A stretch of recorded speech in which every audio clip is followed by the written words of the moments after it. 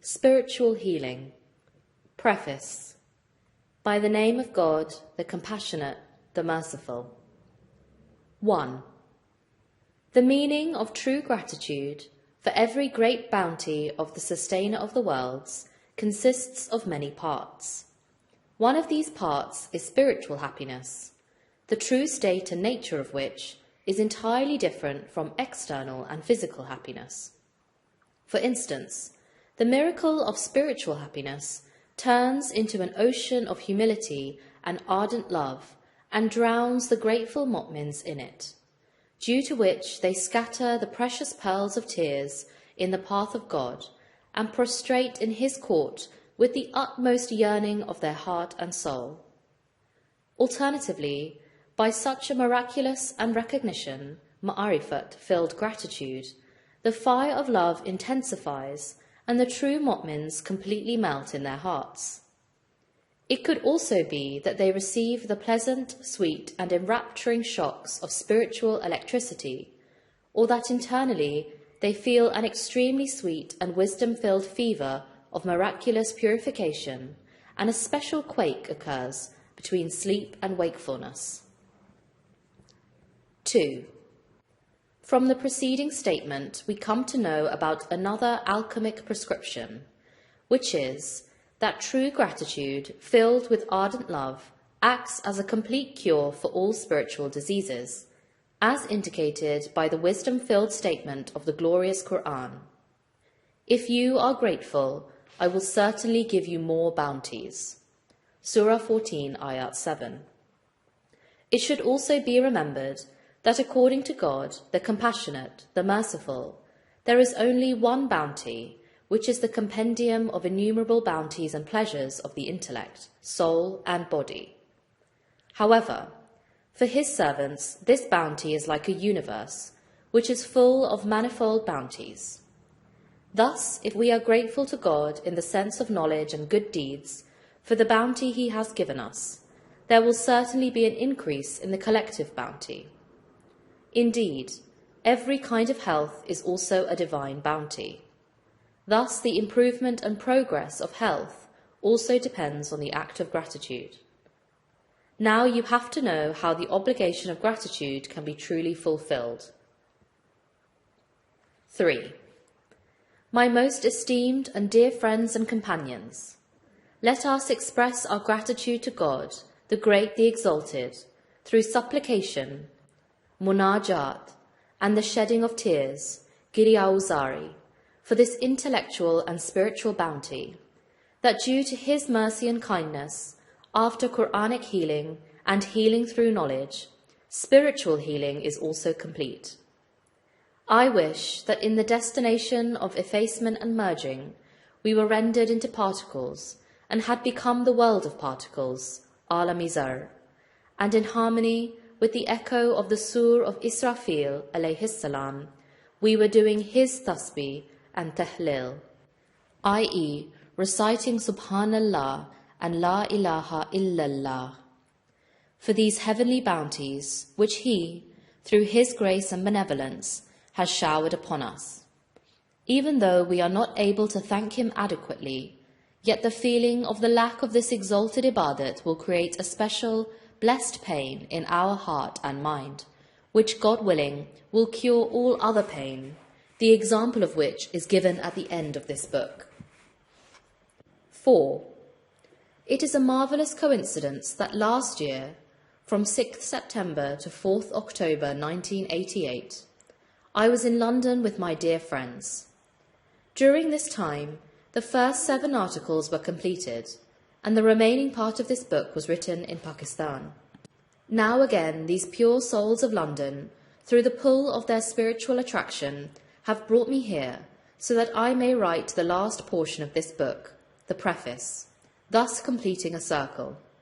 And may this good work be accomplished in the same blessed home where it was commenced. 5.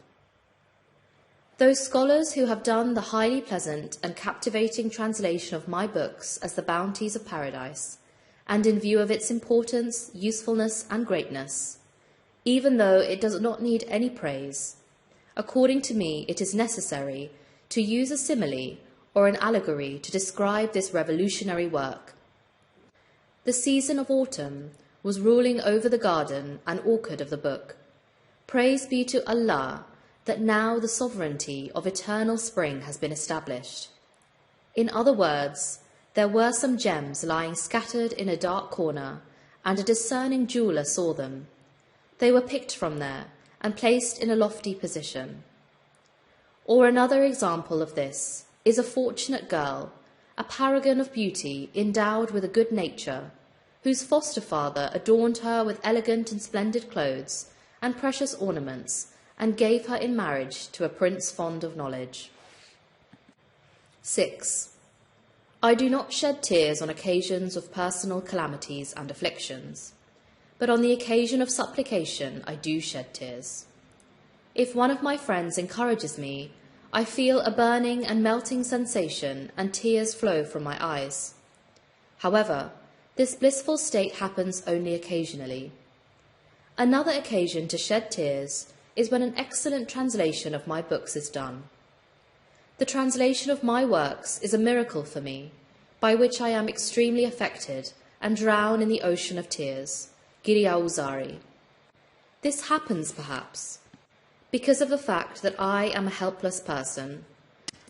I did not have any skill and was devoid of knowledge and good deeds.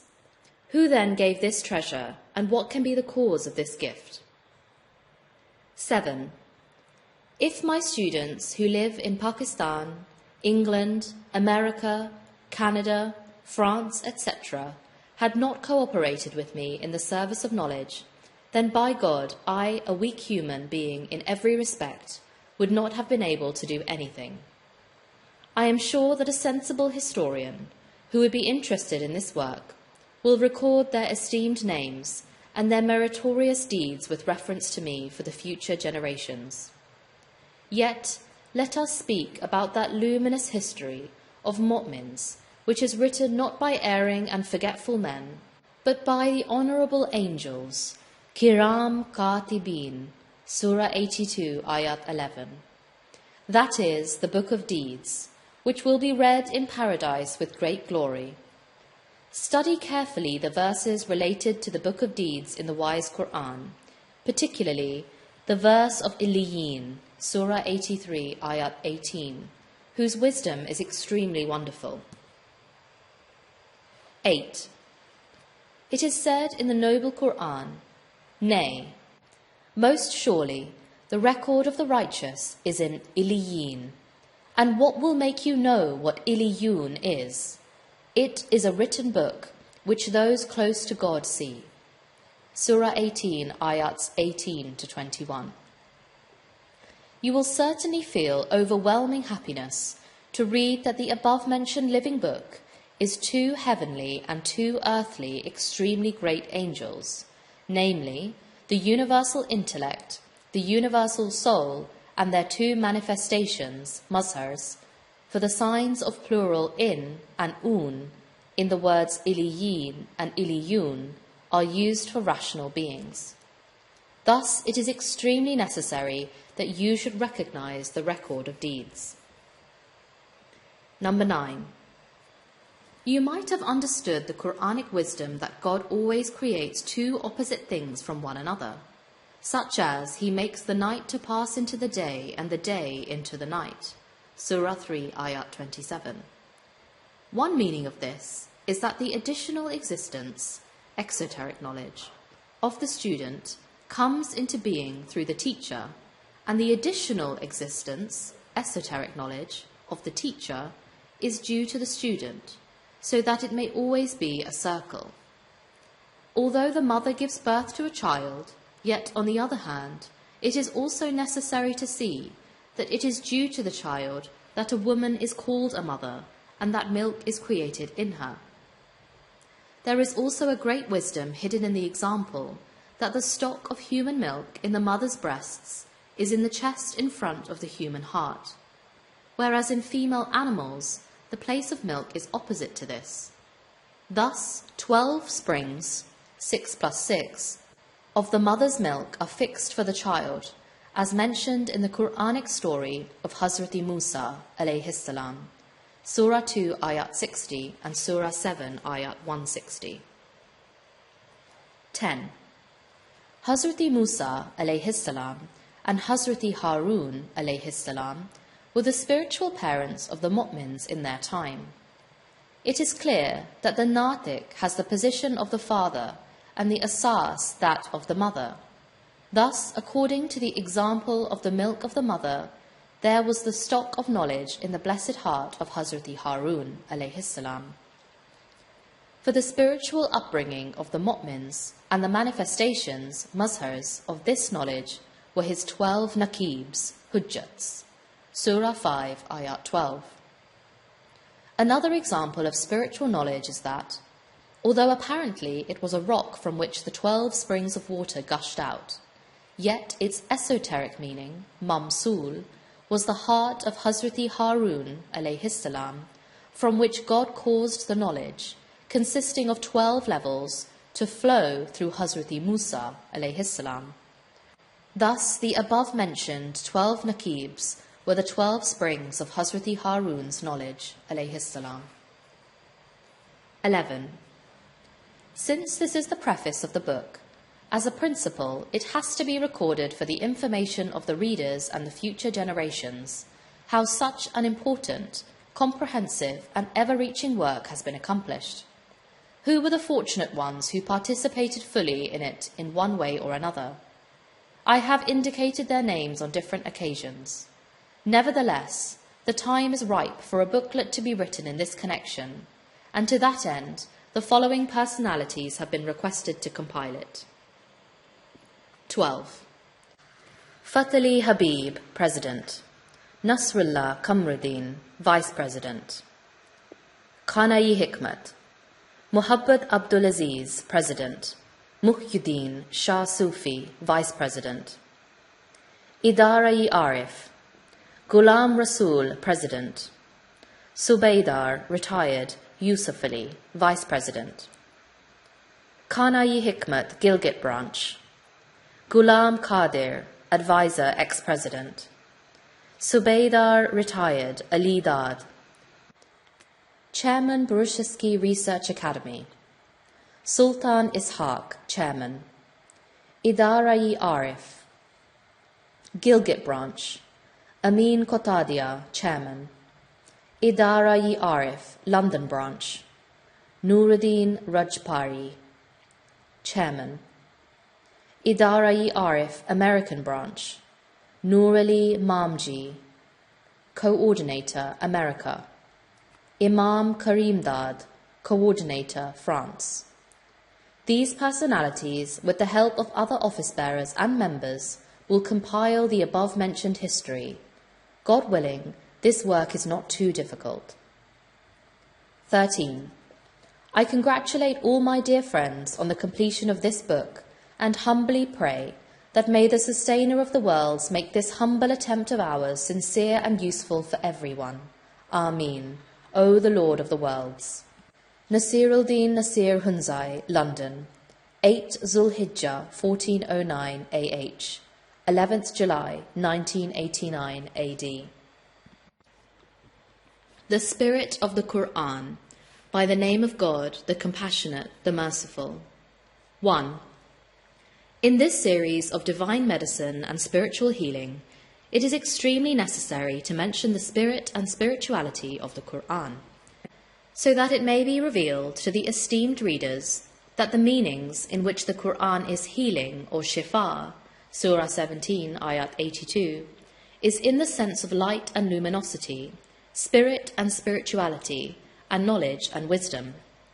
Without these, there cannot be any concept of the transformation of the lives of mu'mins from death into life and from darkness into light. Surah 6, Ayat 122, Surah 8, Ayat 24. 2. The noble Qur'an is revealed from the command of God, the Exalted, namely the word be, as spirit and spirituality, and it is this spirit which is the light of guidance. Wisdom of Surah 42, Ayat 52. From the speech of God, it is also clear that the Holy Qur'an was revealed to the blessed heart of the Holy Prophet. Surah 2, Ayat 97. Only spiritual and intellectual things are revealed to the heart, not material ones. 3. In Surah 5, Ayat 15, it is said, "Indeed, there has come to you a light and a clear book." Here by the light is meant the Holy Prophet, and by the clear book, the Holy Qur'an. This means that the living spirit, i.e., the speaking light of the Qur'an, was in the blessed personality of the Holy Prophet, and in this sense he was the luminous lamp. Surah 33, Ayat 46. Just as the Qur'an is in the guarded tablet, Surah 85, Ayats 21 to 22, and in the mother of the book, Surah 43, Ayat 4, so is its spirit or light in the Holy Prophet. 4. Those fortunate people who, after being merged in the Murshid, attain the rank of merging in the Prophet, Fana fir Rasul, experience spiritual death. Therefore, in a way, they receive the living and speaking record of deeds, which is the spirit or light of the Qur'an. Surah 23, Ayat 62, Surah 57, Ayat 12, Surah 42, Ayat 53. The glorious Qur'an is so comprehensive in its miracles of light that it is everything. Thus, it is the real spirit and spirituality, and the light and luminosity, Surah 66, Ayat 8, as well as the record of deeds, Surah 45, Ayat 29, of the mu'mins. 5. See Surah 80, Ayats 11 to 16. Nay, surely it, the Qur'an, is an unforgettable recollection at the place of soul and intellect. So let him who pleases pay heed to it. It is in honoured books, exalted and purified, in the hands of scribes, angels, noble, virtuous. This is that exalted place of recognition, ma'arifat, where the light of the Qur'an is found in the hidden book. Surah 56, Ayat 78. 6. In Surah 47, Ayat 7, it is said, "O you who believe, if you help God in personal and collective matters of religion, He will help you with heavenly help or ta'yid, and make firm your feet so that you may reach the desired destination on the spiritual path." Here, one has to reflect deeply on how trivial and limited human help really is, and the extent of the vastness and universality of divine ta'yid. Indeed, ta'yid is another name of light. It is the characteristic of light, that wherever it goes, it immerses all things in its rays. This means that with the coming of the light of ta'yid, the spiritual diseases of mu'mins are gradually consumed and disappear. Number 7. According to Surah 58, Ayat 22, God, the knowing the wise, writes the form and meaning of faith, iman, in the hearts of His servants and helps them with a close spirit from His special presence, so that they may be able to see this spiritual writing and understand its secret of secrets. But how is it possible for there to be such a luminosity without the spirit of the Qur'an? Indeed, it is the spirit of the Qur'an through whose guidance the final treasure of secrets is found. 8. It is said in Surah 83, Ayats 18 to 21, "Nay, most surely the record of deeds is in Iliyin, and what will make you know what Iliyun is? It is a written book which those who are close to God see." That is, the close servants of God can also see their record of deeds in this world, which is the greatest miracle of the Qur'an at the height of the soul and intellect. The explanation of everything is in the exoteric and esoteric aspects of the glorious Qur'an. Surah 16, Ayat 89. 9. According to Surah 15, Ayat 29, and Surah 38, Ayat 72, the Divine Spirit was breathed into Hazrati Adam, alayhi salam.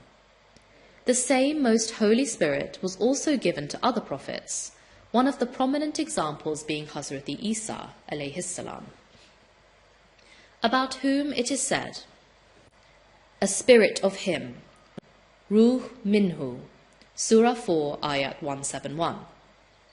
The Holy Prophet sallallahu alayhi wa alihi wasallam also had the same spirit, but since he was the chief of messengers, the seal of the prophets, and the mercy for the worlds, therefore it came down to him with a unique book, such as the glorious Qur'an, Surah 42, Ayat 52, which is also the quintessence of all the previous scriptures.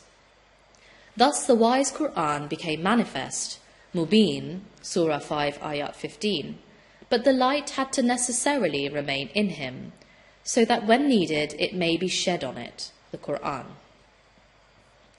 10.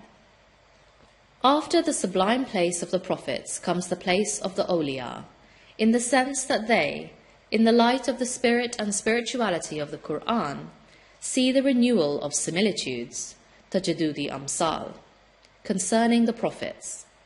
Thus, on the one hand, they recognize the spiritual and intellectual places of the heavenly book, and on the other, the sublime ranks of the prophets and the messengers. As it is said about them in Surah 7, Ayat 11, and certainly we created you completely in the body. Then we completed your spiritual form. Then we said to the angels, as if in front of you, prostrate yourselves to Adam. This is such a clear reality that there cannot be the slightest doubt in it for the wise people. 11. Read Surah 5, Ayats 44 to 48 carefully, which show that every heavenly book comprehends and comprises all external and internal states. Its external form is in material writings, but its internal form is in spiritual and intellectual writings. Its exoteric guidance is always directed towards the spirit or the light, so that the people may see the heavenly guidebook both exoterically and esoterically, and all the treasures of realities and recognitions may be available to them. As God says, and we revealed the Torah in which was guidance and light. Surah 5, Ayat 44. Regarding the gospel it is said, and we gave him, Isa, the gospel in which was guidance and light. Surah 5, Ayat 46. That is, in the exoteric aspect of the heavenly book there is guidance, and in the esoteric aspect there is the light. As in reality, the Mushaf and the guarded tablet together are the Qur'an, or Kitabi Mubin, clear and speaking book. Surah 27, Ayat 75. The Qur'an is also in the guarded tablet, Surah 85, Ayats 21 to 22, where it is the greatest spirit and the supreme light. 12. It is a unique characteristic of the verses of light that if they are duly reflected upon, God willing, extremely great secrets can be revealed. One vivid example of this fact in the Qur'an is in Surah 57, Ayat 19. And those who believe in God and His messengers, completely and perfectly, they are the Siddiqeen, the truthful, and the Shuhada, the martyrs, the witnesses, with their Lord. They have their reward and their light. In this wisdom-filled teaching is mentioned that perfect faith, which goes beyond even the ranks of the eye of certainty, Ayn al-Yaqeen. This is the faith of the awliya, Siddiqeen, and the spiritual martyrs who die in the path of God while they are alive. Shuhada also means that they become witnesses over the spiritual miracles of the heavenly book, as indicated in Surah 5, Ayat 44. And they were witnesses, Shuhada, over it. 13. What is reward, Ajr? It is the everlasting wealth of the spirit and spirituality of the noble Qur'an, and the requital of this world and the next. Surah 3, Ayat 148. What is light? It is the sun of knowledge and wisdom. Thus those fortunate people who receive the reward and light become free and guarded from internal diseases, and are happy and delighted with the security and safety of the soul and intellect. 14. It is said in Surah 5, Ayat 15, "There has come to you from God a light and a clear book." The light in the time of prophethood was the Holy Prophet, and after him the presence of this light is also necessary. See diagram. The world of the Qur'an. Manifest book, rules of religion. Light and luminosity, spirit and spirituality. London, 29 Muhramul Haram, 1409 AH. Satisfaction of the heart. 1. The single remedy for every kind of false fear, every kind of perplexity, inferiority complex, worldly greed, embarrassment, torment of bad or disturbing thoughts, sadness, restlessness, disappointment, unwanted anger, indignity, slip of tongue, lack of courage, malice, pride, vanity, ignorance, negligence, laziness, meanness, uneasiness, oblivion, obtuseness, mental confusion, and other such ethical and spiritual diseases is the satisfaction of the heart, which is attained from the blessings of divine remembrance. As is said in Surah 13, Ayat 28, "Verily, in the remembrance of God do the hearts find satisfaction, gradually." It should be remembered that from the remembrance of God, hearts find satisfaction gradually. Since the hearts are in different ranks, therefore, from the beginning to the end, satisfaction comprises all ranks. This means that satisfaction depends on the knowledge and good deeds of each individual. 2. Question.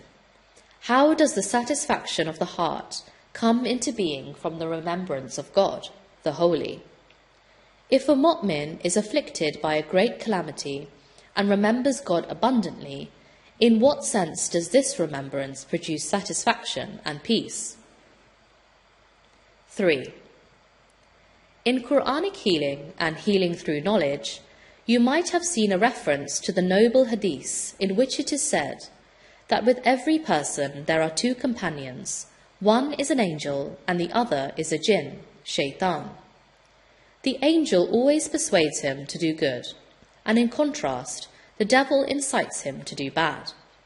Thus, when a believing servant remembers Allah, initially the devil struggles a little out of fear, but when eventually defeated, he becomes silent and disappointed. On the other hand, due to the blessing of remembrance, the angel gets a chance to speak and casts the axioms of knowledge and wisdom in the heart. If there is any affliction or disease, he gives glad tidings of its removal, says that every hardship is considered an ibadat, and gives the glad tidings of success in spirituality and the hereafter. Since this is heavenly inspiration, filled with the spirit of truthfulness and illumined by the light of reality, it is full of the tremendous satisfaction of the heart and an all-inclusive healing for every disease. Even though initially the voice of this angel is not heard clearly, through the indication of the conscience, it is felt that the heart receives extraordinary peace, solace and happiness. 4. Divine remembrance is a rope hung between divinity and humanity. It is a spiritual bridge which links the city of annihilation to the kingdom of eternal life. It is the straight path on which the light of guidance increases step by step and stage by stage. It is also true that in divine remembrance there is a luminous world like paradise, the wonders and marvels of which are beyond description. In the blessed name of the Sustainer lies such a unique medicine, the like of which cannot be available from any physician or doctor. Through divine remembrance, the eternal link of the Creator and the creature is renewed. In it lie the priceless treasures of lasting happiness and the delights of the intellect and soul. If it is practiced in the true sense, it is a light. In that case, it is not surprising if the soul of the Zakir gradually dissolves in that light or accepts it instantly. 5. The satisfaction which is received from the blessed divine remembrance is mostly related to spiritual and intellectual bounties. If the scale of physical ease and comfort always remains heavier, there will be disappointment in the hereafter. However, this does not mean that we should never try to remove physical difficulties. Rather, it means that in any worldly difficulties and trials, we should never despair of the mercy of God. Thus, it is also necessary to remember his name abundantly during physical disease, so that we may be healed quickly. However, if by the wisdom and expediency of God we remain ill for a longer time, then God willing, the angel whom we have mentioned above will start to say in the heart of the sick mu'min, "Have patience and courage. You are purified by this physical disease, which by God's command destroys several ethical and spiritual diseases." 6. In Surah 89, ayats 27 to 30, satisfaction is praised with the following magnificence. O the satisfied soul, return unto your Lord, pleased and pleasing. Enter among my chosen servants and enter my paradise. The wisdom in this Qur'anic teaching is that in the life of a mu'min, the result of all good words and deeds is true satisfaction, and then there is the return to God. However, the Holy Quran, in Surah 2, ayats 155 to 157, enumerates many kinds of trials which befall mu'mins before they reach this satisfaction and return. 7. It is also necessary to explain the wisdom which is hidden in the following verse, "Enter among my chosen servants." So it should be known that the chosen servants of God are the prophets and the awliya, who have become one with the Holy Prophet by being merged in his holy light. Thus, the satisfied soul is invited to become one with the single soul, Nafse Wahida, Surah 31, Ayat 28, by being merged in the Murshid and the Prophet. The meanings of in, among, fi, are such that they allude to merging in the soul and light. 8. There is another sublime place of satisfaction about which it is said in Surah 17, Ayat 95, "Say, O Prophet, if there were in the earth angels walking satisfied, we would have sent down for them from heaven an angel as messenger." These earthly angels are first of all the prophets, one of whose great attributes is the satisfaction of the heart, the purport of which is extremely vast. 9. In reality, satisfaction comprises many meanings in which there are glad tidings of varying grades. One of these glad tidings is about the invisible divine help through angels, just as God helped the army of Islam by sending angels in the battle of Badr. As said in Surah 8, Ayat 10, "And Allah made it help only as good tidings, and that your hearts thereby might be satisfied." It is said that the angels were seen. Indeed, only one archangel appears, in whom there are innumerable angels. It is as though this archangel is like a living fortress, and all other angels within him are an army. 10. Regarding satisfaction, refer to Surah 5, ayats 112 to 115. They said, "We wish to eat from it, the heavenly table spread, and satisfy our hearts, and know that you had spoken truth to us concerning your messengership, and that thereof we may be among the witnesses." The wisdom of this similitude is that the table of spiritual knowledge was revealed to the disciples of Hazrat Isa, alayhi salam, and their hearts had to have complete satisfaction from it. The wise Quran says that God has kept everything in knowledge, Surah 6, Ayat 80. Thus, in this connection, before paying attention to other things, it is necessary to reflect upon the Qur'anic things and similitudes. One of these is the table spread, which was sent down from heaven. By this table spread is meant the spiritual or given knowledge, which is the blessed table spread of the divine bounties of the intellect and soul.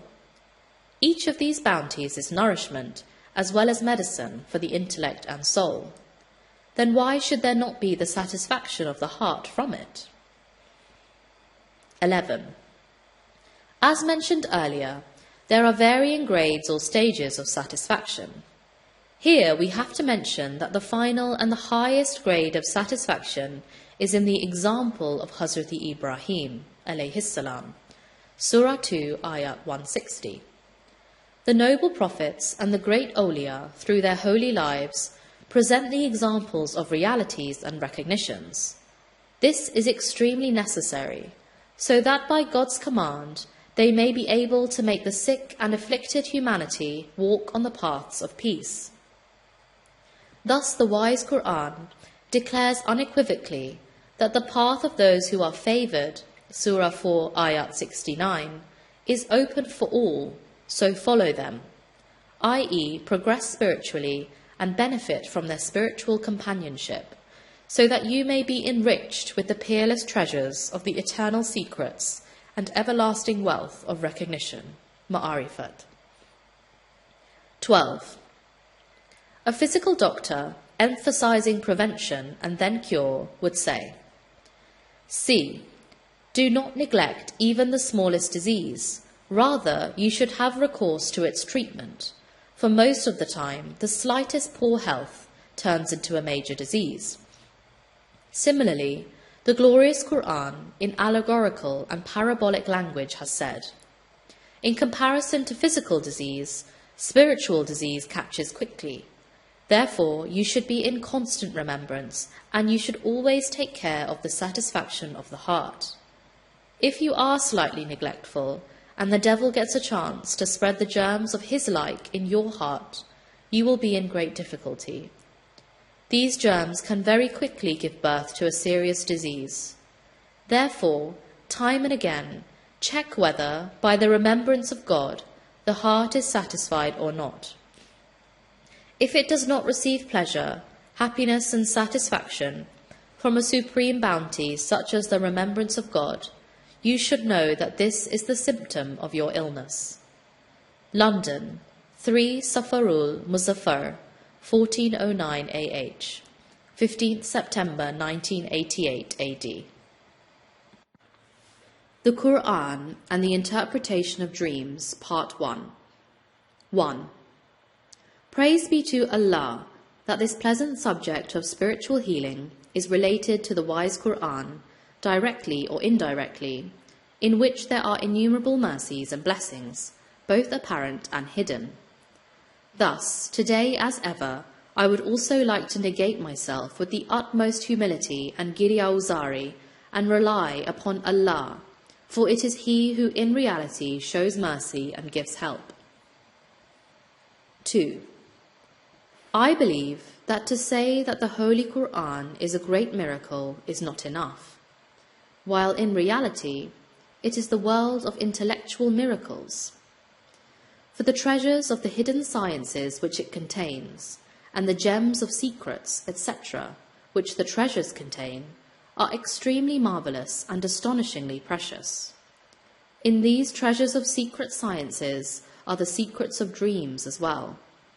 This humble entity, perhaps due to his limited intellect and knowledge, considers such things to be Qur'anic discoveries. However, further research will be carried out on this.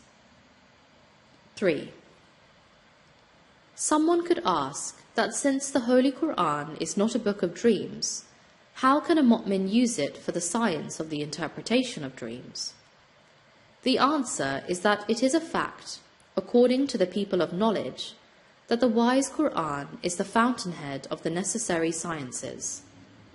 I would like to say that since the science of the interpretation of dreams is also a necessary science, therefore it has to be in the Qur'an, and indeed it is there. Now observe carefully the examples of this fact in the following. 4. To see oneself in a dream, dressed in nice and clean attire, is the result of piety, taqwa. For in the Qur'an, attire is mentioned with piety, Surah 7, Ayat 26. And the husband and wife are raiment for one another in the sense of piety, Surah 2, Ayat 187. In contrast, if someone sees himself naked in a dream, or in tattered or dirty clothes, it is a warning of an impious state, Surah 7, Ayat 27. To see a pleasant dream during a difficulty, illness and calamity is a glad tiding, that he is counted among those who have patience, Surah 2, Ayat 155. 5. In dreams, water is the sign of knowledge. If it pours from the heaven, it is the spiritual or given knowledge, Surah 25, Ayat 48. If there is a pure fountain, it also means the same thing. If the pure water flows through a channel, it is the traditional knowledge which is free from adulteration. If it is dirty, it should be understood as an indication that he has come into contact with some impure knowledge. Congratulations if in a dream you have seen a vast ocean, upon which there was a throne, and upon which there was a light. It is the greatest of glad tidings. The ocean represents divine knowledge. For the rest of the interpretation, see the glorious Qur'an. If you have seen such an ocean without a throne, it is a glad tiding that it is the great Qur'an and divine knowledge. 6. To see the heaven and its things in a dream, the heaven itself, clear or clouded, the sun, the moon, the stars, etc., is an indication of spiritual ascension and elevation, Surah 6, Ayat 75. It should be remembered that paradise, spirituality, the Qur'an, and the luminous dream work according to the divine law in the same manner. Therefore, dreams can be interpreted by Qur'anic verses. 7. To see a mountain in a dream symbolizes the grandeur of the soul. To climb up it symbolizes spiritual ascension, and to climb down it, spiritual descent. To collect gems means success in knowledge. The interpretation of gems and ornaments is spirituality, knowledge and wisdom, and real adornment, elegance and beauty are due to them. 8. To see a garden, an orchard, or a verdant field in a dream is the glad tiding of spiritual prosperity, Surah 27, Ayat 60, Surah 48, Ayat 29. To see various kinds of fruit is the glad tiding of paradise, Surah 47, Ayat 15. To fly in a dream is the sign of becoming an angel in paradise, Surah 35, Ayat 1.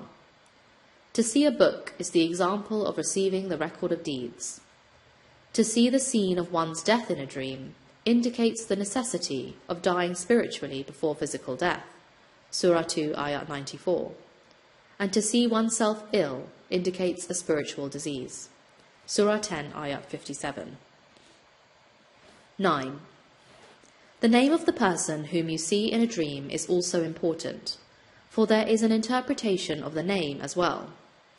For instance, if the name is Nasrullah, succour of God, then divine help will be given. If the name is Fath, victory, or Firoz, victorious, victory, there will be ease, relief, and a way out. If the name is Rahmat, mercy, there will be mercy, and so on. This is extremely important, for the meanings of the names are from the science of names, Ilmi Asma, Surah 2, Ayat 31. It is also important to note the direction from which the person comes, from the front, the right side, the left side, or from the back, for there is also an interpretation of the direction. Surah 56, Ayats 8 to 10, Surah 69, Ayat 19, Surah 69, Ayat 25, Surah 84, Ayat 10. If you do not remember the direction, can you say if the person is a good mu'min, so that we may consider him an angel? Angels, both in dreams and spirituality, appear in human form. 10. If someone sees a dream in which they were eating raw flesh with abhorrence and aversion, this is the unpleasant result of disobedience and spiritual illness of backbiting their mu'min brother. Surah 49, Ayat 12. 11. In a dream, to perform salat, to do ibadat, to recite a verse, to do zikr, is the sign of spiritual progress. Surah 3, Ayat 191. To see the signs of God in a dream, namely those things which are ordained for the grandeur of God, such as the Qur'an, the Kaaba, the mosque, etc., are indications of piety, taqwa, of the heart. Surah 22, Ayat 32. 12. It is said in a noble hadith that whoever sees God in a dream enters paradise. The Holy Prophet has also said that whoever saw him, it was as though he had seen God. This hadith is concerning both wakefulness and dream and necessitates the representation of didar, vision, so that it may not remain confined to the limit of dreams.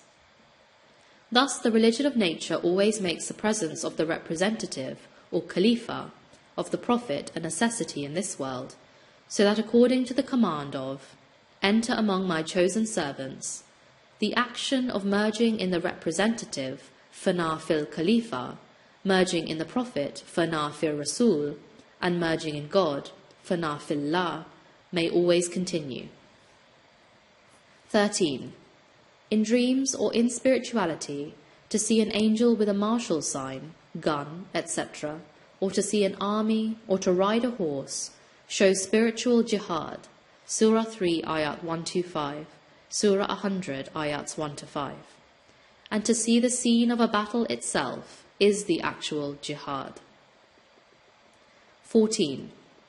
If an earthquake occurs in a dream, and the earth splits asunder, Surah 22, Ayat 1, Surah 50, Ayat 44, or the sound of a flute, pipe, flageolet, and horn, etc., is heard, these are the signs of resurrection.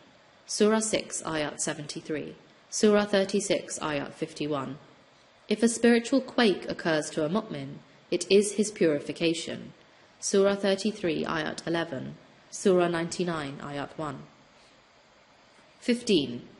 To see a nice house in a dream, or a bungalow or a granary, is the glad tiding of spiritual progress and prosperity. Contrary to this, to see deserted places and ruins is an indication of spiritual backwardness. Surah 66, Ayat 11, Surah 2, Ayat 259. 16. In Surah 8, Ayat 29, it is said, "O you who believe, if you fear God, He will fix for you a standard." In this heavenly teaching, in addition to the other means, there is also an allusion to dreams. That is, your dream will act for you as a divine and miraculous standard, so that you will be aware of the results of your bad deeds, and in the light of that you will adorn your soul. 17. In Surah 51, Ayats 20-21, it is said, "And in the earth are signs for the people of certainty, and also in yourselves. Do not you then see them?" Here it is said in the language of wisdom that there are as many subtle things in your personal world as there are dense things on the planet Earth. That is, drawing emphatic attention to dreams and spirituality, it is said that there is everything in yourself. If there is a representative of the Prophet on the earth, then there also has to be a subtle reflection of him in the personal world, for it is an extremely great sign of the power of God. 18. It is necessary for you to determine the collective impression of a dream each time, good, bad, or in between. Then by the grace and benevolence of God, you will not only be able to protect yourself from spiritual diseases, but you will also be able to elevate your soul as you desire. However, this feat will only be possible if you give extreme importance to your dreams and understand their illusions and act as every illusion urges you to act. Almighty God willing. London, 5 Safarul Muzaffar, 1409 AH, 17th September 1988 AD. The Qur'an and the Interpretation of Dreams, Part 2. 1.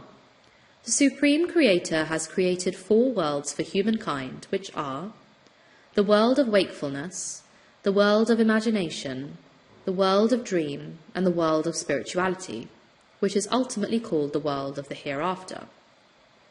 The welfare, prosperity, progress, and success of these worlds depend on the state of wakefulness, because it is the reaction of this wakeful state which always continues to echo in the imagination.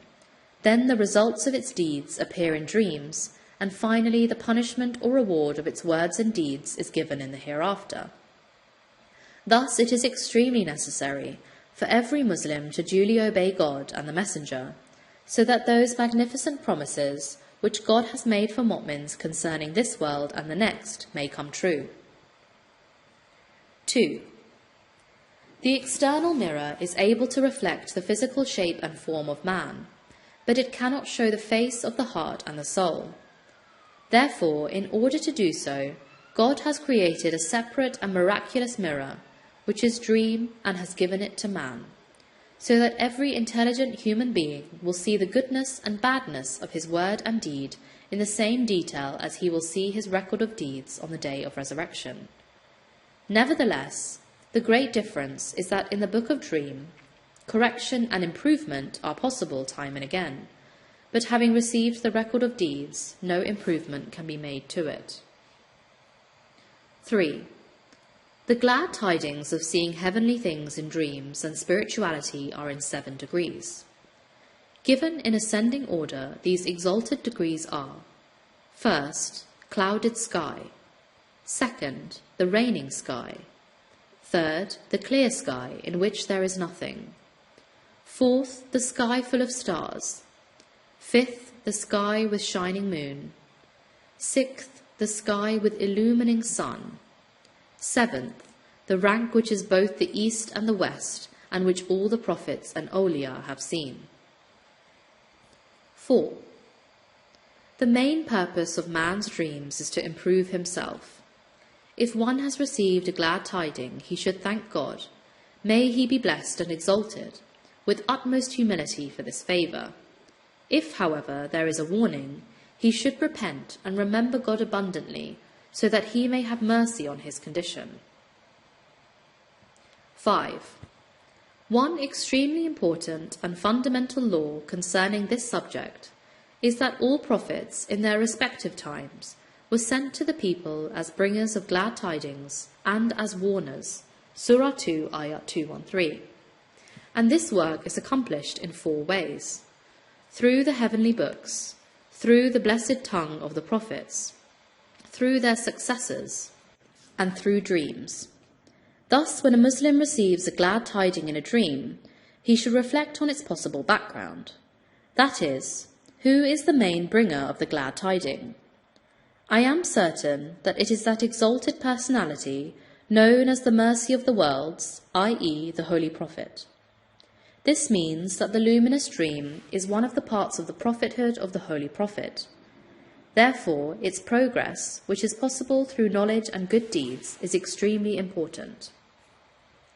6. In Surah 78, Ayat 9, it is said, "And we have made your sleep as the source of repose." Here the question arises that since there are many kinds of sleep, which one can prove itself to be according to the standard of the praise of God? The answer consists of 3 points. It is the original sleep, which is not corrupted. It is the improved and progressed sleep, and it is the spirituality which is like sleep. 7.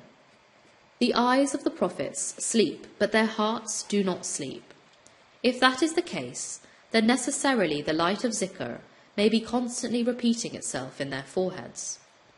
Now one has to think, what kind of a dream was it, on the basis of which Hazrat Ibrahim alayhi salam wanted to sacrifice his beloved son?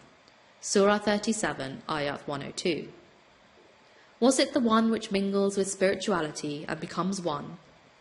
When complete and full spirituality arrives, it not only comprehends and comprises dream, but also the wakeful state and imagination. 8.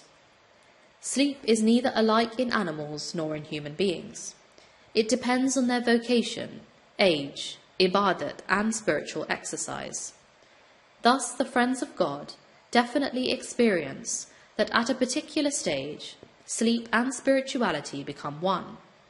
And during this experience, they see their spiritual death and its wondrous secrets. Thus, sleep, manam, Surah 39, Ayat 42, is that state of sleep of the common people and the spirituality of the chosen ones, in which the soul of both groups is seized. Surah 39, Ayat 42. 9. Malakut, spiritual kingdom, is both in the heaven and on the earth. Surah 6, Ayat 75. If the dream of a mu'min is luminous, then with the inner eye he can see the things of the heavenly and earthly malakut in his personal world. In this state, all things are called signs, ayat, Surah 41, Ayat 53. And in the meaning of every sign, there will be knowledge and wisdom, for the ayat is a miracle. 10.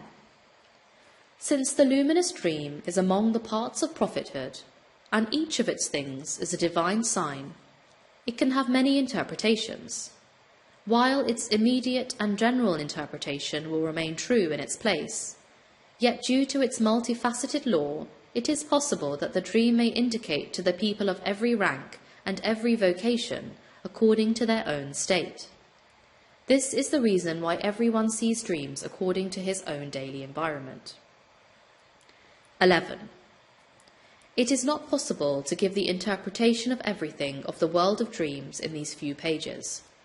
The main purpose is to present some proofs and examples in affirmation of the Qur'anic interpretation of dreams, so that people may benefit from this noble science which is in the Qur'an, and may test their health and illness on the basis of this standard. 12. Examine Surah 16, Ayats 5 to 8, where there is an allusion to a basic interpretation of seeing quadrupeds, such as sheep, goat, cow, etc. The interpretation of seeing them in an orderly manner is the sign of benefit, which is possible both spiritually and materially, and to see them in a disorderly manner and being destroyed is a harmful sign.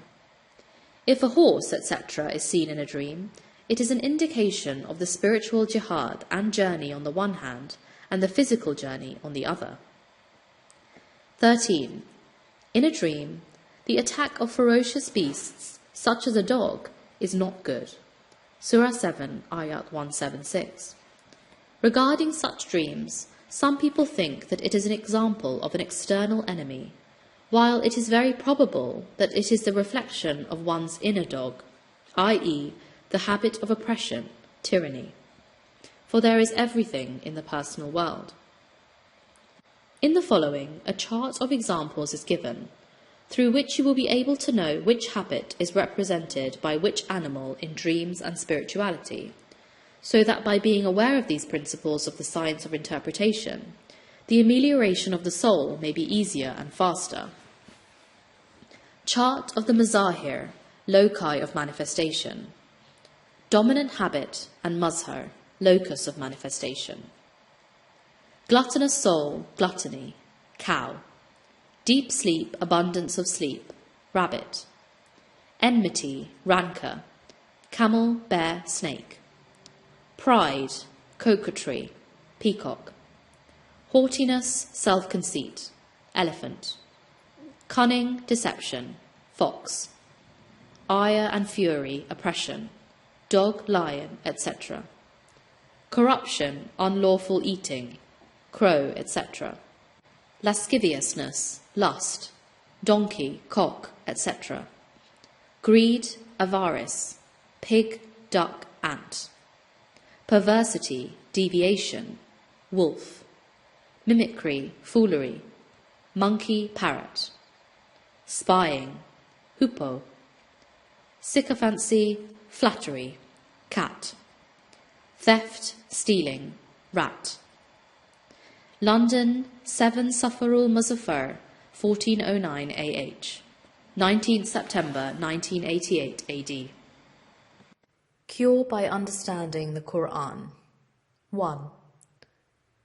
The person who is tormented by satanic insinuations, he who wants to protect himself from every kind of evil, he who is afraid of heavenly and earthly calamities, he who is frightened of enemies and adversaries in his heart of hearts, he who laments any kind of disease, he who needs manifold blessings, he who loves the lights of heavenly guidance, and he who is a lover of divine knowledge and ma'arifat, should all enter the fortress of the Qur'an with firm belief, pure-heartedness, and sure hope, and should benefit from its grace and blessings day and night. This is the invitation of the Qur'an itself in the language of wisdom. 2. The bright example of the law of nature known to all is that there are many levels of secular education, i.e., it has many stages. Wise people spend an ample part of their precious life in acquiring it, and spend the rest of it in experiment and discovery. Yet in reality, they cannot claim that they have poured the ocean of knowledge in the pitcher of their heart. That is with respect to secular knowledge. Now, with the help of this example, imagine the fathomless ocean of Qur'anic knowledge from the shore of which people, in queues, take water according to their capacity. But the question is, what vessels do we have?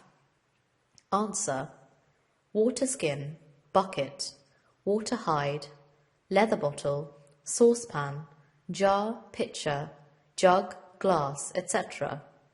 But what difference do they make to the ocean? Can it ever be said that the people have drunk the entire ocean? No, never. 3. See Surah 18, Ayat 109. Say, O Prophet, if the ocean were ink to write the words of my Lord, verily the ocean would be used up before the words of my Lord were exhausted, even though we brought the like of it to help. This is the praise of divine knowledge, which is in the spirit and spirituality of the Qur'an and in its perfect words, for the Qur'an is also in the guarded tablet. Surah 85, ayats 21 to 22, from which no knowledge is left out. Surah 36, ayat 12. If this is the grandeur and vastness of the ocean of divine knowledge, that even the angels, jinns, and humankind together cannot comprehend it, with utmost humility and sincerity, we ask the mighty Qur'an, how can we avoid drowning in this ocean, and how can we reach the destination of proximity and annihilation? The mighty Qur'an, by way of grace and guidance, says, and his are the ships reared aloft in the ocean like mountains. Surah 55, ayat 24. Here by the ocean is meant the divine knowledge, and the exalted ships are the prophets and the awliya. Surah 4, ayat 69, who are both the ships of the ocean of spirituality as well as their sailors. 4. The following wisdom-filled statement of the Qur'an is also about the above-mentioned living ships.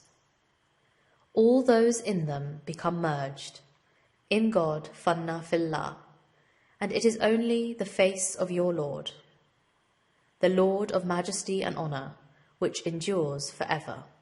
Surah 55, ayats 26 to 27. It is extremely important to know the realities and recognitions of this Sufic merging, so that there is complete certainty that this is the true merging. 5. There is also a wisdom-filled allusion to these exalted ships in Surah 17, ayat 70. And surely we have honoured the children of Adam, and we carry them in the land and the sea, and we have given them of the good things, and have duly preferred them above many of those whom we created. Even though the children of Adam are all apparently human beings, in reality the religious inheritance of Hazrat Adam alayhi salam is received only by those on whom the wise Qur'an has conferred the title of the favoured ones. Surah 4, Ayat 69. Thus it is they who are the real children of Hazrat Adam alayhis salam. By the land is meant exoteric knowledge, by the sea is meant esoteric knowledge, by the ships are meant the prophets and awliya, by the pure things are meant knowledge and wisdom, and by many of those whom we created are meant those people whom have not received this sacred inheritance of Hazrat Adam alayhis salam. This is because outside Islam there is no religious honour and excellence. 6.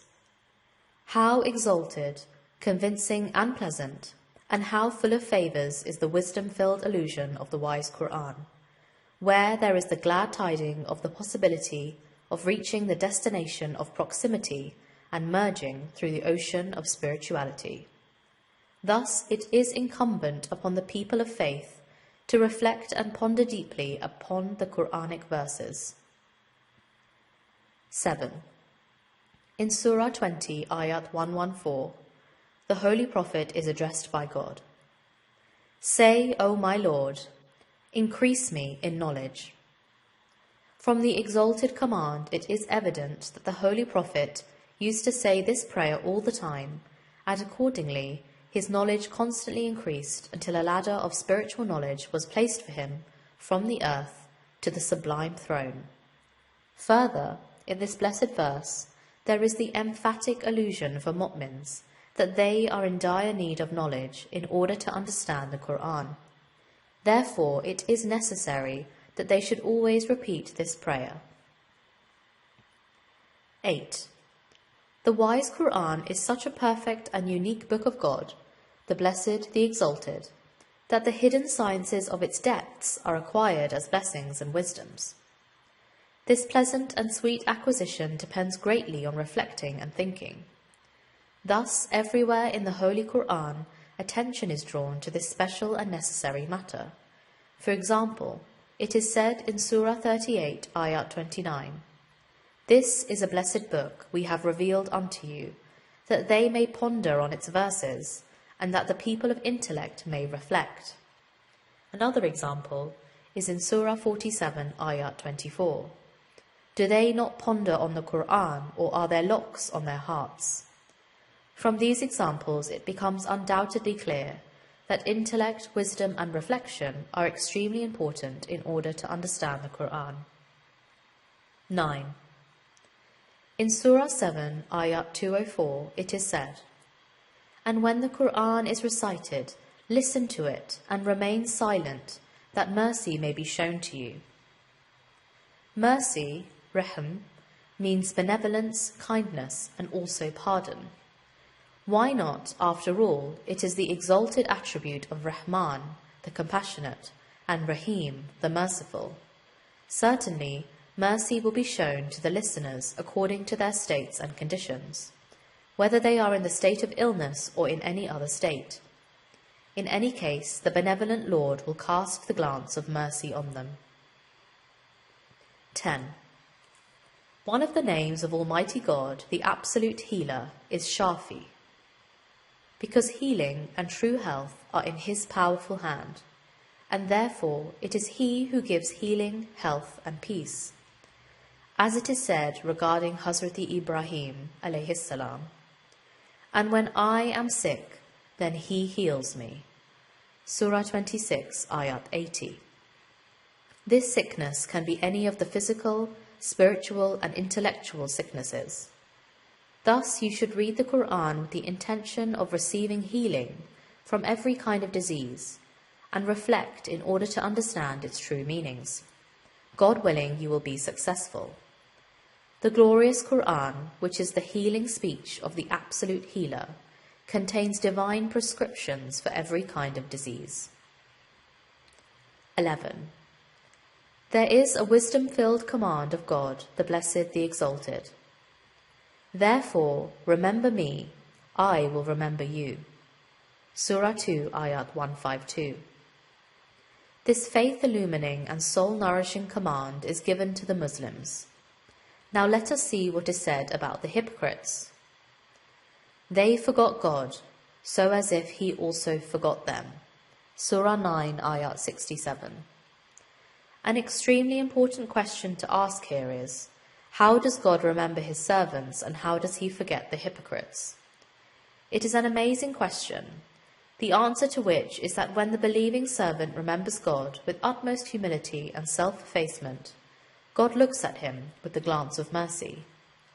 Although the word mercy is one word, the expansion of its luminous meaning and its link to other meanings are a universe.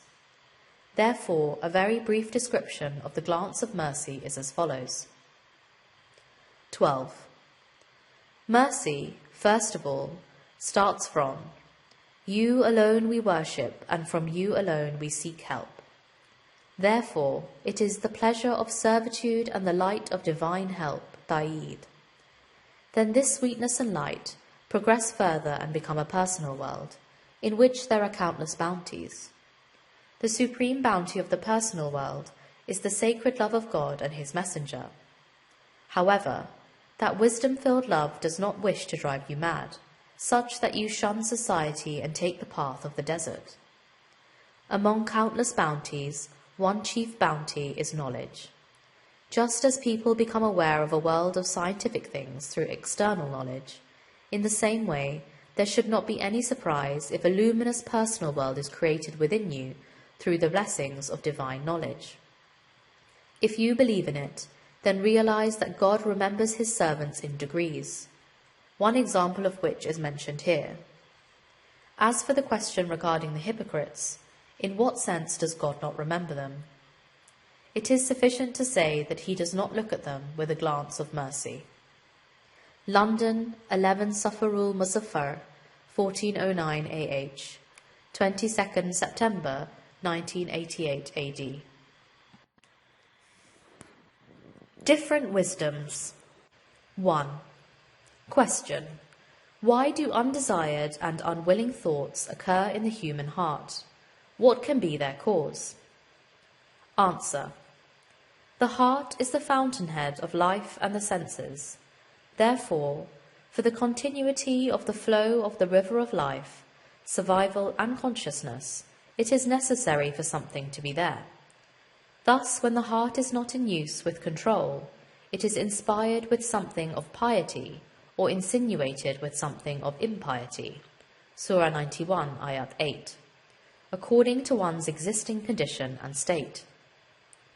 Therefore, it is said, whatever occurs in the heart has 4 origins: divine, Rahmani, angelic, satanic, and carnal. It is through these 4 ways that a thought automatically occurs in the heart. If it is divine or angelic, it is called ilqa or ilham. If satanic, it is called waswasa, or if it is carnal, then it is called hadisi nafsi. 2. Question. What is the recognition of tawfiq and hidayat individually and personally? How can it be attained? Answer. Tawfiq, success, and hidayat, guidance, consist of many levels, but their special form, according to the Qur'an, is, no calamity befalls save by God's permission, and whoever believes fully in God, he guides his heart, and God is knower of all things. Surah 64, Ayat 11.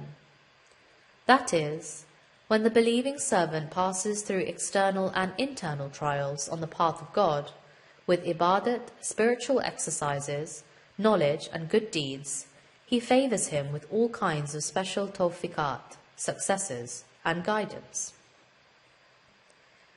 3. The prayers of the prophets. Alayhimussalam. In the wisdom-filled stories of the prophets in the Qur'an, there are great and exalted examples for the religious life of the people of faith. Among these bright examples are those words of prayer which they used to recite in the time of tribulations and calamities. These prayers are like special medicines of the heavenly hospital, the Qur'an, for every individual Muslim. For these prayers were approved and accepted in the past and are still acceptable in the eyes of God, May he be blessed and exalted. For instance, see, La ilaha illa anta subhanaka, inni kuntu minaz zalimin. There is no God save you, purified be you. Surely I have been among the wrongdoers. Surah 21, Ayat 87. 4. Manifestation of the Alami Zar, the world of particles. Zar is the plural of Zarra. Zarra is the name of an extremely tiny red ant. It also means a mote which appears in the sunshine coming through a window. A synonym of Zarra in the Qur'an is Haba. Surah 25, Ayat 23, Surah 56, Ayat 6. Thus, the Alami Zar means the world of particles, by which is meant the world of spiritual particles, which is called the microcosm as well as the personal world. It should be remembered that real spiritual progress starts with the manifestation of the world of particles. This manifestation is a great spiritual revolution, and the observation of dazzling lights before this is merely a great test. 5. Negative-like wisdom. The multifaceted character of the Qur'an, which means that every noble verse of the Qur'an has many facets of meaning, is mentioned in Healing Through Knowledge. For an example of this, see Surah 56, Ayats 5 to 6. And the mountains are ground to powder, so that they may become scattered dust. That is, the soul which was solid like a mountain now has its extremely small particles starting to fly, and every particle is a living soul. The world of particles manifests itself from among these particles. The world of particles is also the record of deeds of every individual, as mentioned in Surah 25, Ayat 23. And we will turn unto the work they did, and make it as scattered dust.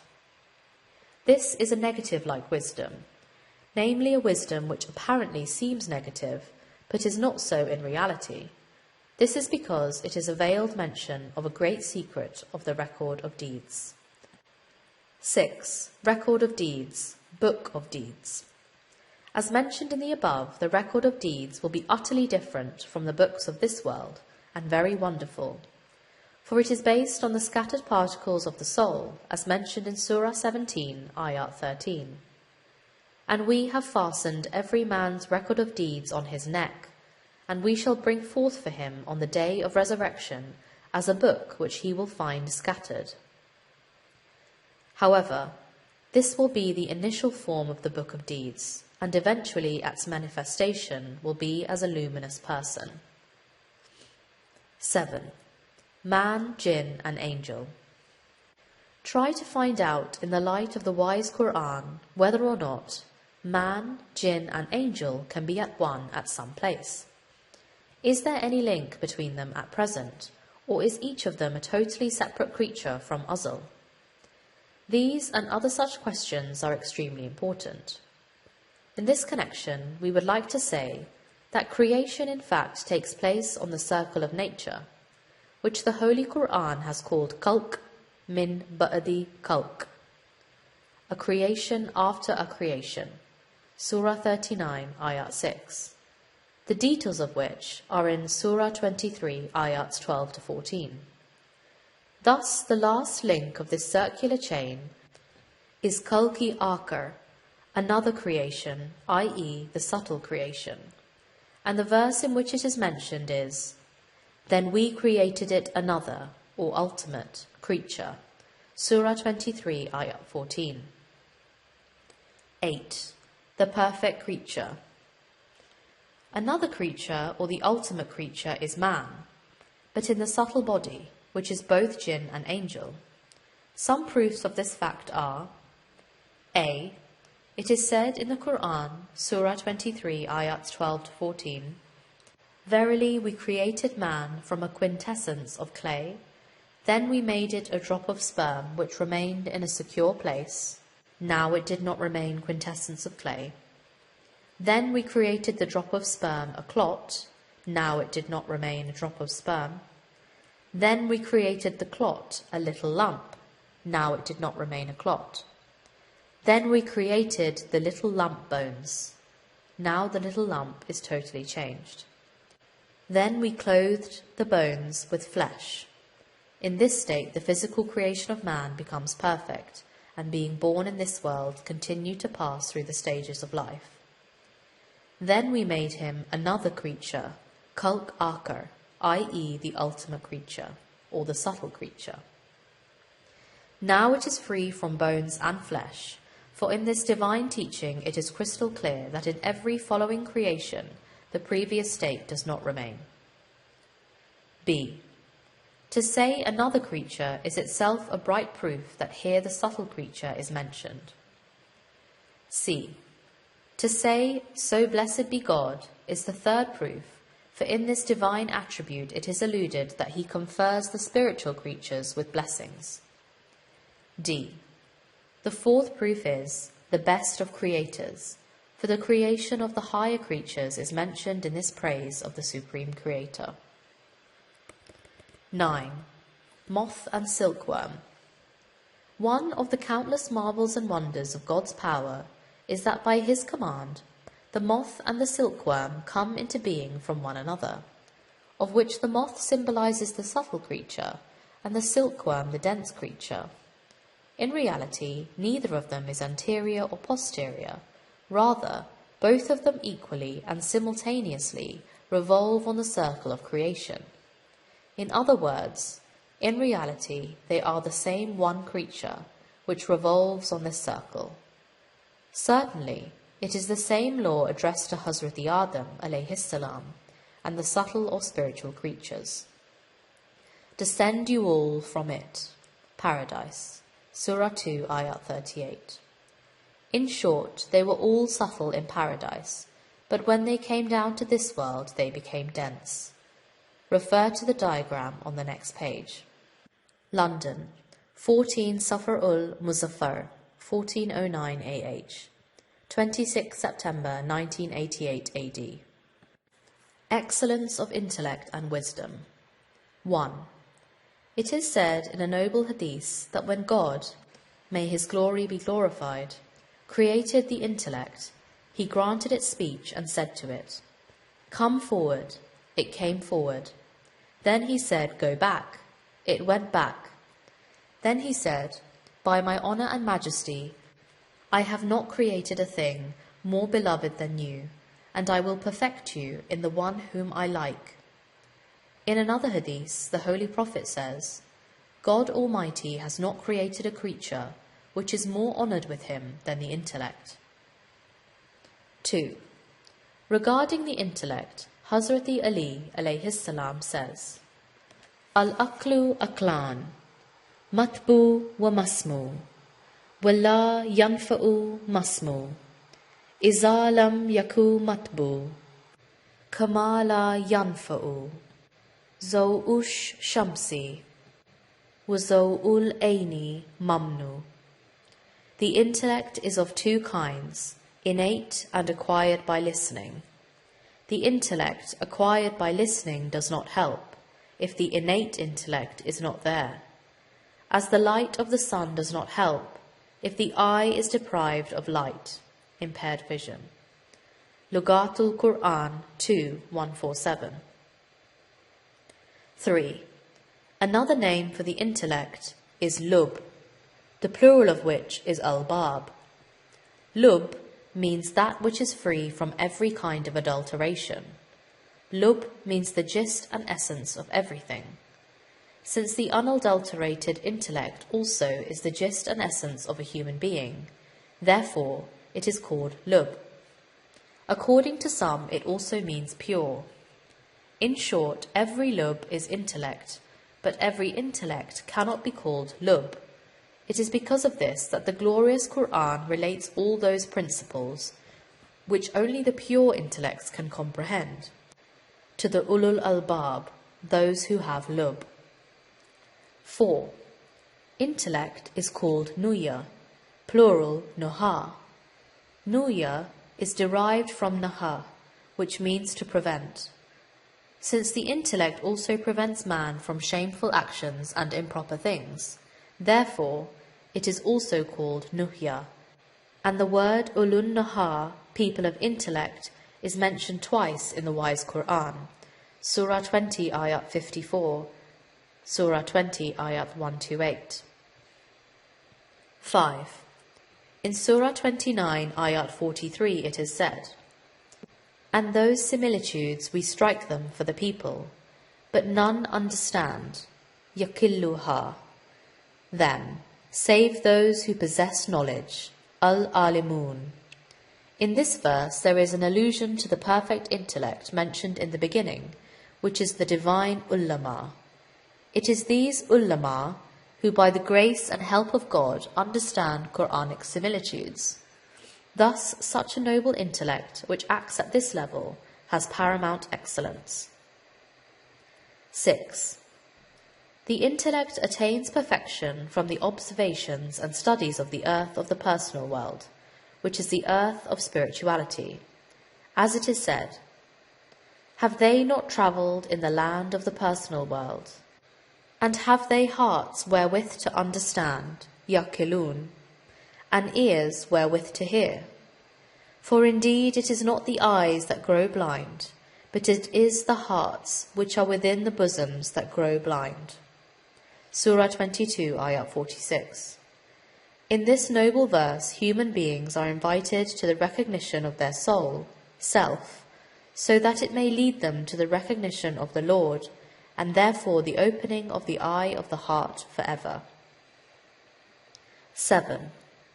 The door of the recognition of self and of God opens only in the personal world. Those fortunate ones who attain this recognition can also reflect and ponder upon the external world and understand it. As it is said in Surah 2, Ayat 164, "Indeed, in the creation of the heavens and the earth, and the alternation of night and day, and the ships which sail across the sea with that which is of use to men, and the water which God sends down from the sky, thereby reviving the earth after its death, and dispersing all kinds of beasts therein, and in the ordinance of the winds, and the clouds obedient between heaven and earth, are signs for the people who understand." Yaqilun. 8. It is a true exegesis of a holy verse that religious intellect and knowledge are the greatest means of purity, and in contrast to this, ignorance is the greatest impurity. This guidance and teaching is given in Surah 10, Ayat 100. "And he lays impurity of disbelief and ignorance upon those who do not understand, la yaqilun, that is, to remain outside of Islam, submission, and Iman, faith, is such an impurity that it cannot be washed away by any means." 9. We also have to see and know in the very light of the Holy Quran what is that basic sin, due to which, let alone vice, virtue also turns into vice, and eventually its perpetrator becomes bound for hell. The answer to this is found in Surah 67, Ayat 10. "And they will say, had we listened or understood, we would not have been among the dwellers of the blazing fire." From this verse it is clear that the intellect is both paradise and the path to paradise, and ignorance is both hell and the fetters of hell. 10. Now examine carefully those 16 places in the glorious Quran where ulul albab, or the people of intellect, are mentioned, and how God has linked all good deeds and beauties to the perfect intellect, and how there is not a single bounty which is not spread on the dining table of the intellect and wisdom. It is the intellect which is called wisdom, by granting which abundant good is also granted. Surah 2, Ayat 269. Now take note and be happy that one hidden name of intellect and knowledge is light. Yes, it is a fact that when the intellect reaches the level of perfection, the people of recognition, ma'arifat, know it by the name of light. Many meanings, such as intellect, knowledge, ma'arifat, guidance, light, and certainty, are in reality one and the same. 11. The wise Qur'an is full of the mention of darajat, or ranks, everywhere, and there is no doubt that those ranks are based on knowledge, i.e. intellect and good deeds. One blessed verse related to this subject indicates that the ranks reach the Supreme Throne, Surah 40, Ayat 15. The number of these ranks can be different according to different examples. Nonetheless, in the light of Surah 70, Ayats 3 to 5, it can be said that these ranks comprise 50,000 years. That is, a man who is at a remote distance has to climb 50,000 rungs of the soul and intellect to become fana fillah, or merged in God. In this example, the concept of people with respect to rungs and degrees is correct, but the subject of the divine will is separate from it and is a special subject. 12. The Holy Prophet was the revealed light, Nuri Munazzal, and the luminous lamp, Surah 5, Ayat 15, Surah 33, Ayat 46, in the sense of the light of intellect and the light of guidance.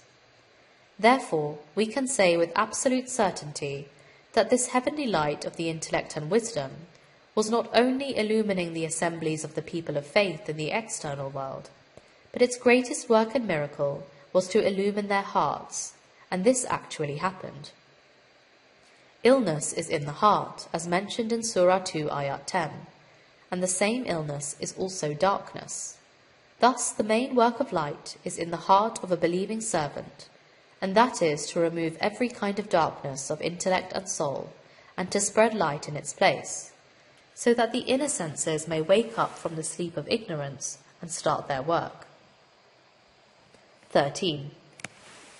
The sound heart is the name of the light of intellect, and the sick heart is the name of the darkness of ignorance. Those two opposites or contraries have many respective names. Some of these names are mentioned here as an example, so that the people of wisdom may know the law that intellect and knowledge are mentioned in everything of the Qur'an. Surah 20, Ayat 98, namely, every verse. Whatever may be mentioned apparently, yet the precious gems of intellect and wisdom are hidden in it. The sound heart and the sick heart. Light of intellect, darkness of ignorance.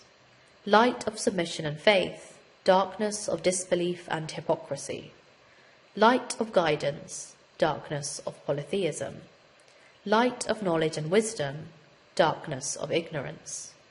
Light of remembrance and worship, darkness of oblivion and negligence.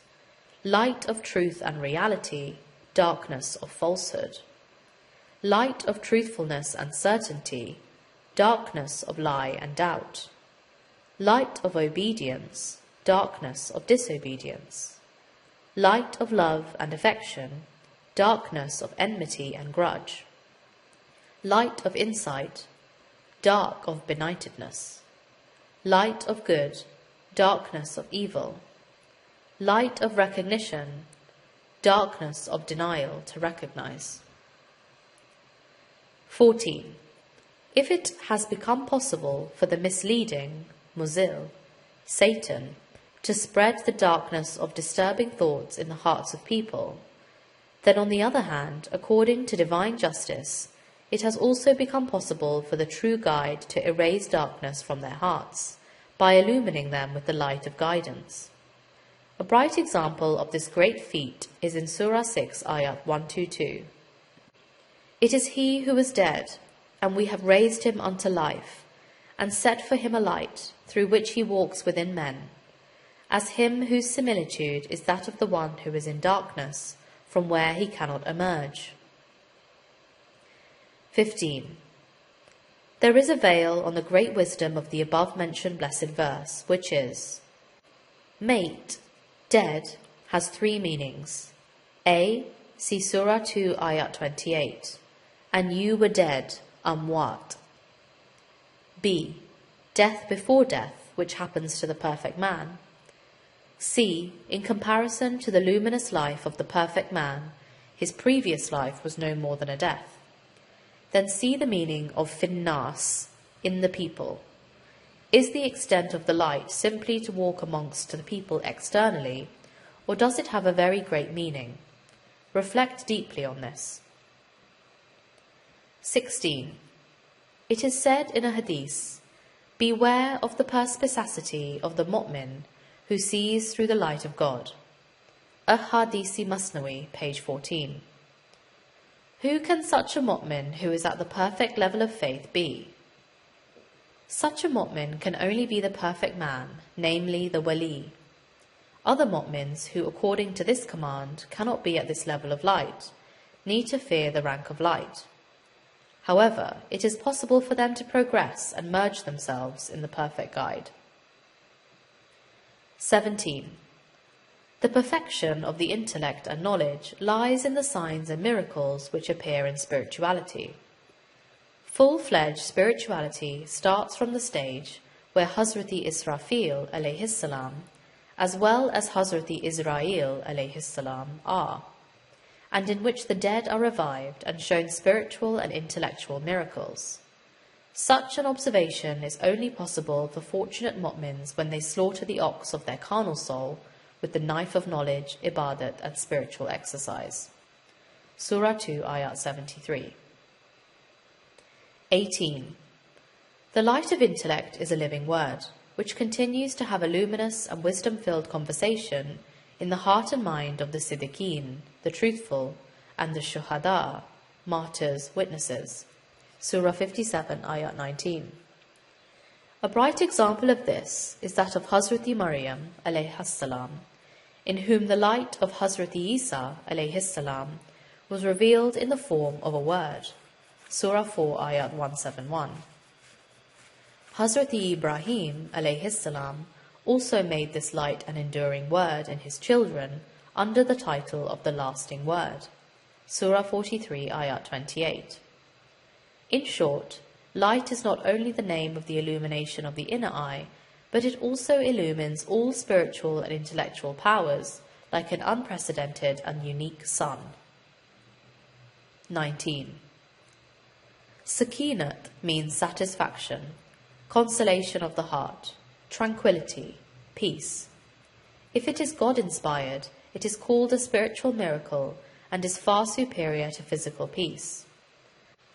The revelation of this magnificent sakinat is mentioned in the wise Qur'an.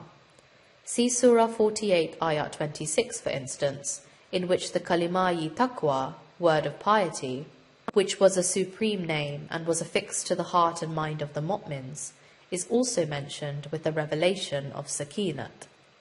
That is, previously the chain of divine remembrance used to discontinue despite tremendous effort, but now, by the grace of God, due to sakinat, the light of remembrance started to repeat itself automatically and continued without any interruption.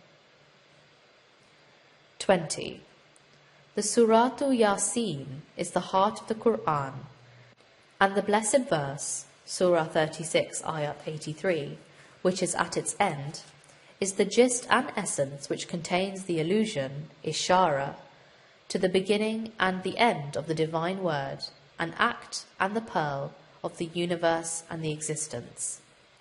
That pearl in the hand of God is Malakut, which is the world of intellects in which the intellectual unity is found. Therefore, the world of intellect is one, but in it innumerable things are represented, and the intellectual manifestations are countless. Thus, the greatest excellence of the intellect is that it is the heavenly and earthly malakut which contains everything, and is perfected only in the one whom God, the Exalted, loves. London, 19 Safarul Muzaffar, 1409 AH, 1st October 1988 AD. Kitab 1. For those fortunate people who believe in the Qur'an with their heart and soul, God has kept innumerable mercies and blessings in this unique and unprecedented book. There is no doubt that every kind of medicine and healing is also included among the stores and treasures of these mercies and blessings. Here, it should be remembered that what is in the entire Qur'an is condensed in the Kitab, Surat al-Fatiha.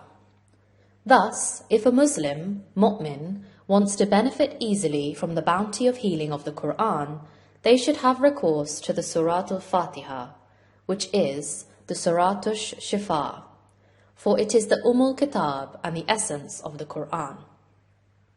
2. Many scholars have added to this hadith.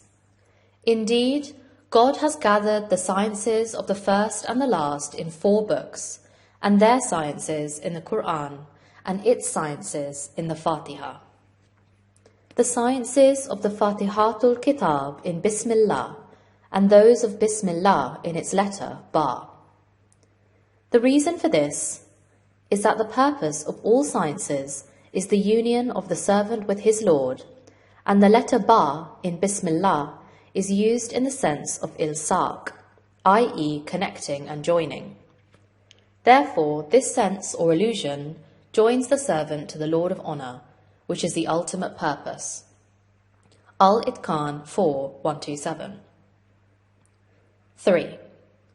There is an extremely beautiful and cogent explanation in the exposition of the above-mentioned noble hadith, that, as all the sciences and wisdoms of the heavenly books are gathered in the Surat al-Shifa, and as their treasure of treasures is enfolded in Bismillah, and then in the Ba of Bismillah, the purport and ultimate illusion of all this is that the believing servants may get rid of all spiritual diseases, become secure, sound, and healed, and unite with the benevolent Lord.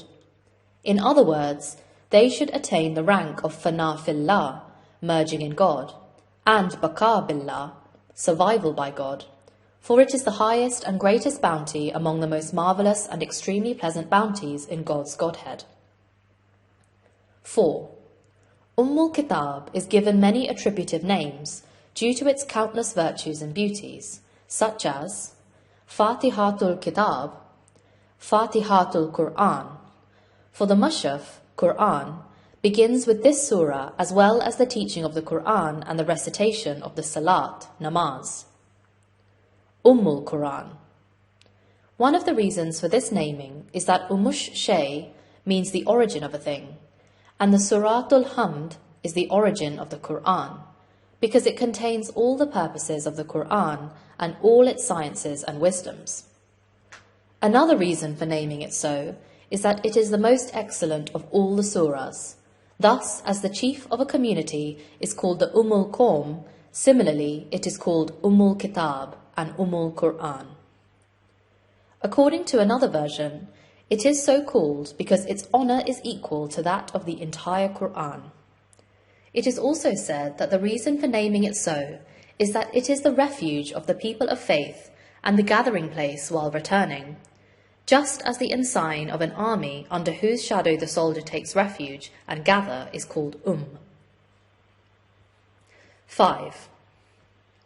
Al-Qur'anul Azim and Al-Sab'ul Masani.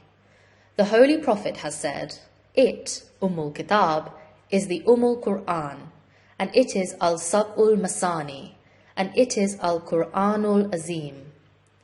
It is called Al-Sab'ul Masani because in it there are 7 verses, which are repeated in prayers. It is Al-Qur'anul Azim because it consists of all those meanings which are found in the Qur'an. 6. Al-Wafiyah, because it contains all the meanings of the Qur'an in the perfect form. Al-Kanz, because it is the treasure of sciences and wisdoms.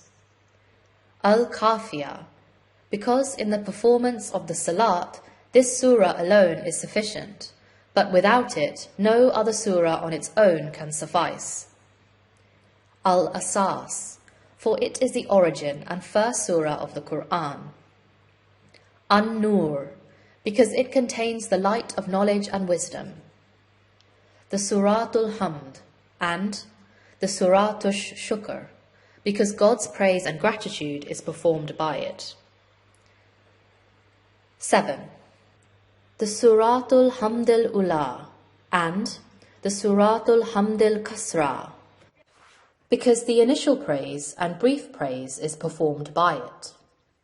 Al-Raqiya, Ash-Shifa, and Ash-Shafia, because in it there is incantation, cure and healing for every pain and disease.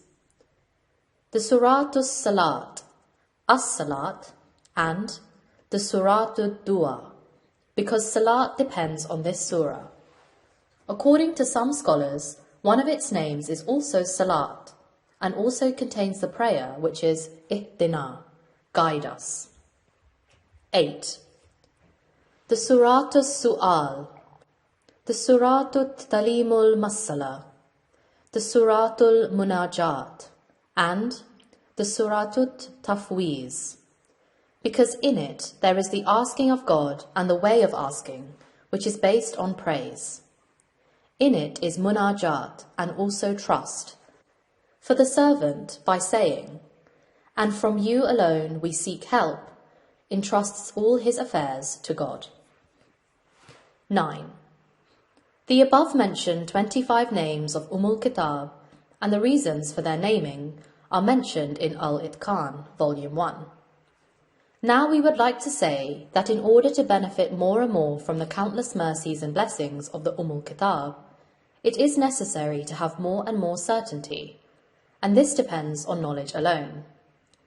Thus, there is wisdom in increasing your knowledge about the wise Qur'an and the Kitab, so that the practice of the recitation of the Qur'an, salat, prayer and healing may be with certainty and in the true sense. Spiritual healing is not possible without faith and certainty, as mentioned in the Da'aim 2, 135-36. 10. It is narrated from Imam Jafar as-Sadiq alayhi salam that one day he went to the governor of Medina, Muhammad bin Khalid, who complained to the Imam of a stomachache. The Imam said that his father, Imam Muhammad al-Baqir alayhi salam, had narrated this hadith to him from his father, Imam Zainul Abidin alayhi salam, and the narrative had come through Hazrati Ali alayhi salam, that one day someone complained to the Holy Prophet of a stomachache. The Holy Prophet said, "Make syrup of honey and drink it with 3 or 5 or 7 grains of black caraway. By God's grace you will be healed."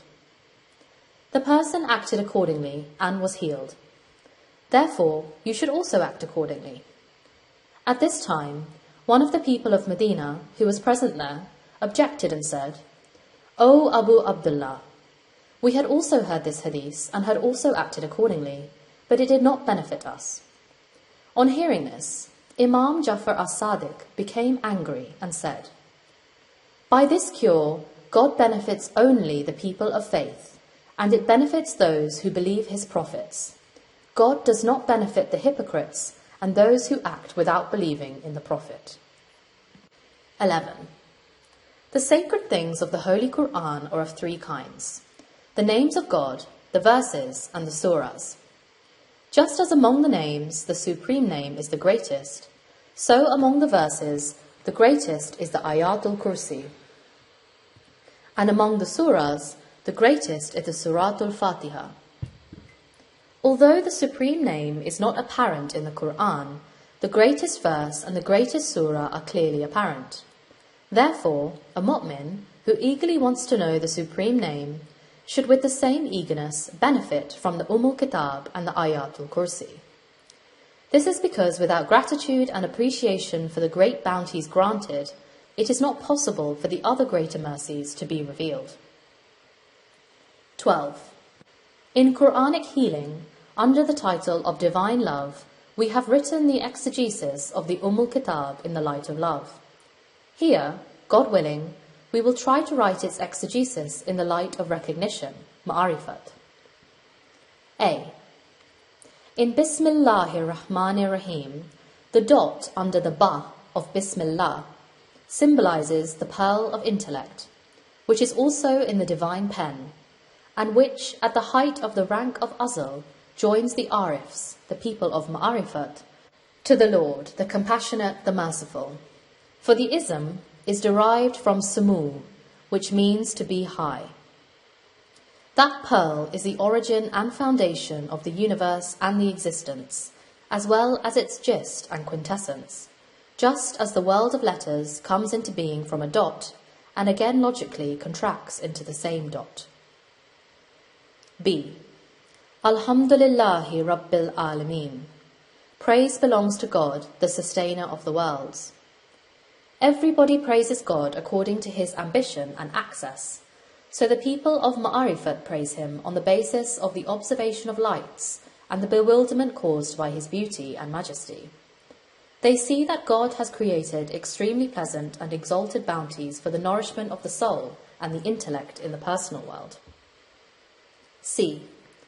Ar-Rahmanir Rahim, the compassionate, the merciful. In these two names of God is mentioned heavenly love, the feeling of whose countless pleasures and sweetnesses is in every destination. In particular, that of the effacement and merging in the destination of Israfil alayhis salam is unique and unforgettable. D. Maliki Yawmiddin, the master of the day of judgment. Today, in this world, every individual is the master of his choice. But when the resurrection will take place, no one will have a choice. Thus, God alone will be the master of decision and of reward and punishment. E. Iyyaka na'budu wa iyyaka nasta'in. You alone we worship, and from you alone we seek help. We worship you, recognizing you in the illumination of the light of Ma'arifat as one and alone, and seek help only from you. F. Ihdinas sirat al-mustaqim. Guide us on the right path. Although they are guided by the favour of God and the guidance of the true Prophet as teachers and as a community, they pray to be guided on the right path, just as the Prophet himself was the guide, but on behalf of his community he used to say this prayer. Sirat al-lazina an'amta alayhim. The path of those upon whom you have conferred favours. On the path of those upon whom you have showered the most special favours of the soul and the intellect, whose supreme purport is none but Ma'arifat. Ghayril maghzubi alayhim walazzalin. Not the path of those who have earned your wrath, nor the path of those who have deviated. For they have not been fortunate to obtain the luminous wealth of your love. Therefore, they deviated from the right path and became deprived of the invaluable treasures of Ma'arifat. 13. One extremely important key hadith of which the learned people are aware is: actions depend on intentions. Da'ayim 1:4. That is, in Islam, good intention is extremely important. No action is acceptable without good intention, and the heart of a believing servant becomes prosperous and illumined with good intention only through knowledge and recognition, ma'arifat. Thus, good intentions will prevail in the heart of the one who reads the Kitab in the light of knowledge and ma'arifat, and believes firmly in its blessings and benefits. When the veil of the Kitab will be lifted for a fortunate Muslim, he will sacrifice himself for its beauties as an ardent lover, and his heart will be illumined with the light of love. What great radiance of good intention! Glory be to God! Now you should continue to read the Kitab with love, for although it is a very short surah, in the comprehensiveness of its gems, it is a complete heavenly book. Rather, it is the mother of the book. Praise be to God for his grace and favour. By continuing to do so, you will have countless benefits, including the great bounty of recovering from diseases. Karachi, 28 Safarul Muzaffar, 1409 AH, 11th October 1988 AD. Cure by Mu'awwizzatan. 1. By the name of God, the Compassionate, the Merciful. Mu'awwizzatan, or Mu'awwizzatain, which means the two surahs for protection against evil, is the name given to Suratul Falaq, the dawn, and Surat an-Nas, humankind. The reason for giving this name is that in these two wisdom-filled surahs, one is taught to seek the protection of God in order to escape all evils. Therefore, they have tremendous protective and curative blessings and effects. You should study every word of these surahs with due reflection, and also see their characteristics in the sound ahadith and exegesis, so that you may have absolute certainty about these two refuges. 2. In Surat al-Falaq, first comes the word kul, say, which is mentioned 332 times in the glorious Qur'an. This is a special command of God, because in it he addresses the Holy Prophet. O Prophet, tell the people personally and also through other means. Thus, whatever the Holy Prophet presented to the people during his pure life, by words and deeds, was under the divine command, kul.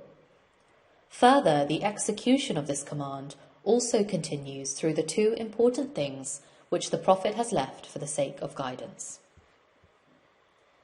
3. Then there is the word a'uzu, I seek refuge, in which refuge is sought for three things. First, intention, second, speech, and third, action. The most successful form of refuge for all these is possible in the light of knowledge and recognition, ma'arifat. For without faith and certainty, intellect and wisdom, it is not possible to escape every kind of evil and reach the refuge of God and protect oneself there. It is because of this that God, the knowing, the wise, has kept the example of seeking refuge on the extreme height of religion, and this height is the pure sunnat of the Holy Prophet. That is, nowhere has God said, Kulu na'uzu, say, we seek refuge. Rather he has said, Kul a'uzu, say, I seek refuge. That is, O Prophet, first of all you say it, and then by acting upon it, show them what is the way of seeking the refuge of God. 4. Bi Rabbil Falak, with the Lord of Dawn. That is, I seek refuge in the presence of the Lord of the dawn of Azal, Subhi Azal. Although there are many dawns, the one most worth mentioning and extremely marvellous is the one which dawns with the rise of the light of Azal, Nuri Azal. This is because the true protection of God is attained by a fortunate servant at the stage where he becomes merged in God, Fana Fillah. At this stage, he observes the secrets of Azal and Abad together. 5. Min sharri ma khalaq, from the evil of what is created. In this verse, there is the terse mention of taking refuge from all evils. That is, what is mentioned in detail in Surat al-Falaq and Surat an-Nas is summarized in the above-mentioned two verses.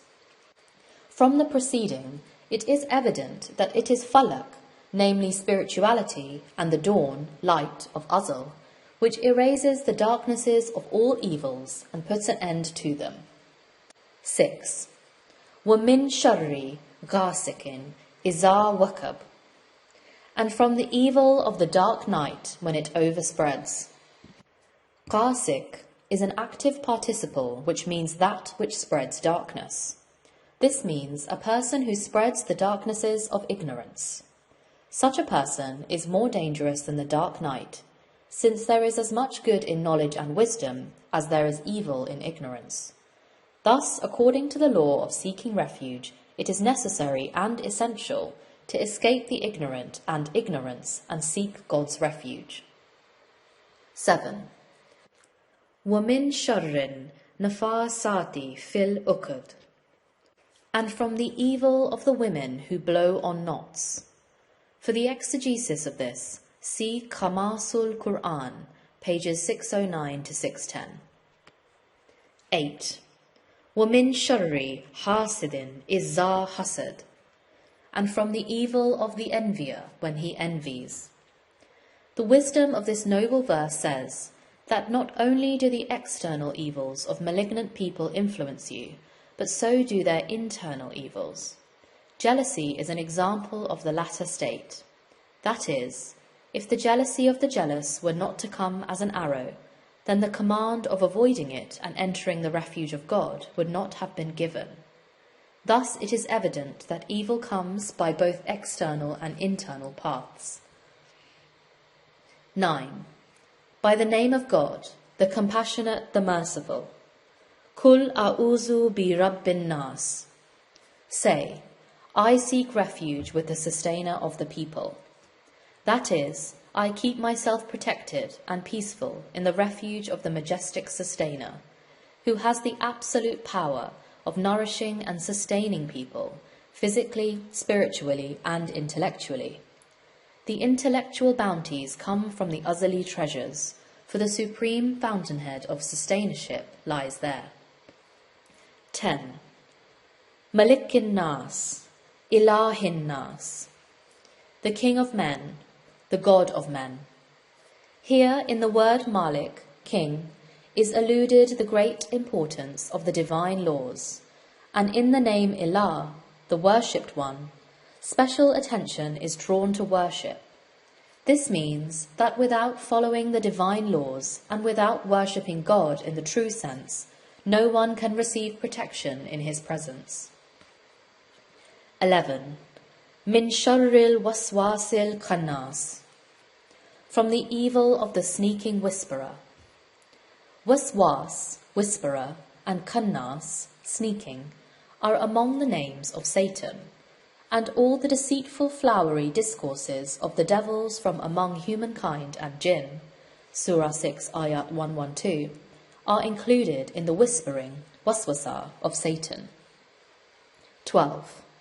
Allazi yuwaswisu fi sudurin nas, minnal jinnati wan nas, who whispers in the hearts of men, of jinn and humankind. In this surah, from the beginning to the end, all wisdom-filled divine teachings are related to escaping from the evils of Satan, which in the preceding surah are certainly mentioned in allusions. The root of evil is one, and that is Satan, and hence every kind of evil, wherever it may be, is due to him. 13. If you want to remain safe and secure, if you cherish the protection of children, life and property, and yearn to enter the refuge of the omnipotent God, to be protected from all vices, calamities, afflictions, torments, and misfortunes, then continue to recite the Mu'awwizatayn with great eagerness and absolute certainty. Further, in order to attain their special grace and blessings, it is necessary to have their correct meaning and knowledge and wisdom, so that the way to their original treasures may be known. The original secret of the efficacy and usefulness of a surah, ayat, or name is hidden in its meaning, knowledge, and wisdom. 14. Study minutely the diagram of refuge, which is based on 4 degrees. Nasut, humanity. Malakut, angelicity. Jabarut, divine attributes. And Lahut, divinity. The example of the refuge of Nasut is when a Muslim migrates from a non-Muslim country in an emergency and seeks refuge amongst Muslims, or when a mu'min in an emergency takes refuge in the Kaaba or a mosque. The refuge of Malakut is merging in the Murshid, spiritual guide, and the refuge of Jabarut is merging in the Prophet, and the refuge of Lahut is the final refuge, which is merging in God.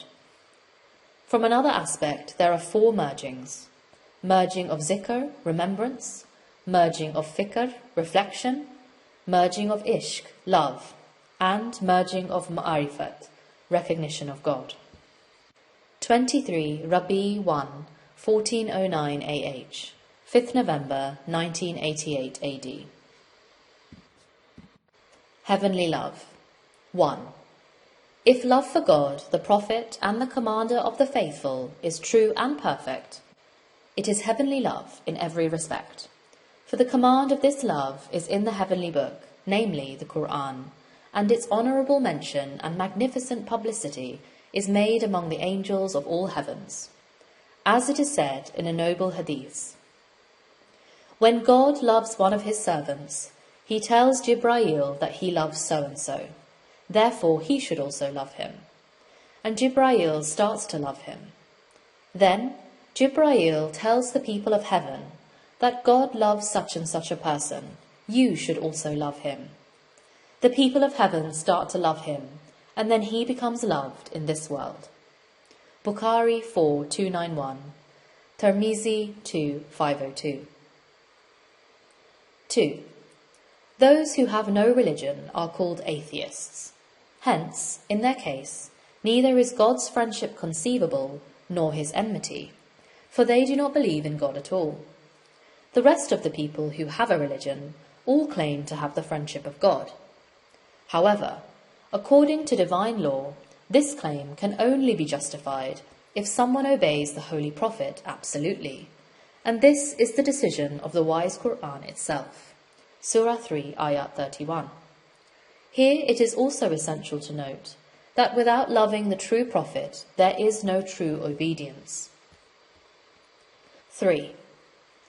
The Holy Prophet says, "By him in whose hand is my soul, none of you will have faith till he loves me more than his father and his children."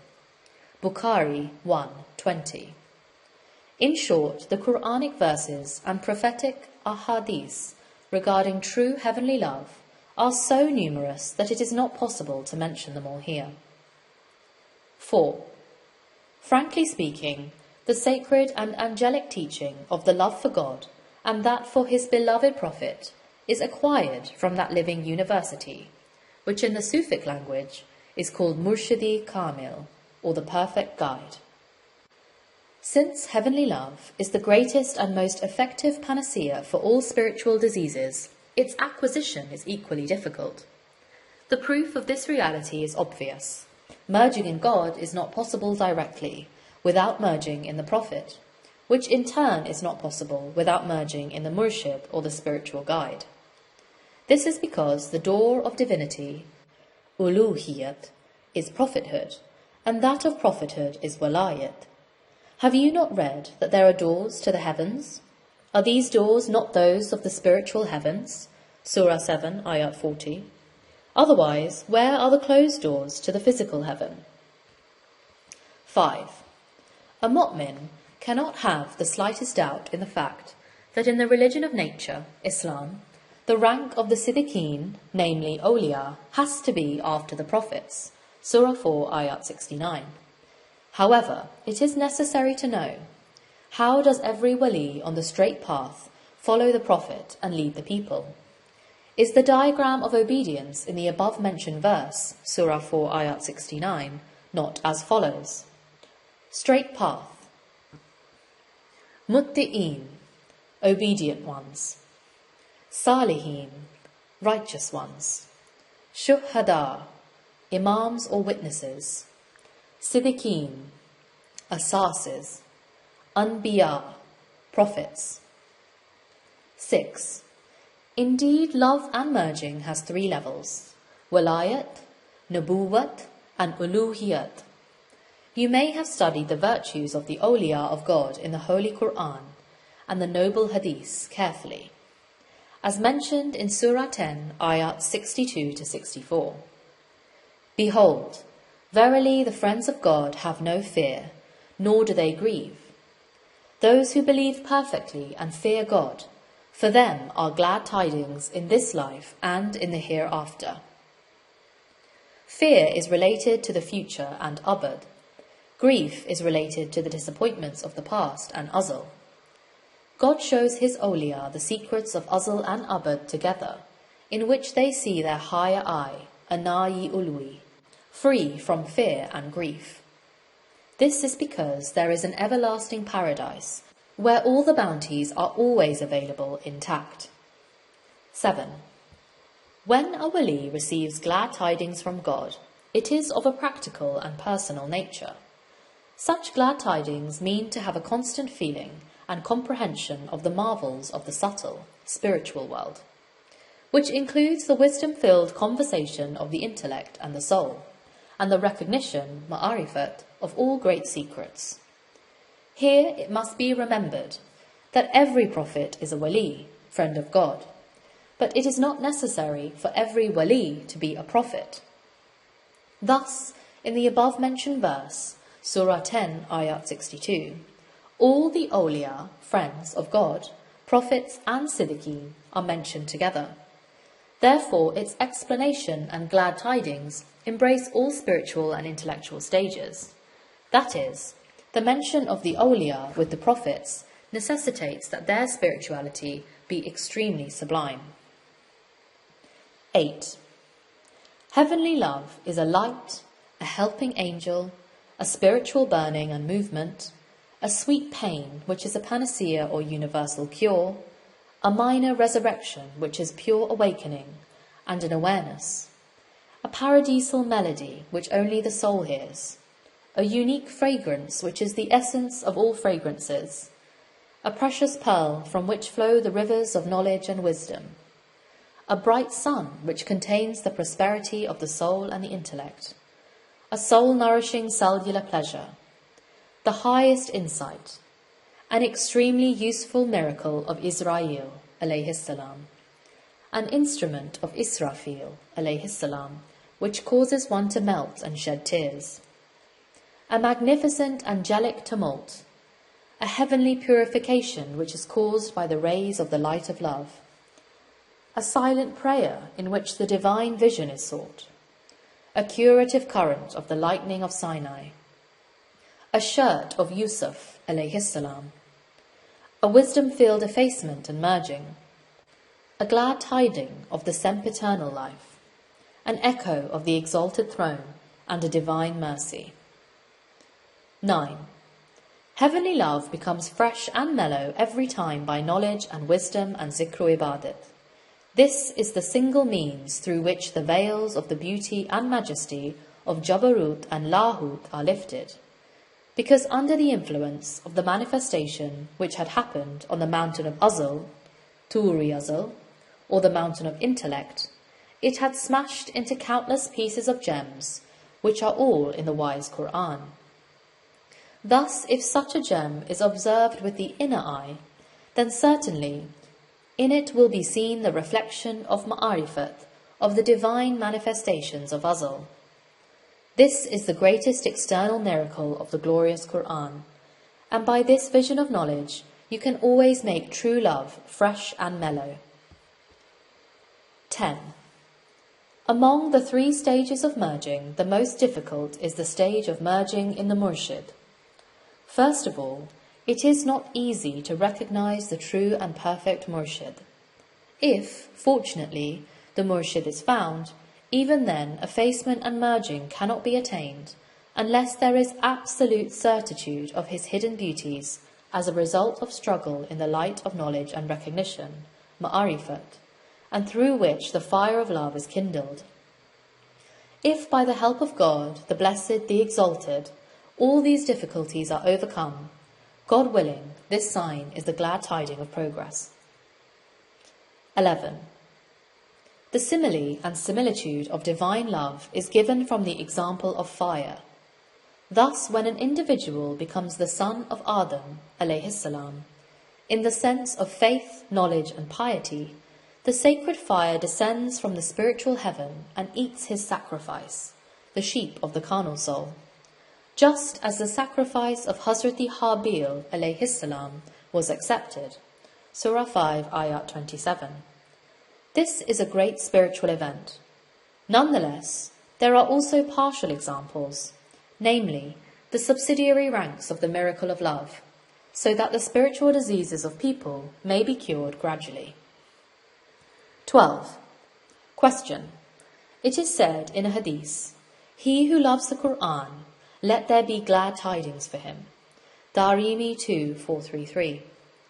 From this hadith, it becomes clear that love for the Qur'an is extremely necessary.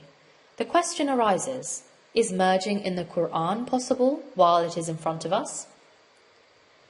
Answer. Yes, it is absolutely possible. However, this merging is not different from the 3 above-mentioned mergings. Thus, it is incumbent upon every wise mu'min to act upon the command of mutu qabla an tamutu, die spiritually before you die physically, so that they may find themselves merged in the glorious Qur'an. Such are the marvels and miracles of heavenly love. Thus, this love is the best alchemic prescription for all spiritual diseases. 9 Rabi 2, 1409 AH, 20th November 1988 AD. Dreams and Treasures. 1. It is true that all subjects related to spirituality are extremely fascinating and pleasant. Yet, if the subject of treasure or treasures is also discussed in this connection, its real beauty and perfection reaches its climax. Why not? Since it is the treasures from which everything reveals and where everything is gathered. Surah 15, Ayah 21. The supreme description and example of treasure is that God himself was a hidden treasure, as it is said in a sacred hadith, I was a hidden treasure, I wanted to be recognized, so I created the creation. Hadisi Masnawi, page 29. That is, after creating the creatures physically, I created them spiritually. The purpose of God's recognition cannot be achieved by the physical creation until the people of recognition, Arifin, are created. It is necessary to reflect deeply about this following great secret. In what sublime meanings was and is God the hidden treasure? And how can the people of recognition find God? 2. The fortunate mystic, Salik, Arif, who attains the rank of merging in God, enters the hidden treasure forever. According to Man kana lillahi kana lahu lahu, he who becomes of God, God also specifically becomes his. Hadisi Masnawi, page 19. He attains the pure sempiternal life. 3. If God himself is the eternal treasure, then according to his approved law and habit, every name, every word, every verse, and every surah is also a treasure, to the extent that even the prophets and awliya are called the divine treasures. For instance, Hazrat Adam alayhi salam is the first treasure in the Quranic stories, and so on. 4. There is the wisdom-filled mention of treasures in the wise Qur'an. In addition, treasures are also alluded to clearly by certain words, such as wall, door, lock, and key, as they are all related to them. 5. In the books of the noble ahadith, the prayer of La Hawla is frequently mentioned. It is said that it is one of the treasures of paradise. In Al-Mustadrak 1727, it is said that in it there is medicine for 99 diseases, and the least of them is anxiety, grief. Certainly, it may have spiritual power, just as there is monetary power in a bank. Further, it can also be inferred here that if la hawla wa la quwwata illa billahil aliyyil azim, there is no strength or power except in Allah, the High, the Exalted, is one of the treasures of paradise. Undoubtedly, all other treasures of paradise are also in the state of words, spirituality, knowledge, recognition, ma'arifat, and intellect. 6. The purpose of this subject, dreams and treasures, is that if you duly struggle, God willing, you can see an example of the marvels and miracles of such a treasure in your dream. The basic condition of this is taqwa, piety. Then recite any of the surahs, verses, words and names abundantly for some days, so that its special grace may be received in dreams and wakefulness. Similarly, turn by turn and separately, you can see the glimpses of the spirituality and knowledge of many treasures. There are many benefits if this is practiced continuously. 7. Whenever believing servants see a luminous dream, they usually do not know for which good deed God has granted them this partial reward. Their good words and deeds are mixed, just as in an electuary or a mixture, which is effective and useful for a disease, Nobody knows its ingredients except the doctor or the chemist. Likewise, it can be compared with a juice made of mixed fruits, or a mixture, majmu'ah, of many perfumes. 8. Here the question may be asked, how and how many times should a surah, verse, word or name be recited? The answer to this question is given in the wise Qur'an, Surah 3, Ayat 191, in this way. Those who remember God, standing and sitting and lying on their sides. And this blessed remembrance or wazifa should be done with the tongue of soul, with humility and fear, or in a low voice. Surah 7, Ayat 205. Only if it is remembered constantly for at least an hour can it enter the heart and become effective. 9. See an example of how to know the number of the recitation of a prayer. This kalima has 15 sections, hence the mu'akkal, appointed angel, of this treasure can be met by its recitation 15 times, 115 times, 1,500 times, 15,000 times, and 1.5 million times. The observation of the marvels and miracles of this spiritual treasure definitely becomes possible in dream, if not in wakefulness. 10. Another example of knowing the number, Al-Wahhab, i.e. the one who gives abundantly. Alif, Lam, Waw, Ha, Alif, Ba equals 1 plus 30 plus 6 plus 5 plus 1 plus 2 equals 45 times 1,000 equals 45,000. Since the number of the supreme angel is 1,000, therefore 45 is multiplied by 1,000. And the recitation of the name Al-Wahhab will be effective at the number of 45,000, and its glad tidings will be received in dream and wakefulness. 11. A third example. A great number in the wise Qur'an is 50,000. Surah 70, Ayat 4. In which ascension and elevation are mentioned, and the same is the purpose of the recitation of a wazifa. Thus, a short kalima or name should be recited 50,000 times, so that its treasure may be known in dreams, God Almighty willing. 12. The fourth example. There are 124,000 prophets of God. In this number there is a great wisdom that humanity has reached the Holy Prophet, after passing through so many states of religion. This number can therefore be very blessed, and a final stage of awrad, plural, wird, wazifa, daily round of prayer, in which lies the guarantee of success. 13. Fifth example. Zikr can be effective even without the measurement of time and number. A few years ago, on one day, I recited the noble salawat, Allahumma salli ala Muhammadin wa ali Muhammad, abundantly, as a result of which I saw a wonderful dream at night. Some fast and clean air was making me fly vertically towards the sky. On reaching a sufficient height, I felt nothing except tremendous happiness.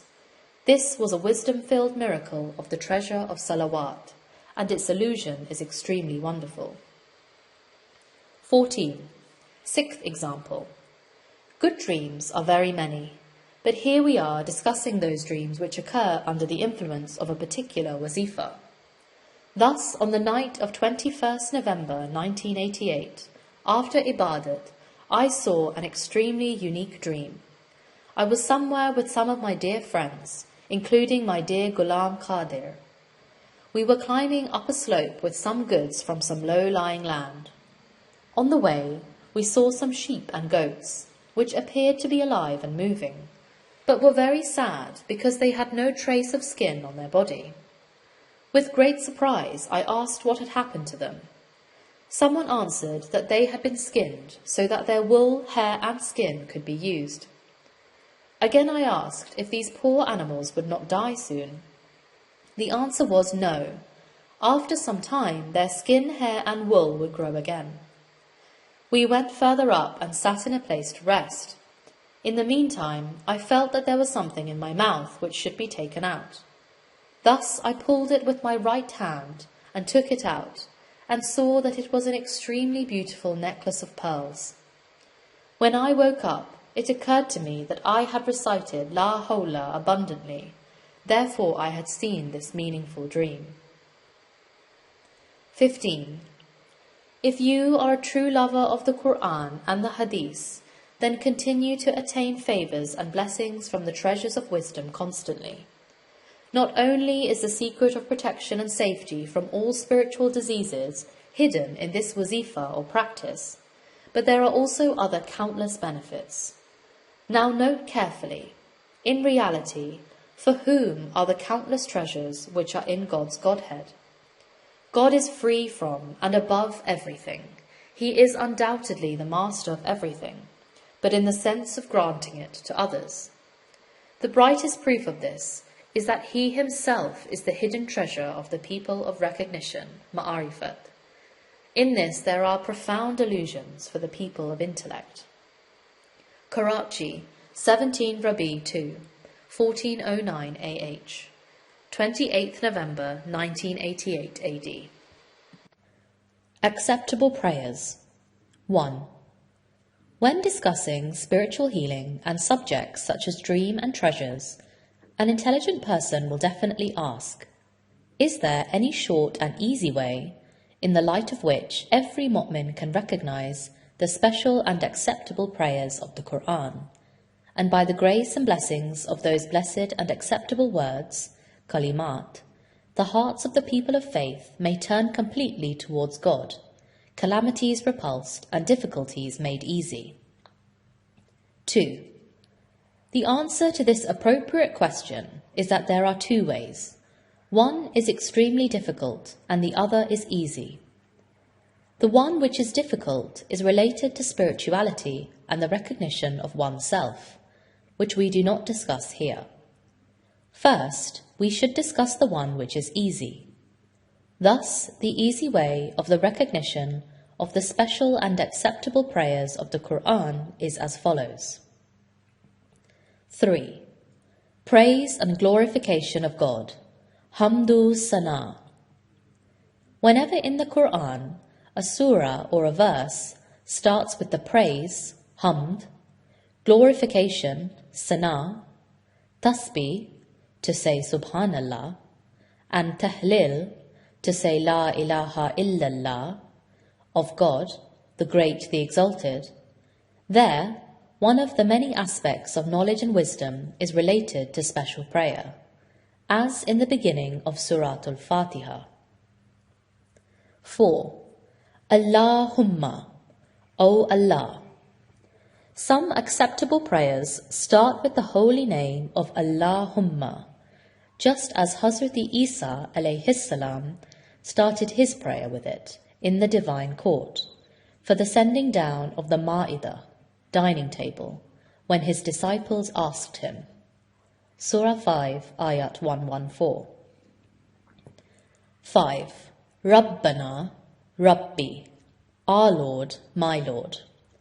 Though the words Rabbana, Rabbi are also frequently mentioned in a descriptive way in the Holy Qur'an, yet wherever they are mentioned in a vocative way, there are certainly special and acceptable prayers, as in the end of Surat al-Baqarah, Surah 2, Ayat 2a6.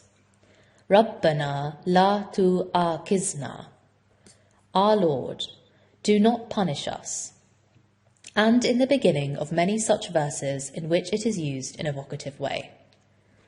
6. Allah. The word Allah is the substitute of the substantive name. Thus, when this great name is mentioned with special glorification and description, that noble verse becomes a special prayer. As in the beginning of Ayatul Kursi, Surah 2, Ayat 255. Allahu la ilaha illahu.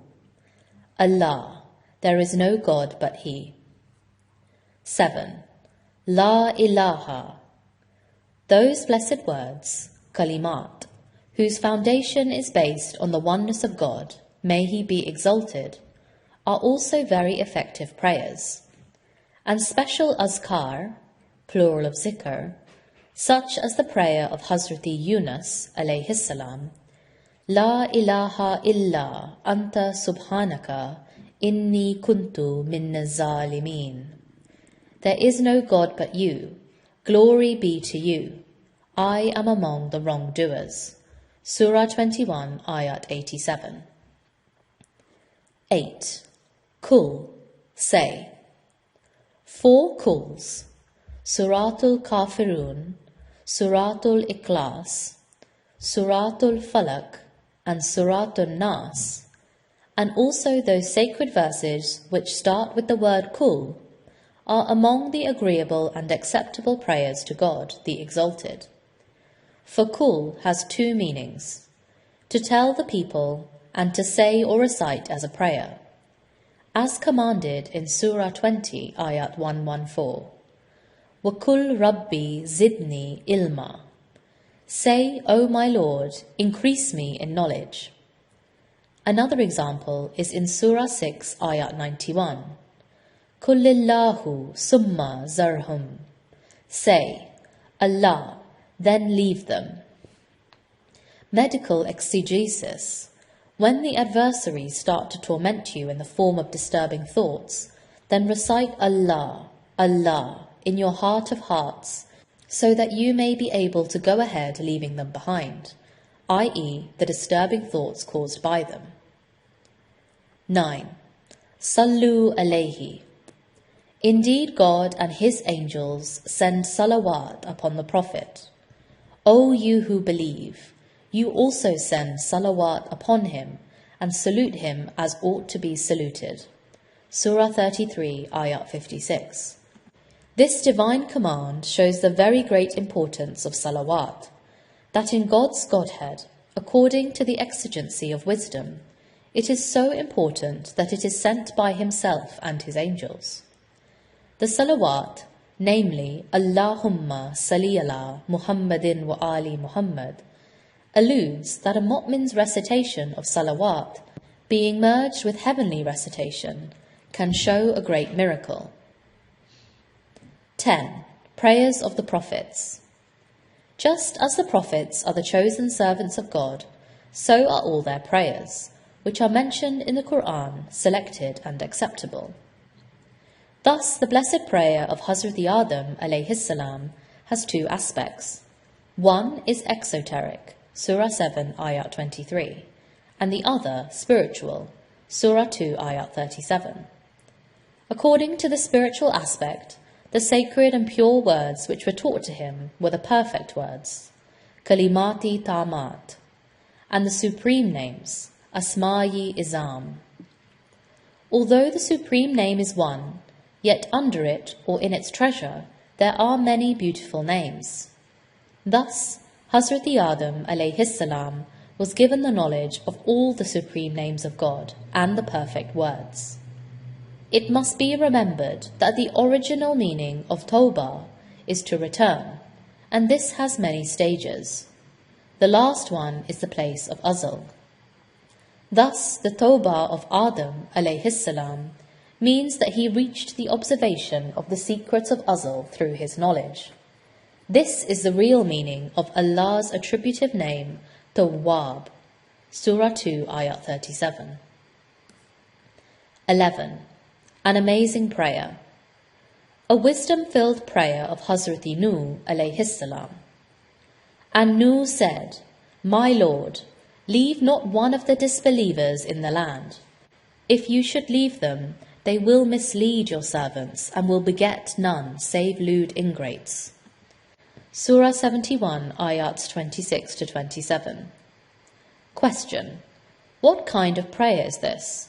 Is it a temporary prayer or a permanent one?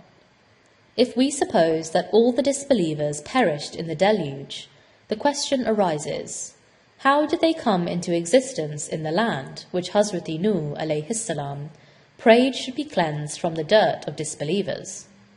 There is no other answer except that it is related to the land, spirituality, of the personal world of Hazrati Nuh alayhi salam, in which the disbelievers were destroyed forever. 12. Command and allusion. Here it should be known that in some verses it is clearly commanded to worship, praise and glorify God, while in some other verses it is only alluded to.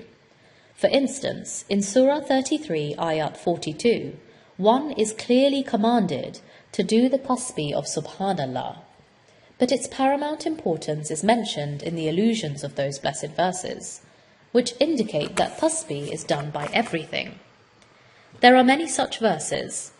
This shows that tasbih is the means of the real survival of everything, without which it ceases to exist.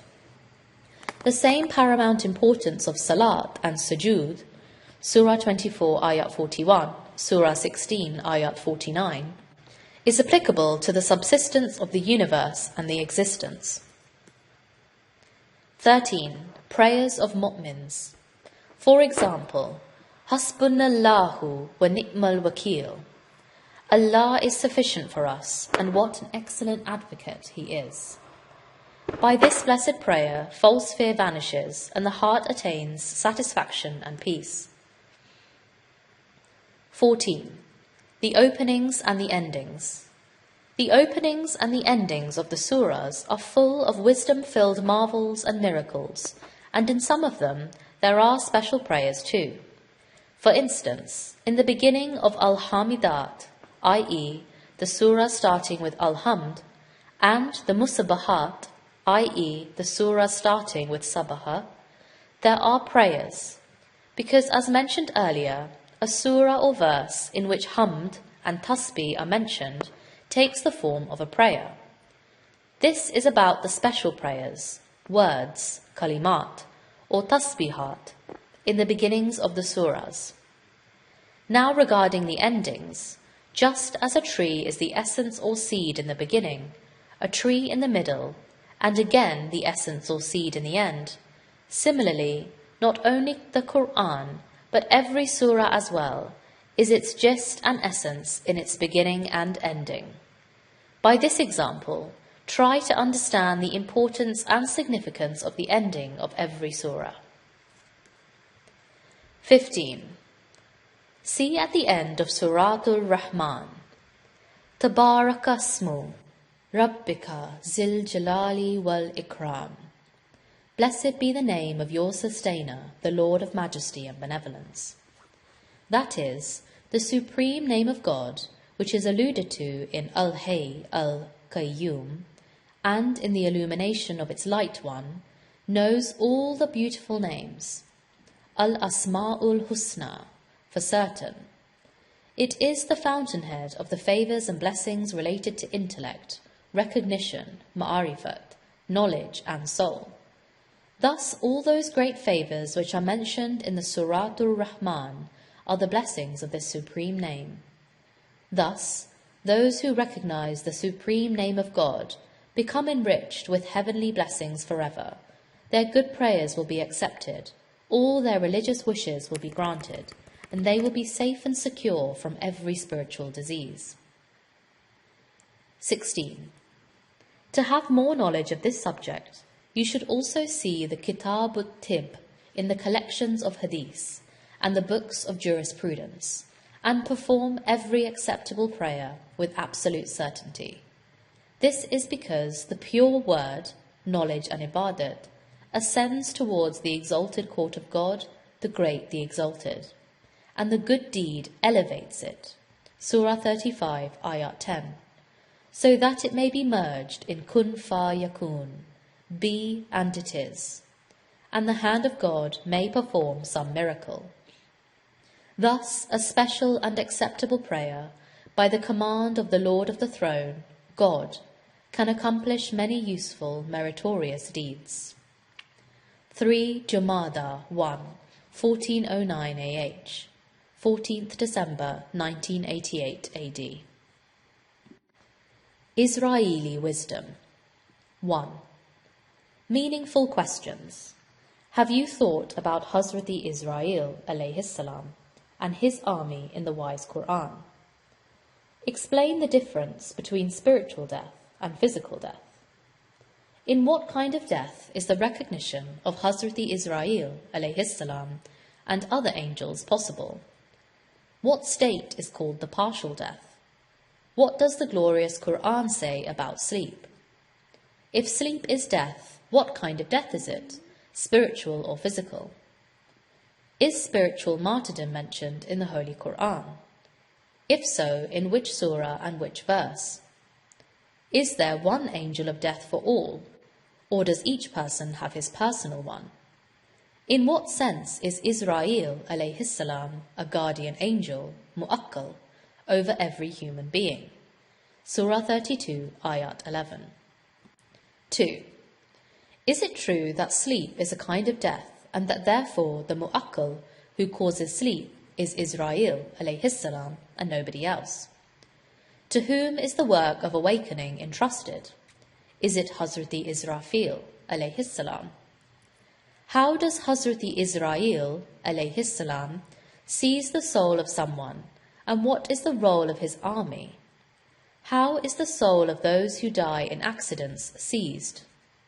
Does the death of animals also occur under the supervision of Hazrati Israel alayhi salam? Is it true that a successful mu'min who walks on the spiritual path, salik, can observe his spiritual death in detail in the stage of Hazrati Israel alayhi salam? 3. My dears, you may have studied the subject of germs and the power of Israel alayhi salam in Qur'anic Healing minutely and with the understanding of illusions. Since it is an extremely important subject, therefore, read it once again, so that you may have a better understanding of Israeli wisdom. This is because there are countless benefits for mu'mins in understanding the secrets of Hazrati Israel alayhi salam. For instance, is it not astonishing to know that in every person there is a copy of Hazrati Israel alayhi salam, which is called the power of Israel? It is the power by which wise people kill the germs within themselves. Disturbing thoughts can be called germs, and they can be eradicated by the power of Israel, which in reality is brought into action by divine remembrance. Undoubtedly, the same power can destroy other germs as well. For wherever there may be destruction, and whatever it may be, it is the work of Israel alayhi salam. This is a very comprehensive answer to the question. 4. The sun, in reality, is one in heaven, but on earth one can see as many suns as there are mirrors.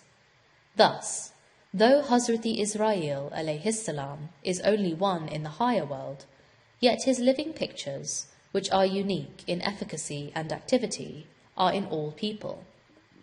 Thus, in this sense, Hazrati Israel alayhi salam, or the angel of death, is mu'akkal and appointed over every person. This means that Hazrati Israel alayhi salam does not only wait for the day of our death in order to seize our soul, but he has many other functions to perform as well. For instance, to impose sleep upon us at the time of rest, and to erase disturbing thoughts during zikr. He raises the zikr or ismi azam of the zakir, one who does zikr, from the heart to the forehead, brain, to affix the Nagmah-yi taqwa, word of piety, the act of sanctification and purification, to spread the soul of the body, badani ruh, in the universe, and to cast the universal soul in the body, to seize the soul of germs or diseases, etc. 5. Study Surah 41, ayats 30 to 31 carefully, in which the angels descend upon those mu'mins who recognize God. However, this great bliss is not attainable before the stage of Israel is reached on the spiritual path. The door of Malakut opens to mu'mins only when they experience spiritual death. It should be noted that on this occasion, other archangels and their armies also work alongside. 6. After the translation and exegesis of Surah 79, ayats 1 to 5, consider their ta'wili aspect as well. by the angels who pull the soul by sinking in every cell, and by the angels who untie the knot of the soul, i.e. in the human body, one end of the soul is free, which becomes independent in dreams, and the other is tied to the body, due to which it cannot leave the body. And by those angels who take the soul and fly with the tasbih, they take the soul beyond space and time. When they submit it to the disposal, tadbir, of the azali command, amri azal, i.e. at that height, the renewal of similitudes, tajadudi amsal, takes place. For the illusion of the disposal of command is towards the renewal of the word, be, kun. 7. There can hardly be a Muslim who would deny that the Holy Qur'an is a paradise of knowledge and wisdom. Indeed, in it there are all the bounties of their own kind, and among them is sealed wine, Rahiki Maktoum, as well. Surah 83, Ayat 25, which gives the fragrance of musk to the nose of the soul. Surah 83, Ayat 26. Thus there is a blessed verse, Surah 15, Ayat 21. And there is not a thing but with us are its treasures, and we do not send it down but in a known measure, which in brief means that there is everything in the divine treasures. The more one knows about these treasures, the more things come down to him from there. Nonetheless, the observation of Azal and its secrets is the greatest revolution in this connection. Since this experience takes place in the personal world, which is the earth of the spiritual ranks, therefore it is included and counted among those things which descend from the pre-eternal divine treasures. A pleasant point should be remembered here, that the miracle of the renewal of Azal brings to an end all those questions and confusions which are related to time. 8. In the above-mentioned divine treasures, there are also several alchemic prescriptions for every disease, and among them one special prescription is Israeli wisdom.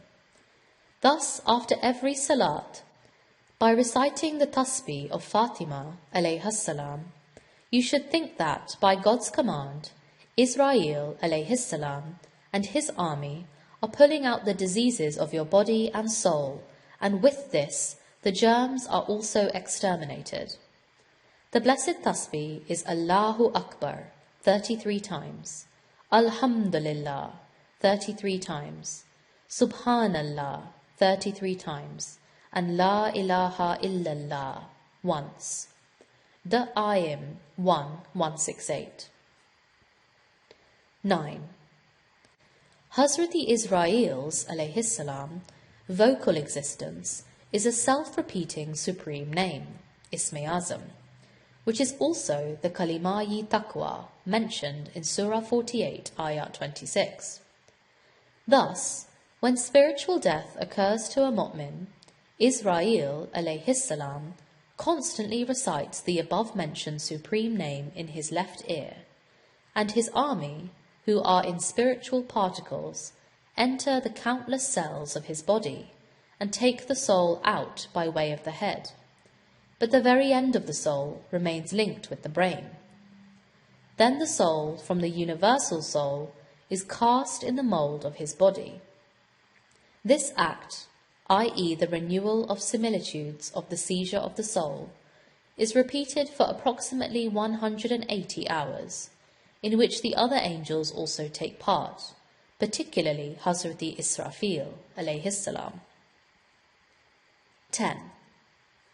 How can pain, disease, germ, bacterium, virus or cancer stand before the power of Hazrati Israel alayhi salam and Hazrati Israfil alayhi salam, who wiped out the powerful nations that were utterly disobedient from the surface of the earth? However, we are compelled to say that there is a great scarcity of knowledge, certainty, and spirituality in us. Otherwise, this curative method would have been the most sought after in the entire world. Nonetheless, there is no despondency, since now there is the expected arrival of spiritual science. 11.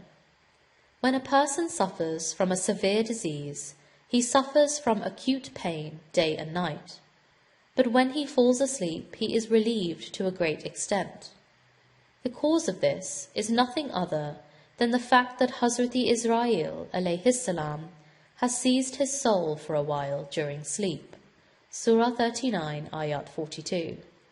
And with it, the soul of disease or germs is also temporarily taken out. This shows that every disease has its soul, which is controlled only by Hazrati Israel alayhi salam. 12. Reflect carefully on the Qur'anic wisdom of the word nu'as. Surah 3, Ayat 154, Surah 8, Ayat 11, which literally speaking means drowsiness and slumber, but God has made it a peaceful miracle for mu'mins in the battle of Badr and the battle of Uhud. Thus, fortunate people who fight against their carnal soul in the path of God will see not only nu'as and the miracles of Hazrati Israel alayhi salam, but more than that, the personal world of spirituality will be revealed to them, in which all those spiritual and intellectual bounties are available, which are mentioned and promised in the glorious Qur'an. Tuesday, 16 Jamada 1, 1409 AH, 27th December 1988 AD. Eye of certainty and recognition, Ainul Yaqeen and Ma'arifat. 1. Tawheed and the recognition of God, i.e. God's practical recognition, is the most effective medicine for the soul and intellect, and the means of superb health as well. God has created man with all religious and worldly resources and means, by using which they may enrich themselves with the everlasting wealth of his recognition, and thus attain all those bounties frequently mentioned in the wise Qur'an, which are infinite, imperishable, and unending. 2. The pleasing and soul-nourishing subject of recognition, Ma'arifat, begins with that very primordial man, the father of man, Hazrati Adam alayhi salam. As God says, "And he taught Adam all the names, and then presented the named ones to the angels." Surah 2, Ayat 31. It is evident to a clear-sighted eye that this divine teaching, which is related to the realities and recognitions, was given to Hazrati Adam alayhi salam, the chosen of God spiritually. Therefore, this knowledge became a heavenly treasure for the angels.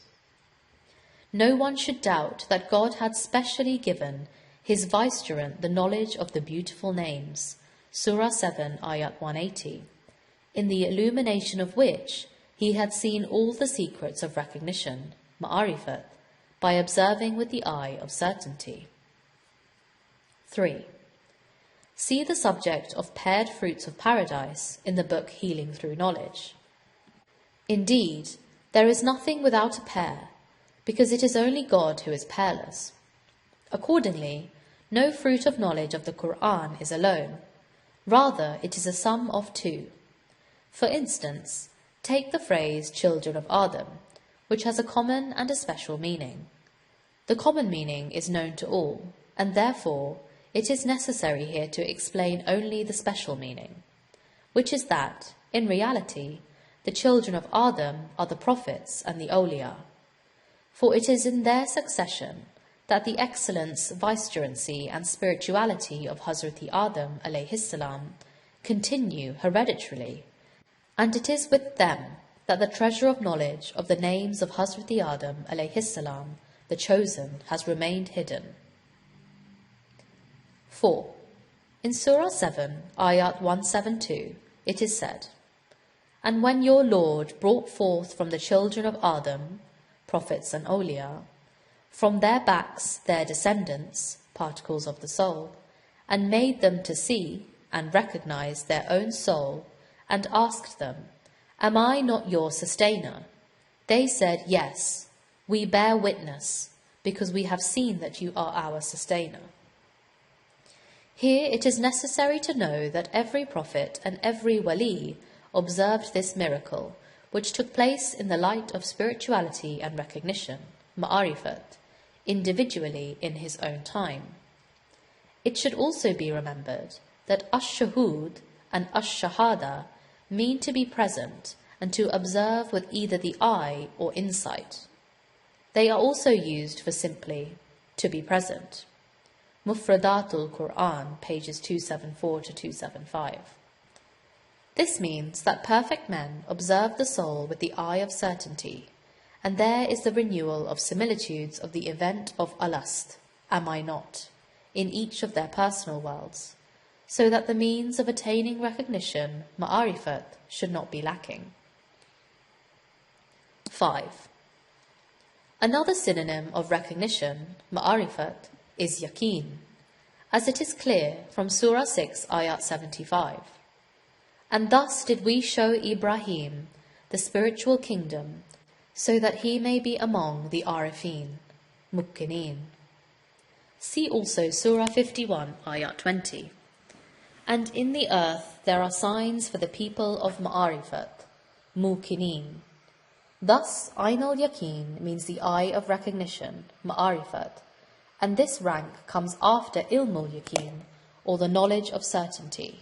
Surah 102, ayats 5 to 7. 6.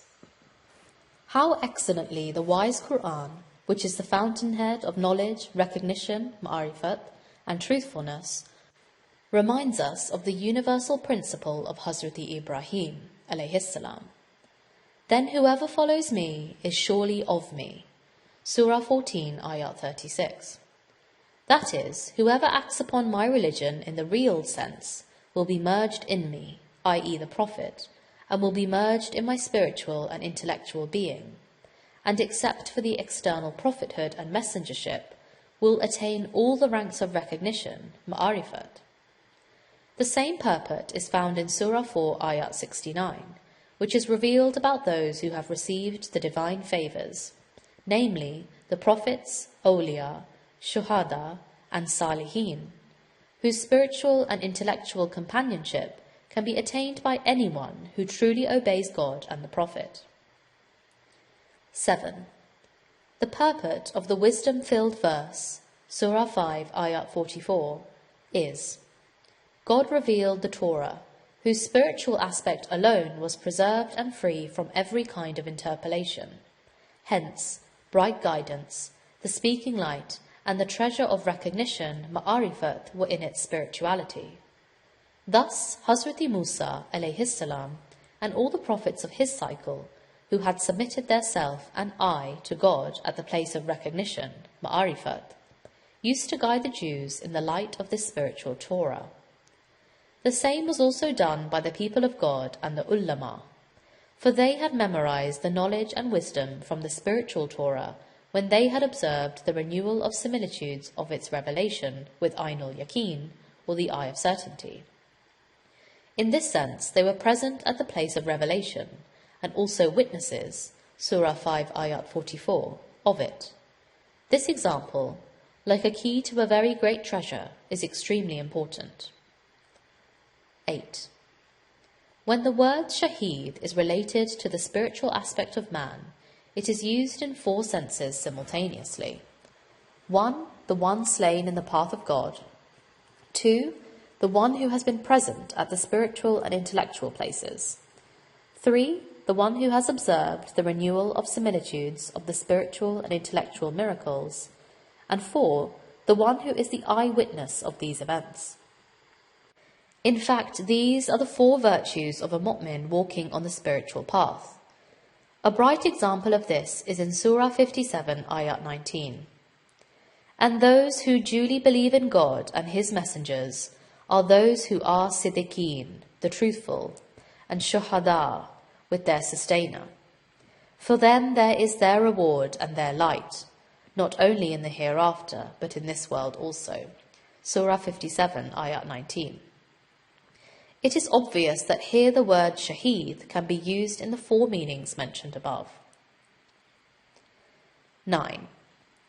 The blessed verse, Surah 47, Ayat 6, in which the word Arafah is mentioned, is an extremely important and decisive verse about observation with Ainul Yaqeen and recognition, Ma'arifat. The word Arafah, which is in the past form, means he made it to be recognized. The complete verse is وَيُدْخِلُهُمُ الْجَنَّةَ أَرَفَهَا لَهُمْ, and he will usher them in paradise which he has made them to recognize. This clearly shows that recognition, ma'arifat, is not only attainable, but it is very necessary to attain. 10. As in the material world there are two means to see a thing, the sun and the eyes. So to observe the signs, miracles, Surah 51, Ayat 21, of the spiritual world or the personal world, it is necessary to have the Ainul Yaqeen in addition to the light of recognition, Ma'arifat. This is because the great purposes of light cannot be attained without the eye of certainty. Therefore, whenever in the Qur'an light is mentioned, the great importance of the eye of certainty is also necessarily alluded to. Further, in this connection, the glorious Qur'an is not only content with illusions, but has also severely condemned the blindness of the inner eye. 11.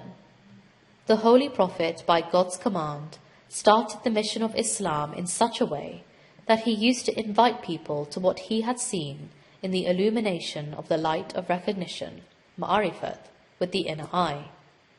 In order to understand this reality, one should reflect upon Surah 4, Ayat 105 and Surah 12, Ayat 108.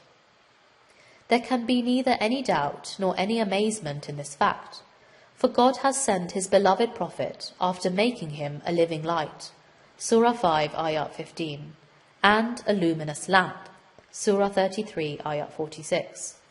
Neither can there be any amazement in how a person, being merged in the light, i.e. the Prophet, turns into light. Such amazement will be tantamount to asking how wood turns into fire when it is thrown into a burning fire. 12. It is known to everyone that man in reality is the most eminent of creatures. In such a case, how can a wise person accept that he cannot attain light and the inner eye, basirat, in this life, while the glorious Qur'an, in view of the possible progress of humanity and the excellence of the foremost ones, says that man can see, Surah 75, Ayat 14, and recognize his own soul. He, in his existence, is not only flesh, skin and body, but also soul, intellect, and the inner eye, Surah 75, Ayat 14. There is very great wisdom in this noble verse. Monday, 22 Jamada 1, 1409 AH. 2nd January 1989 AD. Allusions of Tajadudi Amsal, renewal of similitudes. 1. The word sunnat is extremely important in the wise Qur'an and in the religion of nature, Islam, for it is used in the sense of the law of religion. Thus it is incumbent upon every wise mu'min to duly reflect upon all those wisdom-filled verses related to the divine sunnat, so that by this systematic reflection, problems whose solution used to be unthinkable may be solved. Eventually, it will be extremely clear that the divine sunnat or habit, which continues forever without any change or alteration, is in reality in the form of tajadudi amsal, renewal of similitudes, which appears in the personal world, namely, the perfect man. Surah 40, Ayat 85. 2. In Surah 21, Ayat 33 and Surah 36, Ayat 40, a general wisdom-filled principle has been mentioned, which is that all things, i.e. existence, rotate perpetually on the circle of possibility. For example, neither is the day anterior nor the night. That is, between the world of creation and the world of command, there is no temporal anteriority and posteriority, for the circle of creation has no beginning or ending.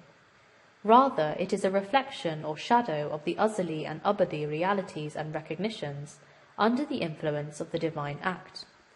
Thus, the act of the renewal of similitudes continues in everything of the entire universe. 3. How can the signs of the universe be different from the laws of the signs, verses of the Qur'an? Note that everything explains the reality of the renewal of similitudes through mute expression, because in the continuous act of all things is found the tajaddud or renewal.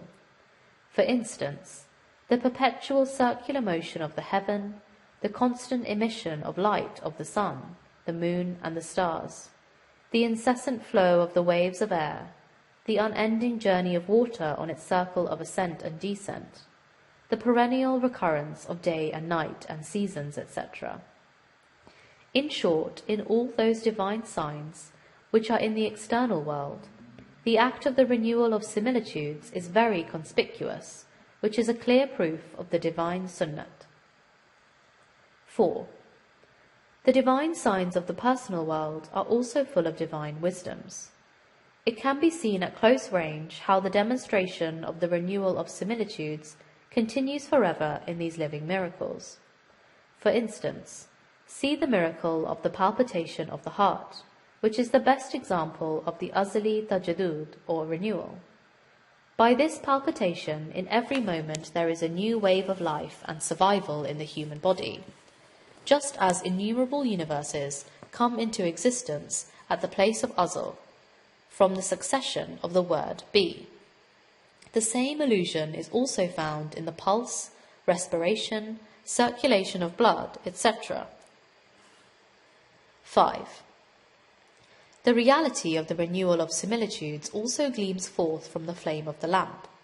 Hence the way it is mentioned with great sanctity in Surah 24 ayat 35 and Surah 33 ayat 46. The same wisdom is also in Light Upon Light. How I wish that the glory and grandeur of the Qur'anic secrets had made my hand tremble and my worn-out body shiver. For the greatest secret of spiritual healing is hidden in such revolutionary secrets. 6. Question. How long is the life of paradise? Answer. As long as the heavens and earth endure. Surah 11, ayat 108. Question. If the span of the life of paradise depends on the universe, what will happen when it will be enfolded? Surah 21, ayat 104. Answer. God the Exalted always contracts and expands the heavens. Surah 2, ayat 245. 7. Question. If paradise are in grades, which one is the highest paradise? Answer. Firdaus. Question. Is there a grade for a loving servant higher than Firdaus? Answer. Yes, far higher than this is the grade of Rizwan. Surah 9, ayat 72. Question. In which blessed verse is it alluded that some people from Firdaus attain the rank of Rizwan, and some become their heirs and successors in Firdaus? Answer.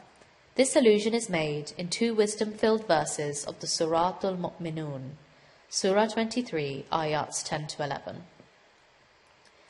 8. Question.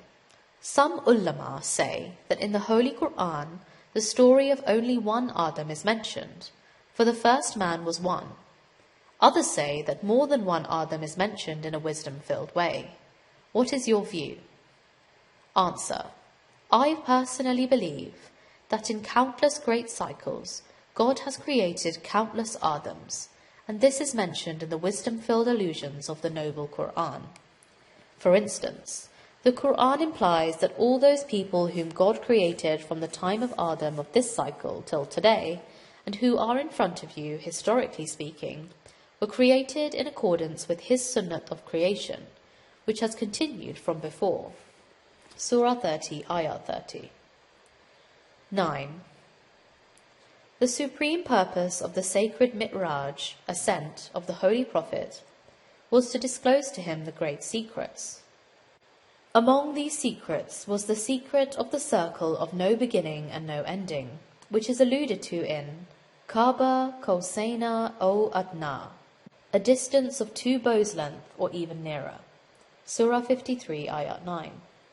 That is, 2 bows, and then circle. The ornaments of the people of paradise are armlets of gold and pearls, and their raiment is silken. Surah 22, Ayat 23.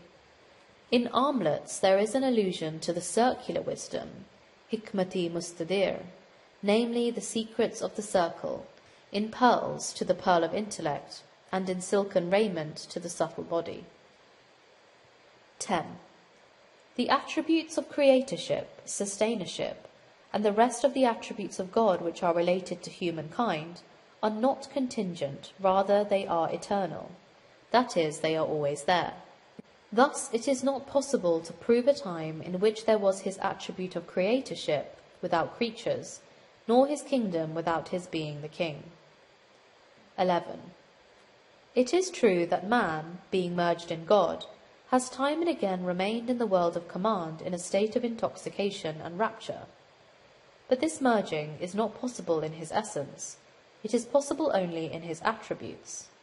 Therefore, the higher I has not itself come to this world. Rather, a living shadow of it has come here. Thus the Holy Qur'an, keeping this great secret in a veil, says, "You were dead, then he gave you life." Surah 2, Ayat 28. Had the people been no more than sheer nothingness, then "you were" would not have been used, because the dead person of this world is at least an elemental cage, from which the bird of the soul has flown.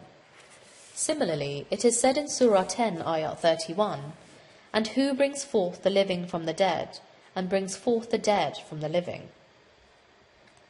12. From where has man come to this world, and how? This question is as difficult as it is important.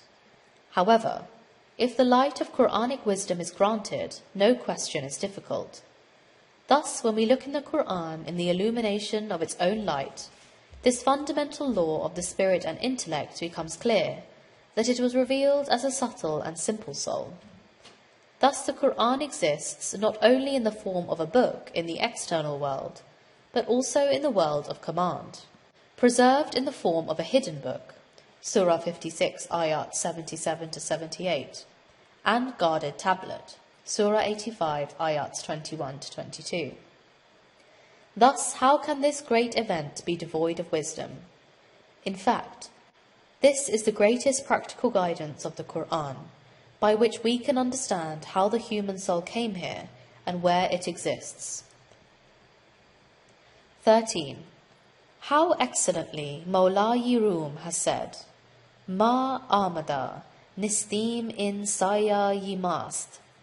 We have not come to this world.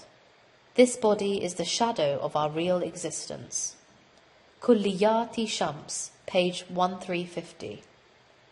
This statement is in fact the sum and substance of Qur'anic wisdom, in that the higher end of the soul is always in the world of command, and the lower end, like a shadow, continues to come to this world. Thus, in this act is hidden the great secret of the renewal of similitudes, and the same is the endless succession of creation within creation.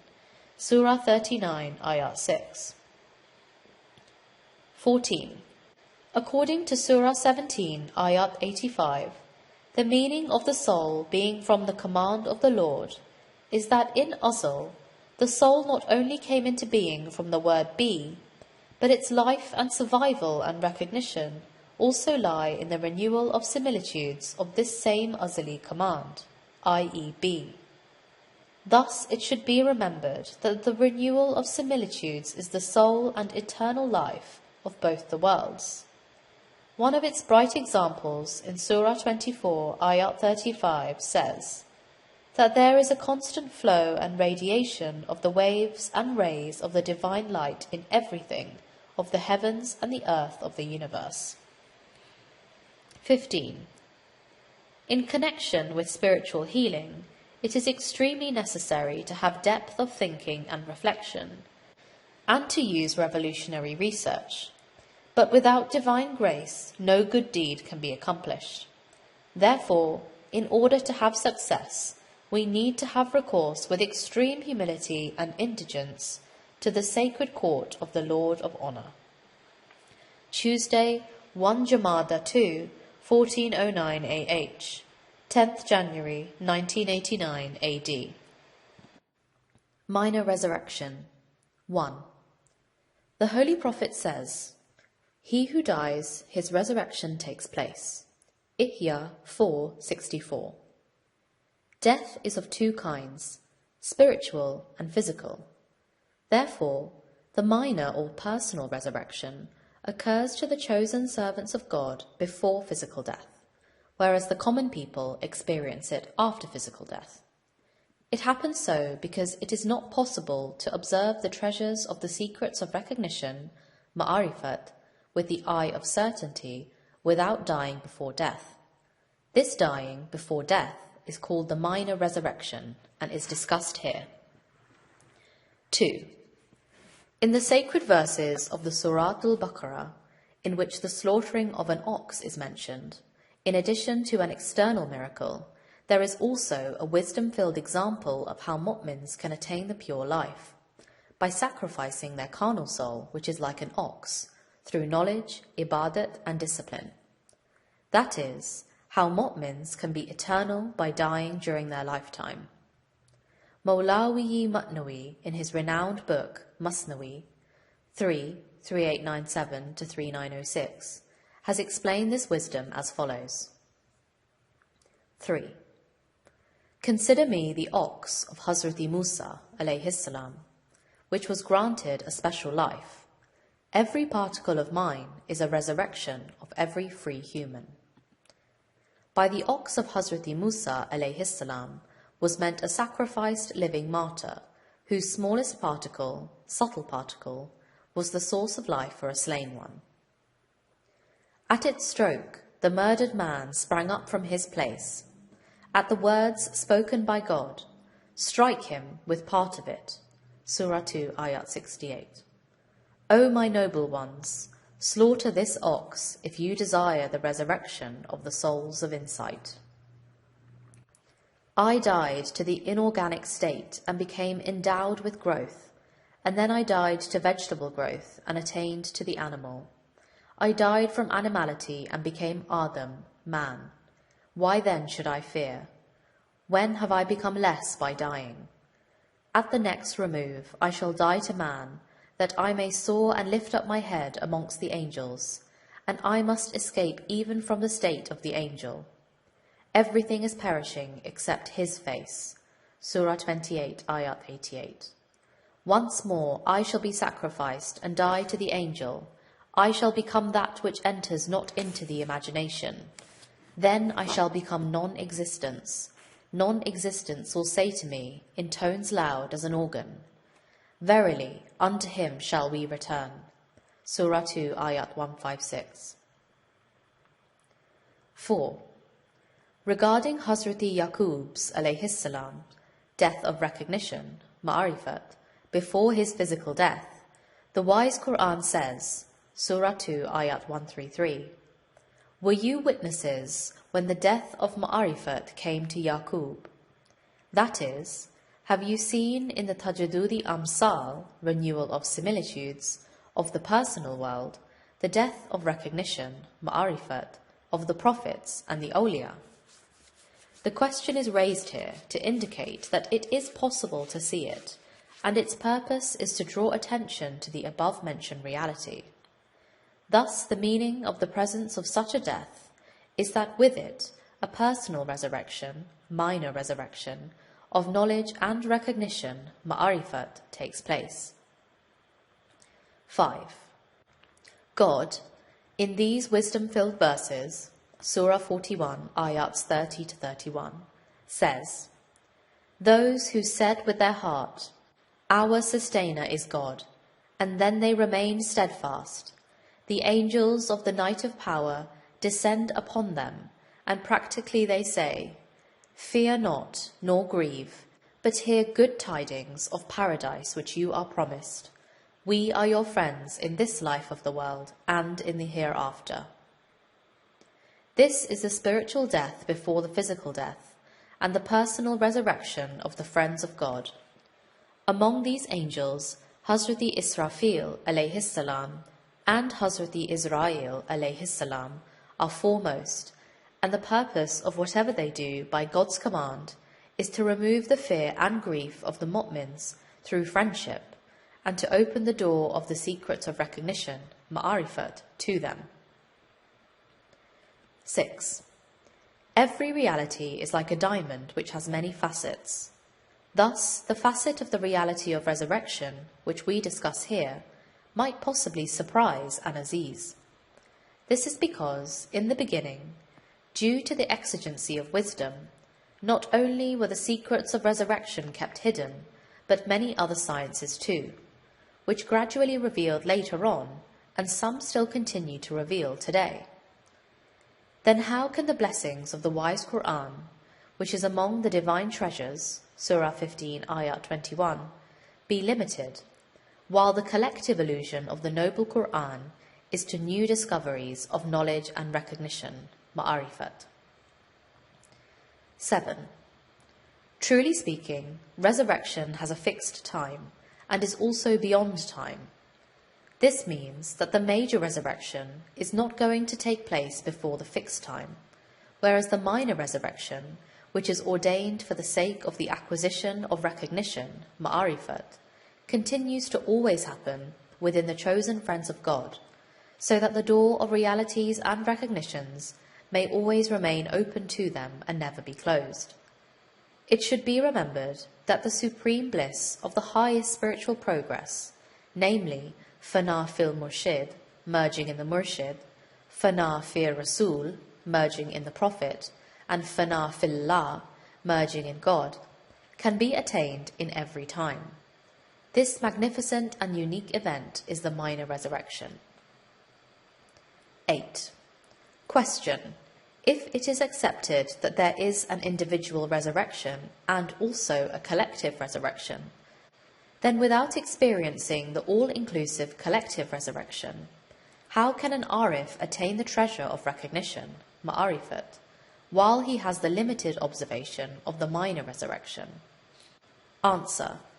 As the omnipotent God, by his perfect power, has enfolded the macrocosm in the microcosm, similarly he has encompassed the major resurrection in the minor one. This is in the sense that the countless particles of the personal world, which is called the world of particles, represent the universe, the existence, and all human beings. These particles are in fact living souls.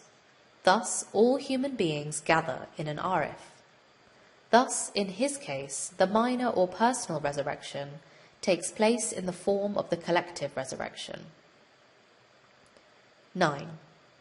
There is a voluntary death, which in reality, according to Die Before You Die, Ahadisi Masnawi, page 116, is merging in God, and the other kind of death is involuntary or by force. Though resurrection takes place in both cases, there is a world of difference between the two. Merging in God is that highest rank of spirituality, where the renewal of similitudes of the individual and collective resurrections of the perfect man takes place. As God says, "Purified is he in whose hand is the malakut," the souls and angels in their entirety, of everything, and you have to return to him. Surah 36, Ayat 83. That is, God has gathered all the realities and recognitions in one place in his hand and made them one, including the minor and the major resurrections, whilst they also exist separately in their respective places. 10. According to divine promise, the collective resurrection is going to take place soon. Its conditions will be extremely astonishing and will be imposed upon the people by force through Israfil, Israel, and other angels, alayhimussalam. In this, Gog and Magog also have a prominent role. These are spiritual particles which will lick and destroy the solid wall of the animal soul, due to which the inner senses will not only wake up and play their role, but will also be united with the external senses. For instance, the inner eye will also be able to see the spiritual marvels and miracles in the external world through the external eye, and the spiritual revolution will take place in the entire world. 11. The condition of the collective resurrection is such that by the order of the heavenly doctor, the angels are operating on a sick humanity, which necessarily results in unconsciousness, wounds, acute pain, hard labour, dressing the wound with hardship, fear, medicine, and nursing.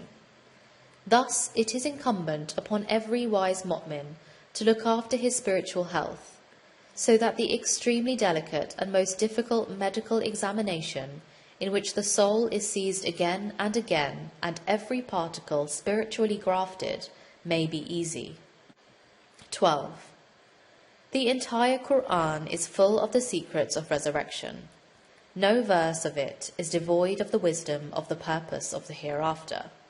For the entire system of religion is based on the purpose that on the day of resurrection the servants may go to God with a heart which is free from every spiritual disease and sound in every respect. Surah 26, Ayat 89. So that they may be enriched with the lasting and unending wealth of the treasures of recognition, ma'arifat, and remain happy forever. Almighty God willing. Tuesday, 8 Jamada 2, 1409 AH, 17th January 1989 AD. Perfect man. 1. An example of the definition of the perfect man which Nasafi has made is: when you came to know about the perfect man, then know that he has many names, which are given to him with respect to relations and aspects, and they are all correct. O Darwish, the perfect man is called Sheikh, chief, Peshwa, leader, Hadi, guide, Mehdi, guided, Dana, wise, Baligh, mature, Kamil, perfect, Mukammal, complete, Imam, Khalifa, vicegerent, Qutb, pole, Sahibi Zaman, lord of the time, Jami Jahan Numa, the cup showing the universe, Ayinayi Giti Numa, the mirror showing the universe, Tiryaki Buzurg, supreme Theriaca, Iksiri Azam, supreme elixir. He is called Isa because he brings the dead, ignorant, to life. He is called Khizr because he has drunk the water of life. He is called Suleiman because he has knowledge of the language of the birds. And this perfect man is always in this world and is not more than one, because all existence are like one person, and the perfect man is the heart of that person. Thus, the perfect man in this world is not more than one. When that unique one of the world passes away from it, another one succeeds to his rank and occupies his place, so that the world may not remain without the heart. Al-Insan al-Kamil, page 4 to 5. 2. The perfect men are the prophets and the awliya, who are the chosen and special friends of God, the Blessed, the Exalted. As the Qur'an says, indeed, the friends of God have neither fear nor do they grieve. Surah 10, Ayat 62. Remember, the friends of God have neither the fear of Abad nor do they grieve for Azal. They are aware of the secrets of both. Therefore, they are absolutely satisfied and happy. They are given knowledge of secrets, due to which fear and grief cannot last very long. This given knowledge is a bright proof of their walayat, friendship. 3. As mentioned in the beginning of this article, one of the names of the perfect man is Khalifa, vicegerent. If we look with the eye of reality, we will come to know that the divine vicegerency has always been in this world and will be forever. Thus, alluding to this religious law, it is said, God has promised those who truly believe and do good works that he will surely make them vicegerents in the earth, as he has made vicegerents those before them. Surah 24, Ayat 55. Until the time of the Holy Prophet, the cycle of the vicegerency of the prophets continued, and after him the cycle of the vicegerency of the Awliya started. As for the vicegerency of many mu'mins, what will happen if they fulfill its condition? The answer is that all of them, by being merged in the perfect man, will be merged in the Prophet and in God, and each one of them will be granted vicegerency in his personal world. It is this personal world which is the earth of God, Surah 29, Ayat 56, whose vastness is spacious, Surah 39, Ayat 10. 4. By God's perfect power and profound wisdom, the perfect man is not only a vicegerent personally, but is also the higher I of every imperfect man. Thus, all those mu'mins who become merged in him become vicegerents in their personal world. This is related to spirituality and the hereafter. As God says, "And he it is who has made you vicegerents in the earth, and raised some of you above others in grades." Surah 6, Ayat 165. You can see that in this wisdom-filled teaching, there is an allusion to climbing the ladder of grades in order to attain the supreme rank of vicegerency. 5. In the spirituality of the perfect man, the renewal of similitudes of all the spiritual secrets of Hazrat Adam alayhi salam takes place. Therefore, he is like Adam and the single soul. Thus, the spiritual creation and resurrection, i.e. ibda and inbi'as, of the people of the age is hidden in the perfect man, Surah 31, Ayat 28, as indicated in the article on the minor resurrection, that the individual resurrection takes place in the form of the collective resurrection. You can see this great secret in Surah 31, Ayat 28, mentioned above. 6. Question. On the basis of the order of the first 4 verses of Suratul Rahman, the question arises: whom did the Compassionate teach the Qur'an, while he, the Omnipotent, created man afterwards and taught him to speak? As the Qur'an says, "The Compassionate taught the Qur'an, he created man, then taught him speech." Surah 55, Ayats 1-4. Answer.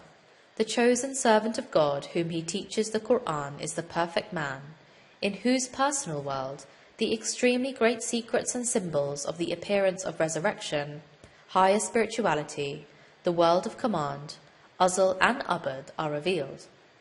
The divine and given teaching of the wise Qur'an is like this. Now, from the combination of these spiritual and intellectual elements, God creates the perfect man in the perfect creation and teaches him the wisdom-filled speech with bright proofs and firm demonstrations, so that he may be the fountainhead of knowledge and wisdom for the people. 7. Question. How can an example of the ma'arifat-filled exegesis and wisdom of Surah 76, Ayat 1 be presented? Answer. The verse runs as follows. Has there come upon man any period of dar, immovable time, in which he was not a mentionable thing? In this verse, light is shed on the spiritual state of the perfect man, in that, in the world of command, he has passed through such a time of dar, in which he had become merged in God. Such is the case even now and in the future. This point, however, should be remembered, that such a wisdom-filled merging is related to the soul and the intellect, which brings the colours of humanity to an end and becomes transformed into the colour of God. Surah 2, Ayat 138. 8. There is a noble hadith. Beware of the perspicacity of the mu'min, who sees with the light of God, may he be the mighty, the majestic. Ahadisi Masnawi, page 14. It is evident that the command of having fear is given to all mu'mins, and the chosen one, whom one should fear, is the wali, perfect man. Here, the real meaning of being aware of the perspicacity of the mu'min is to give extremely great importance to the knowledge and wisdom of the true guide, for it is he who possesses the illumination and brilliance of the light of God and eternal life. 9. The following sacred hadith is mentioned in Bukhari 8:336. Indeed, God has said, "He who has shown enmity towards a friend of mine, indeed I declare war against them." The Hadisi Taqarrub, hadith of proximity, is also mentioned in the same place, which due to its treasures of wisdom is so important and necessary that even if it is praised from thousands of aspects, it would not suffice. The hadith runs as follows: "My servant always seeks my closeness through additional prayers until I love him. When I love him, I become his ear with which he hears, and I become his eye with which he sees, and I become his hand with which he grasps, and I become his foot by which he walks." Bukhari 8:336-337. This sacred hadith is about the perfect wali, and also about every such mu'min who becomes merged in him. 10. In Surah 9, Ayat 119, God, may he be blessed and exalted, commands all mu'mins that they should fear God and be with the Sadiqeen, the truthful ones. Sadiqeen and Siddiqeen have the same meaning. These are the awliya of God, namely the perfect men. Thus, to be with them means to be merged in them by acting upon their guidance and teachings, so that thereby the supreme rank of merging in the Prophet and merging in God may be attained. Certainly, all the treasures of the truths and realities are centered and gathered in this merging. 11. It is the perfect man who is the vicegerent of the Prophet and the spiritual physician. It is therefore necessary to mention him in connection with the subjects relating to spiritual healing, even though we were not able to duly praise and glorify this mirror of divine beauty and majesty. Nonetheless, God willing, we are sincere in our intention. As for his praise, those countless absolutely perfect and wisdom-filled praises of God himself and his true Prophet are sufficient. Praise be to Allah for his favours. Monday, 14th Jamada 2, 1409 AH. 23rd January, 1989 AD. Gems of Tariqat. 1. There is a wisdom-filled saying of God, may he be blessed and exalted. Surah 5, Ayat 48. O the people of different religions, for every one of you we have appointed a shariat and a minhaj, tariqat. From this Qur'anic teaching, it is obvious that in all heavenly religions there has been a practice of shariat and minhaj, tariqat, Sufism. Thus, in the time of prophethood, in addition to the tree of shariat, the sapling of tariqat was also growing, a bright example of which can be found in the Ashabi Sufa, companions of the platform in the Holy Prophet's mosque. It is well known that Surah 6, Ayat 52, "And do not drive away those who call upon their Lord," was revealed about their virtues. 2. During 4 AH, 10 AC, the Sufis established different orders for the purification of the soul. These are called chains or lines. There are many of these chains, which ramified into many more branches in the course of history, and each of these branches has a founder. The source of every branch is Hazrat Ali, alayhi salam, with the exception of one chain, the Naqshbandiya, which begins from Hazrat Abu Bakr. Islami Encyclopedia by Sayyid Qasim Mahmud, page 507. 3. You can find the terms such as Shariat, Tariqat, Haqiqat, and Ma'arifat in books on Sufism. These are destinations of the journey related to religion, knowledge, and soul on the straight path, by walking on which the Mu'mini Salik, the Mu'min who travels on the spiritual path, can attain the extreme proximity of God. The explanation of the term Suluk in the shorter Encyclopedia of Islam, Luzak & Co., London, page 551, shows suluk, Arabic, journeying, is a term used by Sufis to describe the mystic's progress in the way to God, beginning with his entrance into tariqah, way, under the direction of a sheikh, and ending with his attainment of the highest spiritual degree within his capacity. Suluk implies a quest deliberately undertaken and regularly pursued. It is necessary for the salik to pass through and make himself perfect in each of the stages or stations, maqamat, of zikr, trust in God, poverty, love, knowledge, and so on, before he can become united with God, wasil. Hence, suluk is contrasted with jazb, absorption. Ma'arifi Islamia 11-193. 4. In Kashful Mahjub, page 93, a famous book on Sufism, it is narrated about Hazrati Imam Baqir alayhi salam, that in explaining Surah 2, Ayat 256, thus whoever disbelieves in the devil and believes in God, he said, everything that diverts you from viewing the truth, al-haq, i.e. observation of the divine light, is your idol. Now consider what diverts you from attachment with God and keeps you in a veil from him. If you abandon that thing and the veil, you will reach the unveiling of the divine light.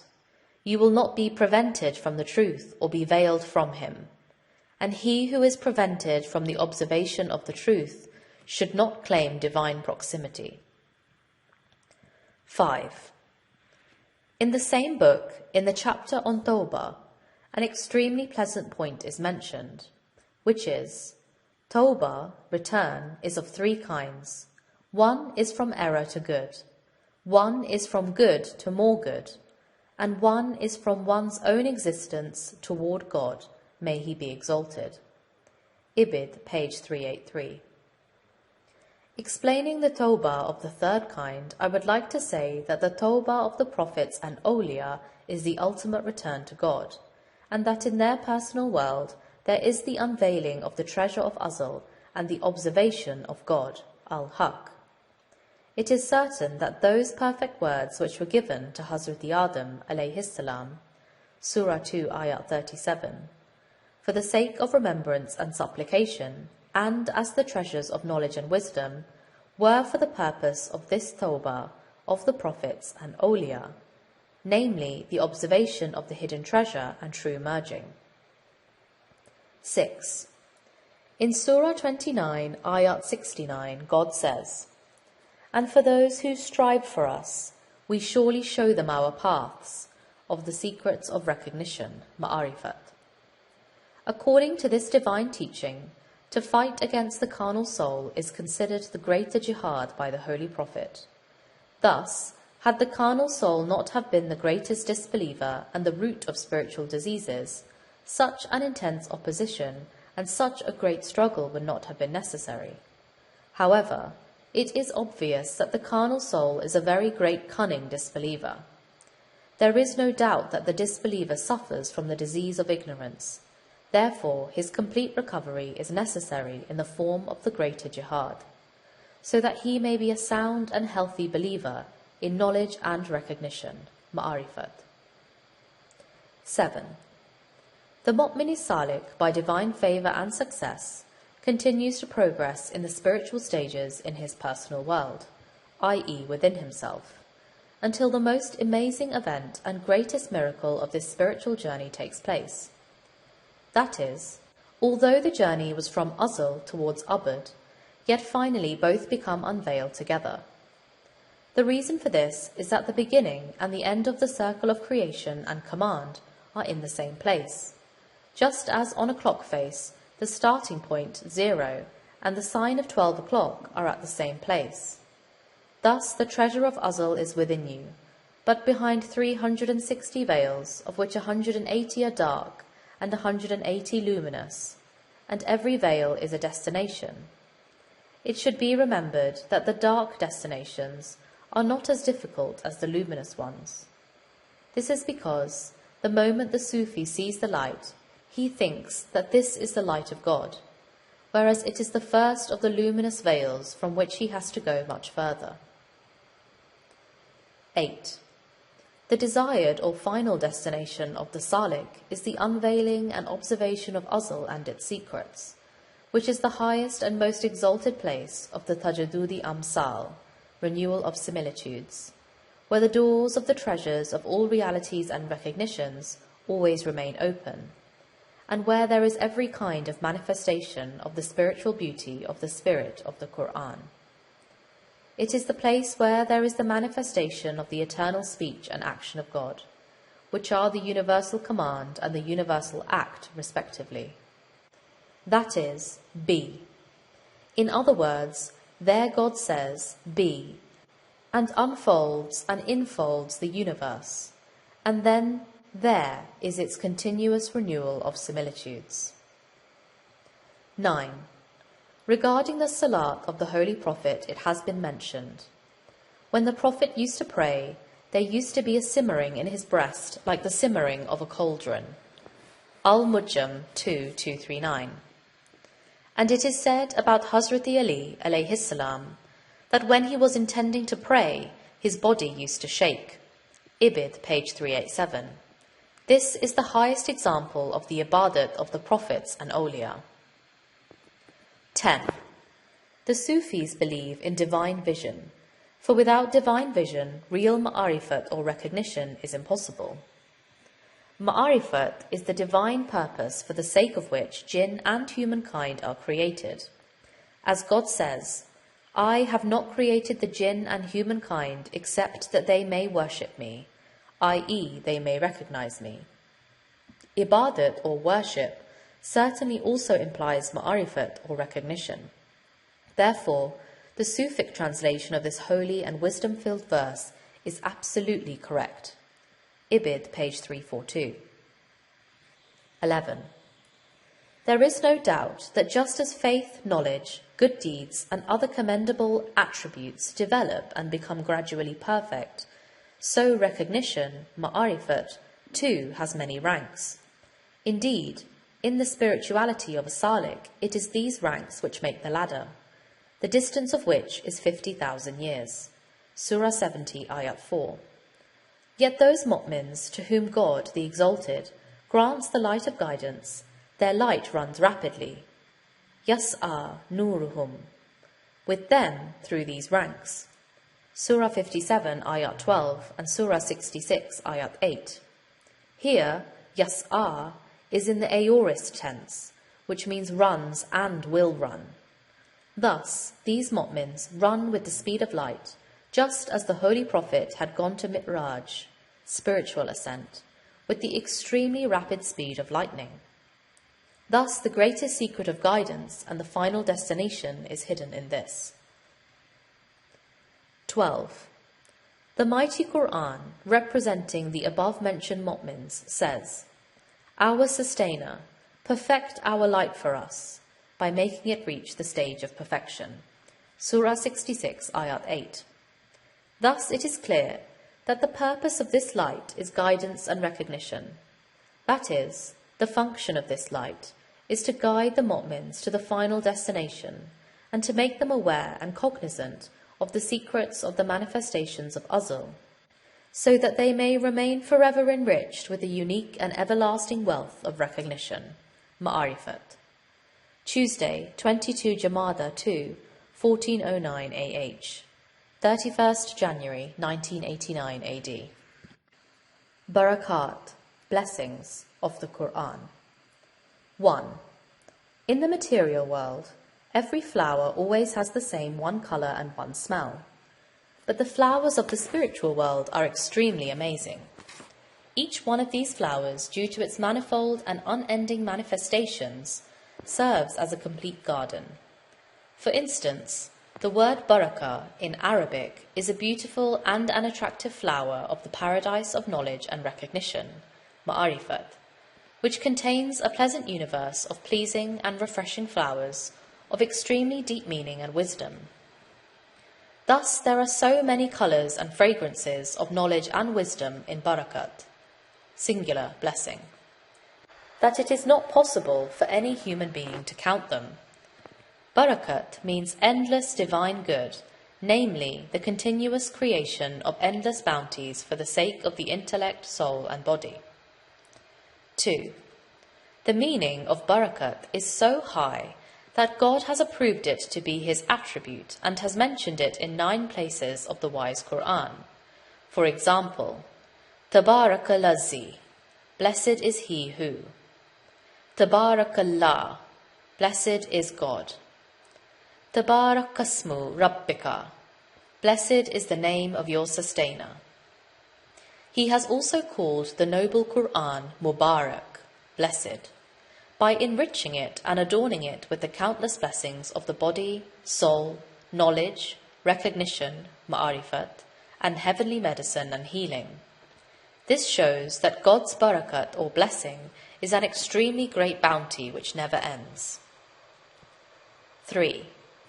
Qur'anic barakat or blessings first appeared in the word be, the divine pen, hidden book, and in the guarded tablet, the tajadudi amsal of which continues in the world of command.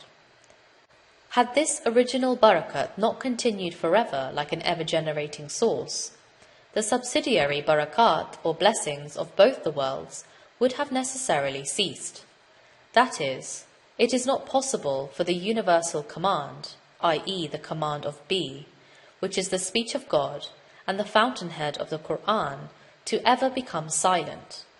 Not only do new things come into existence due to it, but the existing ones are also in dire need of its grace for their subsistence and survival. 4. The people of recognition, ma'arifat, say that according to the law of monoreality, the universal command, the Qur'an, and the supreme name are the same thing, in which are hidden all the blessings of creation and building. God created the personal world from such a universal command. He completed this work in the world of command instantaneously through ibda, and in the world of creation in 6 days. By the 6 days are meant the 6 spiritual stages, which are related to the 6 great prophets. The stage of Hazrati Adam alayhi salam, Sunday, the stage of Hazrati Nuh alayhi salam, Monday, the stage of Hazrati Ibrahim alayhi salam, Tuesday, the stage of Hazrati Musa alayhi salam, Wednesday, the stage of Hazrati Isa alayhi salam, Thursday, and the stage of Hazrati Muhammad sallallahu alayhi wa alihi wasallam, Friday. In these 6 days he created the heavens and the earth of the personal world, and then he manifested himself on the throne and revealed the secrets of the Compassionate's equality, Musawati Rahmani. 5. In Surah 20, Ayat 5, God says, Ar-Rahmanu alal arshi istawa. Wisdom, the Compassionate did the work of Musawat or equality at the rank of the throne. Musawat, which is from the root of Sin, Waw, Ya, means the equality of 2 things, as used in the Qur'an. Are those who know equal, yastawi, with those who know not. Surah 39, Ayat 9. Also see the same root in Mufradatul Qur'an, and also the word Arsh in the same book. 6. It is among the innumerable blessings of the glorious Qur'an that the way it speaks of grades, it also speaks of equality, musawat, i.e. monoreality. The first proof of this is, humankind were one community in Azal. Then, for the sake of this unity and integrity, God sent prophets as bearers of good tidings and as warners, and revealed with them the book, Al-Kitab, which was based on the truth. Surah 2, Ayat 213. Where all the heavenly books of the prophets spiritually become one, and are called the book, Al-Kitab, there this compendium of heavenly books is the glorious Qur'an. Similarly, the Holy Prophet is the centre of the prophets and messengers, and God willing, Islam will be proved to be the compriser of the religions of the world, whether this great miracle is going to happen externally or internally, spiritually. 7. Another proof of the Musawati Rahmani is, your creation and your resurrection are only as a single soul. Surah 31, Ayah 28.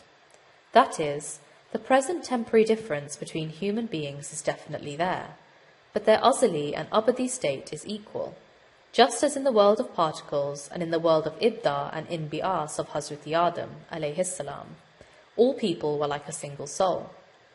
This great miracle happens in exactly the same way in the spirituality of every perfect man. 8. The third proof is that just as God has given every human being the status of microcosm, so he has made him the compendium of all people in the form of spiritual particles. Thus, if a person or personal world progresses spiritually to the perfect degree, then he, for the sake of those countless souls within himself, proves to be an extremely great mercy as the Musawati Rahmani, or the compassionate's equality. The Holy Qur'an alludes in a wisdom-filled way, whosoever kills a person unjustly, it is as if he kills all humankind. And whosoever brings to life a person, i.e. a personal world through knowledge and recognition, ma'arifat, it is as if he brings to life all humankind. Surah 5, Ayat 32. This is because one person contains all the human beings of the entire world. 9. The fourth proof of divine equality is the hadiths. All creatures are like the household of God. Thus, the more beloved to God is the one who serves more his household. Mizanul Hikmat 2:347. From this wisdom-filled hadith, it becomes clear that the beginning and the return of all people is the same, due to which they all become one single community. Surah 2, Ayat 213. The real man is only one, and the rest are annihilated in him, willingly or unwillingly. 10.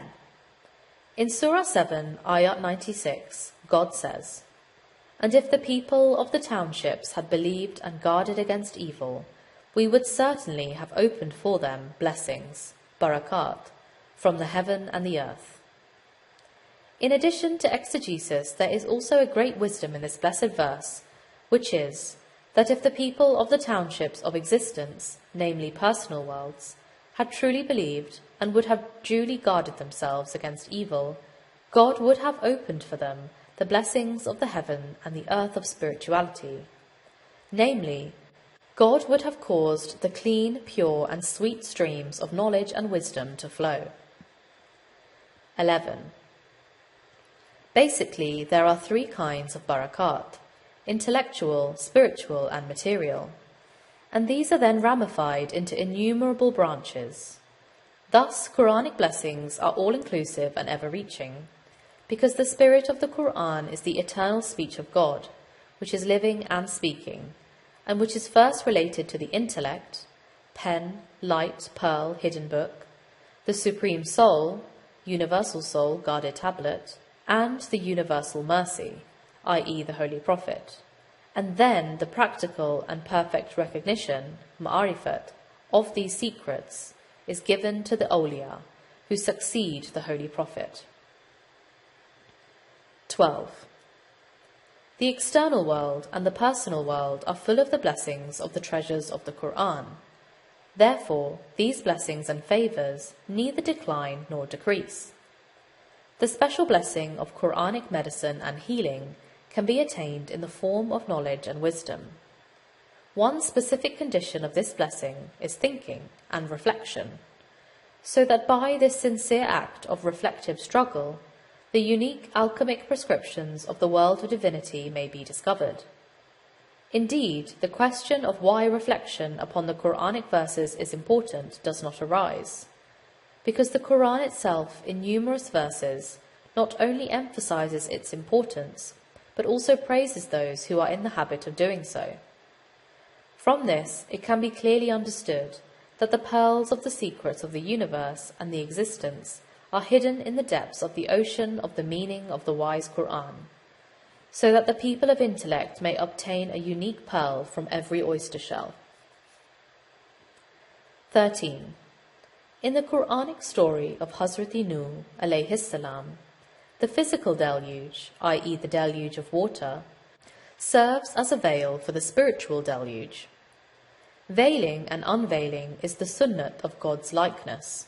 Surah 42, ayat 51. Thus, in the example of the external deluge, mentioning the spiritual deluge, God says, "It was said unto him, O Nuh, go down from Judy to the earth, with the treasures of peace from us and blessings, which will be revealed gradually to you and to those communities who are with you." Surah 11, ayat 48. Here by the communities are meant the prophets, because each of them is a community. This is the description of the descent of Hazrati Nuh alayhi salam from the deluge of spirituality. For the peace of the intellect and soul and the countless blessings of knowledge and recognition, ma'arifat, can only be in the spiritual revolution, deluge/personal resurrection. Wednesday, 1 Rajabul Murajab, 1409 AH, 8th February 1989 AD. Following the Prophets and their companionship. 1. What scarcity of the bounty of knowledge can there be in the supreme paradise of the Qur'an for those fortunate mu'mins who are in love with the Qur'anic wisdoms?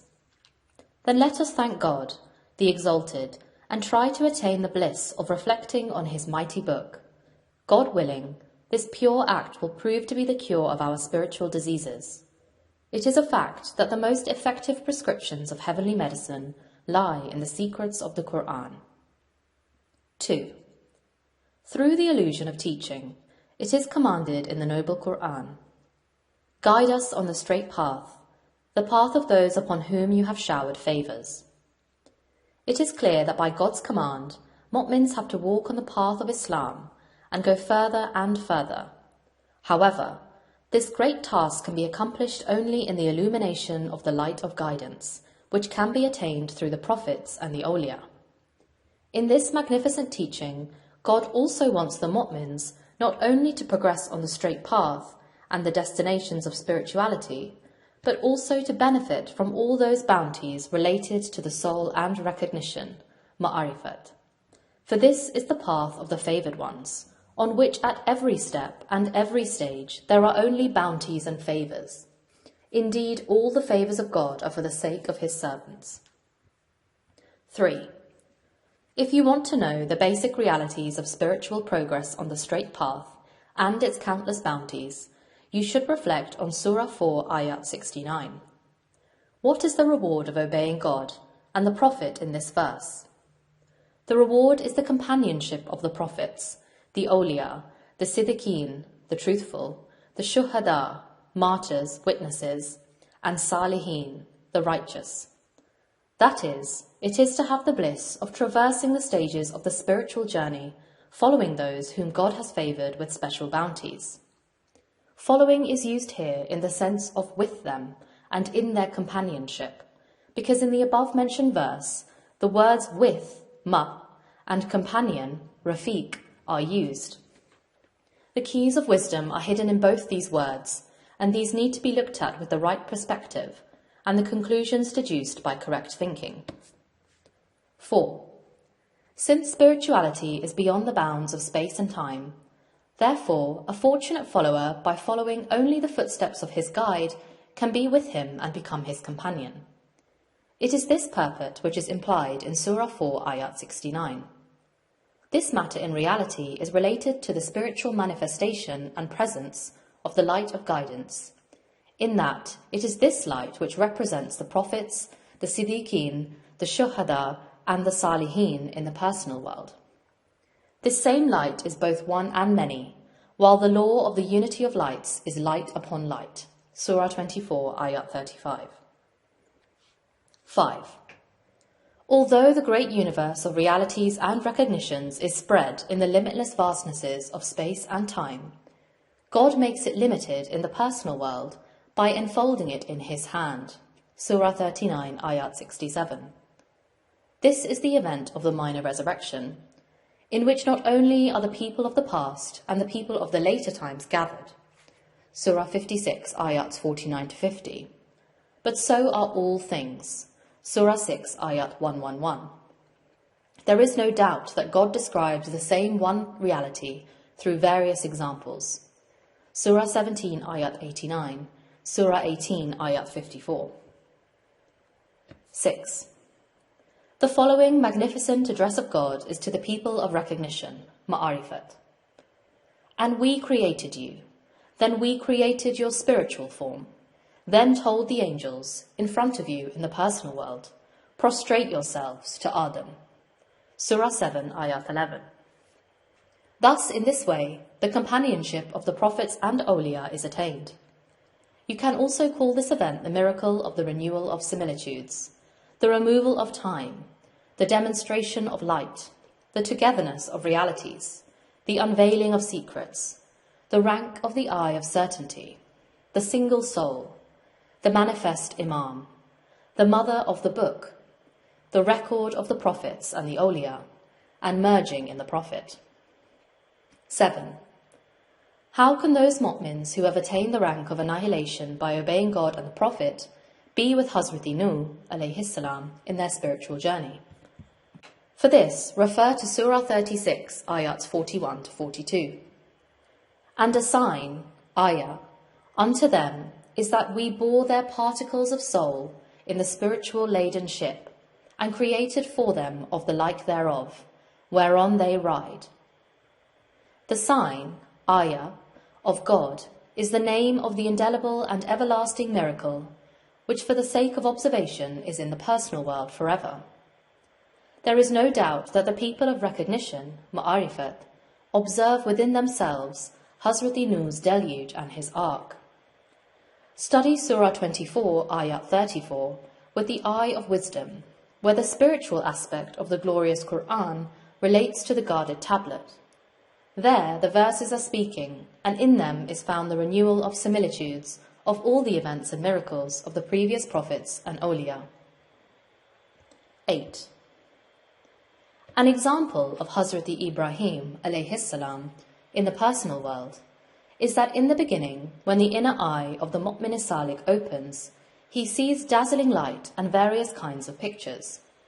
If looked at with the eye of a great muwahid, believer in one God, like Hazrati Ibrahim alayhi salam, they are not divine manifestations, rather they are all but idols. Thus, Hazrati Ibrahim alayhi salam breaks them into pieces, except their chief. Surah 21, Ayat 58. 9. Another example of Hazrati Ibrahim alayhi salam is that backbiting, ill will, jealousy, enmity, and hostile attempts against the friends of God in reality are called Nimrod's pyre. However, the power of God, the Omnipotent, is such that in their personal world, the renewal of similitudes of the miracle of Hazrati Ibrahim alayhi salam takes place, and from this fire, the garden of spirit and spirituality is created. As God says, "We said, O fire, be coolness and peace, spiritual help, for Ibrahim." Surah 21, Ayat 69. 10.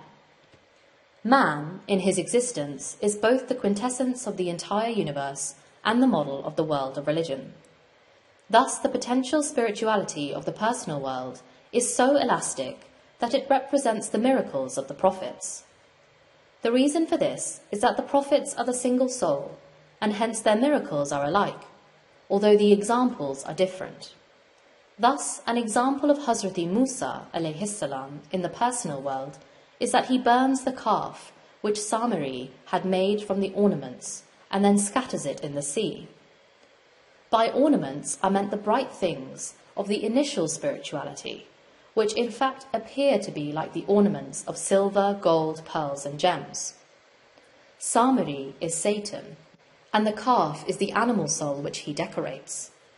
To burn the calf and scatter it in the sea means to have recourse to the true guide and cause the animal soul to melt and burn in the fire of heavenly love, and then to throw the particles of its ashes forever into the sea of knowledge and wisdom. Surah 20, Ayat 97. 11. In the Qur'anic story of Hazrat Musa alayhi salam, it is said, "And when Musa said to his people, 'O my people, remember the favour of God upon you when he made among you,' i.e. in religion and the personal world, 'prophets and made you kings.' Surah 5, Ayat 20. That is, how great is the favour of God that he made prophets in religion who reach the personal world, so that he may eventually make you kings. Thus those mu'mins who had become merged in Hazrati Harun, Hazrati Musa alayhimussalam, and God had become kings. There is no change in this sunnah of God. 12. Hazrati Isa alayhi salam, by God's command, used to make birds, ibda'i shirts, by reciting the supreme name, not only in his personal world, but also in the personal world of the mu'mins. Surah 3, Ayat 49. These birds are the subtle bodies and the believing jinns. Surah 72, Ayat 11. Surah 72, Ayat 14. It is also said about Hazrati Isa, alayhi salam, "And he has made me blessed wheresoever I be." Surah 19, Ayat 31.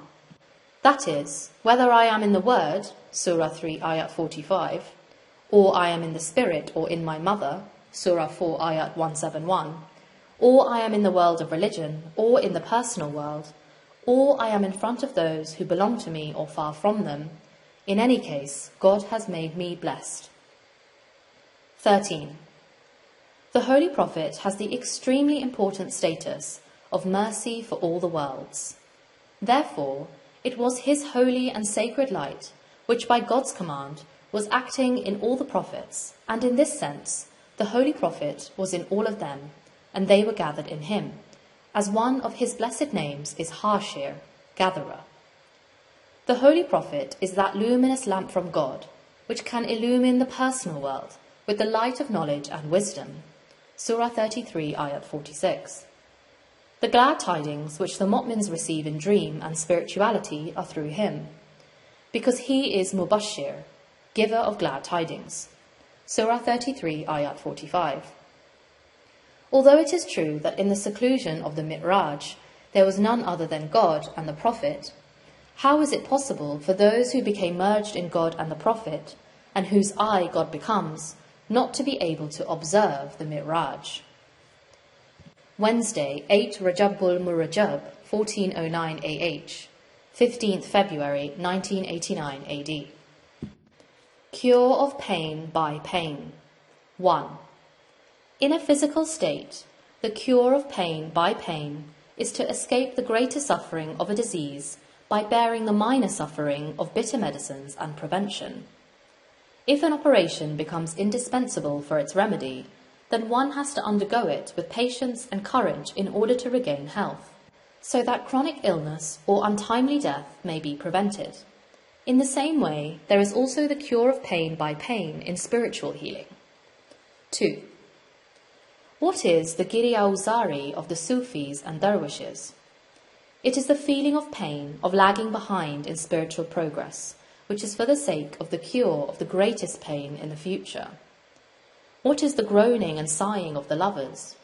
It is the expression of pain by which the pain of love may intensify, and then by the vision, the pain of ignorance may be cured, because ignorance is the greatest and worst disease and undoubtedly the greatest torment.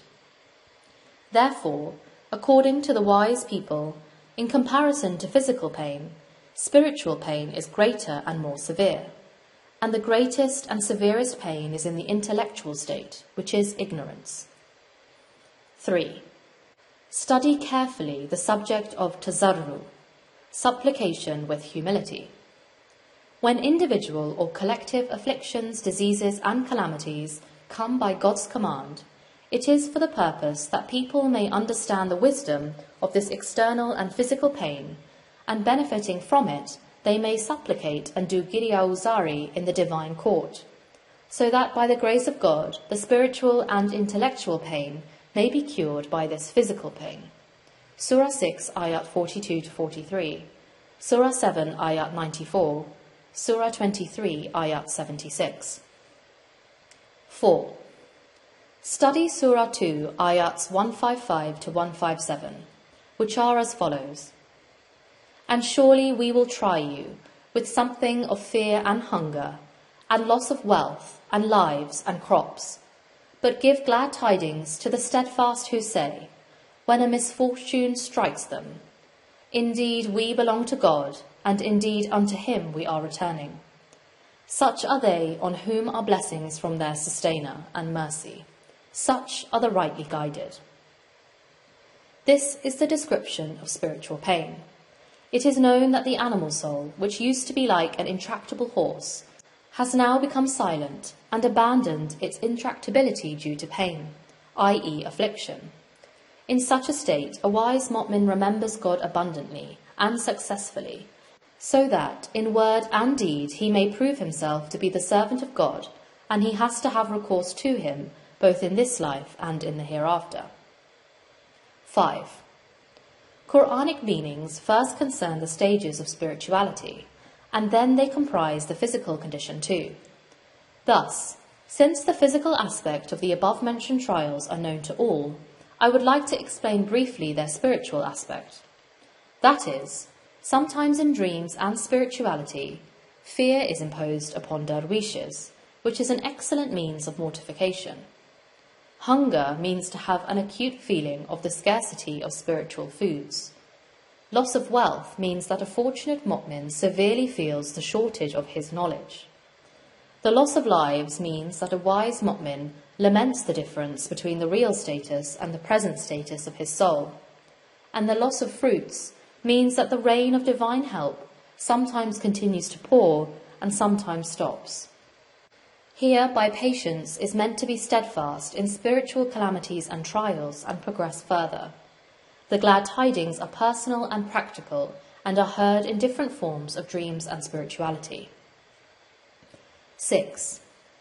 As death is the physical loss of life, in the same way the spiritual loss of life is the death which occurs to a fortunate salik before physical death. However, in reality, there is loss in neither of them.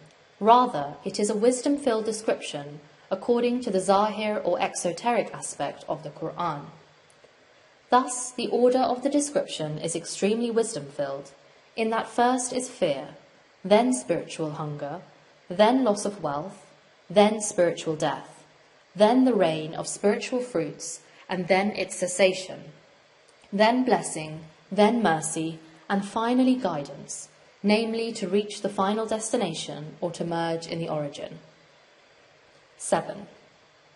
In Qur'anic language, pain is called alam, plural, alam. In Surah 4, ayat 104, it is said, And be not weak-hearted in pursuit of the enemy.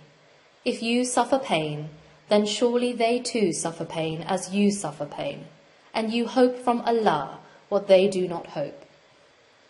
In this Qur'anic teaching lies the great wisdom that pain is the cause of progress in faith and spirituality for the believers, and the means of the cure of disbelief and rejection for the enemies of religion. 8. There is another pain which, despite being common, is extremely useful, and that is compassion, namely to have sympathy with others in their pain and grief, which purifies and polishes human attributes. As Sa'adi says in Gulistan, Adam's children are the limbs of one another, for in creation they are from one substance.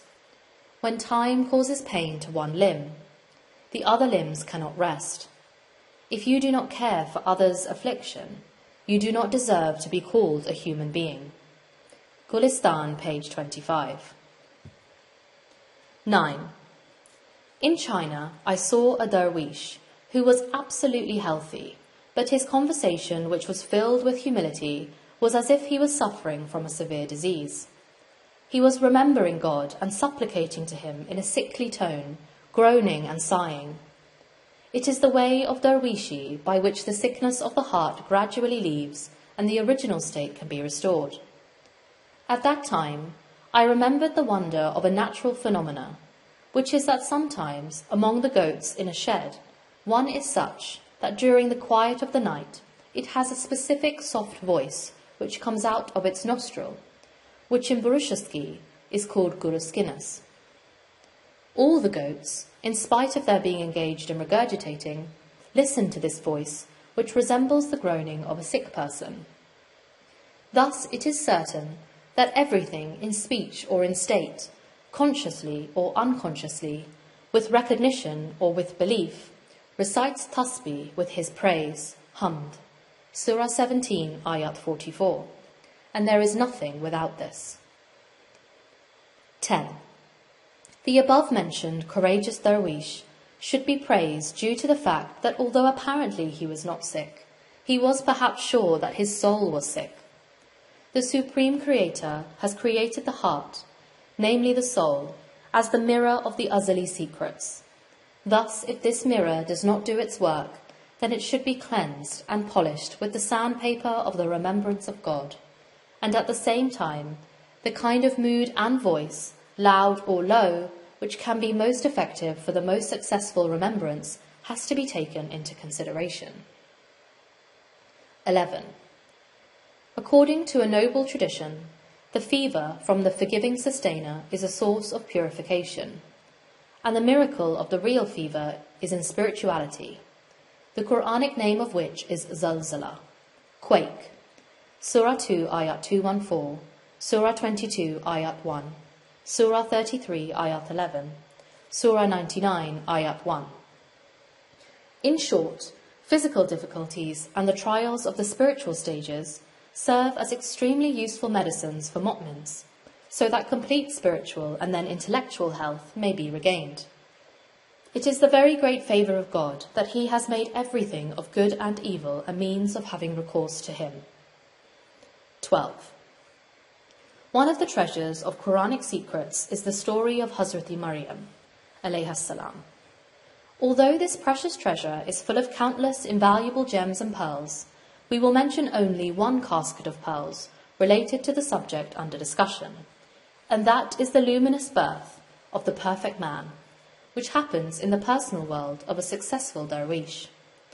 Thus, the pangs of childbirth, Surah 19, Ayat 23, of Hazrati Maryam, alayha salam, are the example of that miraculous pain which happens to a dervish during the birth or manifestation of the personal light.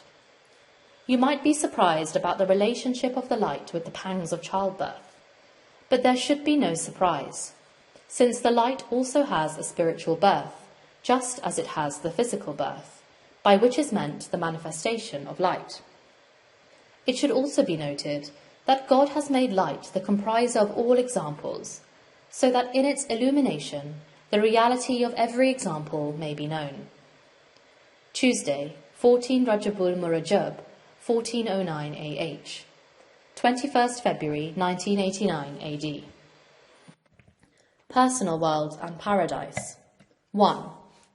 In Surah 51, ayats 20 to 21, God says, "And in the earth there are signs for the muqinin," plural of muqin, the one who has yaqeen or certitude. "And in your souls too, will you not then see?" It is clear for the wise people that here the word yaqeen is used in the sense of spiritual observation and recognition, ma'arifat. This means that the word mu'min is used both in a common and a special sense, but muqin is used only in the special sense, not in the common sense. The clear meaning of the words yaqeen and muqin can be understood by the practical example of a great prophet like Hazrati Ibrahim, alayhi salam, as mentioned in Surah 6, Ayat 75. "And thus did we show Ibrahim the magnificent spiritual kingdom of the heavens and the earth, so that he may be of the muqinin, arifin." 2. All those countless things which are on the planet Earth today are the signs of God, and all of them are also in the personal world in a subtle form. Surah 51, Ayat 21. Thus, the absolute yaqeen or recognition, ma'arifat, depends on the observation of the personal world, which is not only possible but necessary to attain. Thus, the Qur'an says, "And whoever is blind in this world, he shall also be blind in the hereafter, and more astray from the way." Surah 17, Ayat 72. The physical light and the physical eye of a person are two separate things. But in spirituality, when we say light or inner eye, they are the same thing. Thus, in Allah is the light of the heavens and the earth, there is an open invitation of the divine mercy, which is, "People, come, consider the divine light as the inner eye, and observe the realities of the heavens and the earth of the personal world." This exegesis accords exactly with the exegesis of the hadith of taqarrub, or divine proximity. 3. The collective and personal light has to be attained in this world. Therefore, it is reportedly said in Surah 57, Ayat 13, "Turn back and seek a light from there." If the resurrection is individual and personal, back means this world and human history. However, in the major or collective resurrection, the question of going back cannot arise. 4. Paradise is intellectual, spiritual, and also in the subtle body. Therefore, its vastness is equal to the length and width of the universe. Surah 3, Ayat 133, Surah 57, Ayat 21. That is, paradise is hidden in the subtle body of the heaven and the earth, the universal soul and the universal intellect. It also appears in the personal world, for what is scattered in the macrocosm is united in the microcosm. One of the many examples of this fact is the sublime paradise being brought close. Surah 26, Ayat 90, Surah 50, Ayat 31, Surah 81, Ayat 13. Thus, the closest paradise for a person is the one which is within himself, namely in the personal world, so that together with the recognition of the soul, he may also attain the recognition of paradise. Surah 47, Ayat 6. 5. When human sperm is transferred from the loin of the father to the womb of mother, it remains in three kinds of darkness: physical, spiritual, and intellectual. But for God there is no darkness, and therefore he continues his creation within creation. Surah 39, Ayat 6. The wise Quran has mentioned these three darknesses in order that we may know that there are also three lights, for the subtle body, the soul, and the intellect. Thus, when the shirt of Yusuf, Ibda'i shirt, appears in front, when the soul appears, and when the demonstration of the intellect is observed, they are the three lights. It is in this state that paradise is brought close in the personal world. 6. The place which man has the world of existence is between animal and angel. Therefore, it is possible to fall and become an animal in human form, and so there should be not any amazement that he may also become an angel in human form. This regress and progress is certainly mentioned in the wise Qur'an. Therefore, we should say that the concept of evolution of Mawla-yi Rum, which has been mentioned under the title of the minor resurrection, is commendable. Thus, it should be remembered forever that until someone has an experience of angelicity, he sees only the world of humanity. But when he will be merged in the perfect man, undoubtedly he will observe the angelic world and paradise. 7. The way of expression of the Qur'an and the Hadith is extremely wisdom-filled. Therefore, it is extremely important to understand their wisdom. The Holy Qur'an itself says, "He grants wisdom unto whom he will, and he unto whom wisdom is given, he truly has received abundant good." Surah 2, Ayat 269. This is the praise of wisdom, as well as the awakening of the desire for its acquisition, so that every wise mu'min may understand the importance of wisdom and continue to acquire it, because wisdom is the lost property of a mu'min. 8. The noble Qur'an is a paradise of knowledge and recognition, ma'arifat, for there are in it countless bounties for the intellect and the soul. It is the written form of the universal paradise, in which God, through his perfect power, has folded and limited the sublime paradise and presented it to man. This is a bright example of the fact that God brings paradise close to his servants, for he himself is also closer to man than his jugular vein. However, for man, his own waswasa, disturbing thoughts, of the soul is a darkness, Surah 50, Ayat 16. When the waswasa ceases to exist, then see what happens. 9. It would be wise not to take the following points lightly. A. The azali position of everything is preserved in the divine treasures, Surah 15, Ayat 21. B. The possible existence of everything is in the divine word, Surah 36, Ayat 82. C. The hidden book of everything is in the divine pen, Surah 56, Ayat 78. D. The spiritual writing of everything is in the guarded tablet, Surah 85, Ayat 22. E. The description of everything is in the mighty Qur'an, Surah 16, Ayat 89. F. The physical form of everything is made in the book of the universe, Surah 2, Ayat 2. G.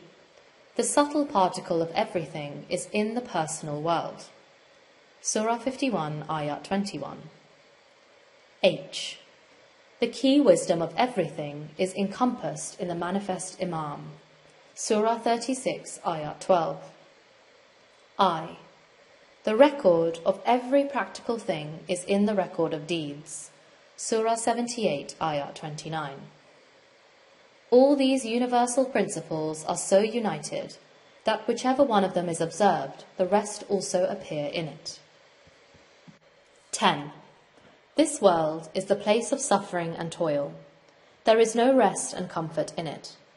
Even when paradise is brought close in the personal world, it is brought with physical and spiritual difficulties.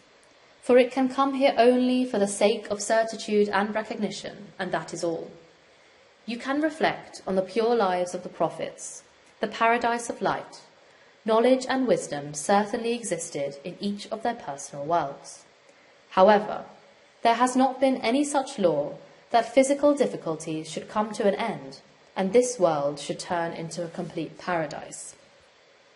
11.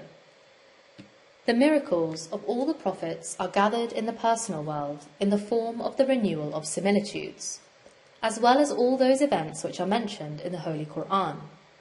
But all these things are there in a spiritual form. For instance, take Hazrati Musa's staff, alayhi salam, which first of all is the supreme name and remembrance, then spirit and spirituality, and finally intellect and knowledge. In the Qur'an, Hazrati Musa's staff is mentioned in 3 forms. Hayya, serpent, Surah 20, Ayat 20. Subhan, dragon, Surah 26, Ayat 32. And Jan, jinn, Surah 27, Ayat 10. These were the 3 wisdom-filled miracles of that blessed staff, the good aspect of which was towards Hazrati Musa, alayhi salam, and the evil aspect of which was towards the Pharaoh. God willing, there will be more explanation of this on some other occasion. 12. By the paradise of the personal world, in fact is meant the recognition of the soul and the sustainer.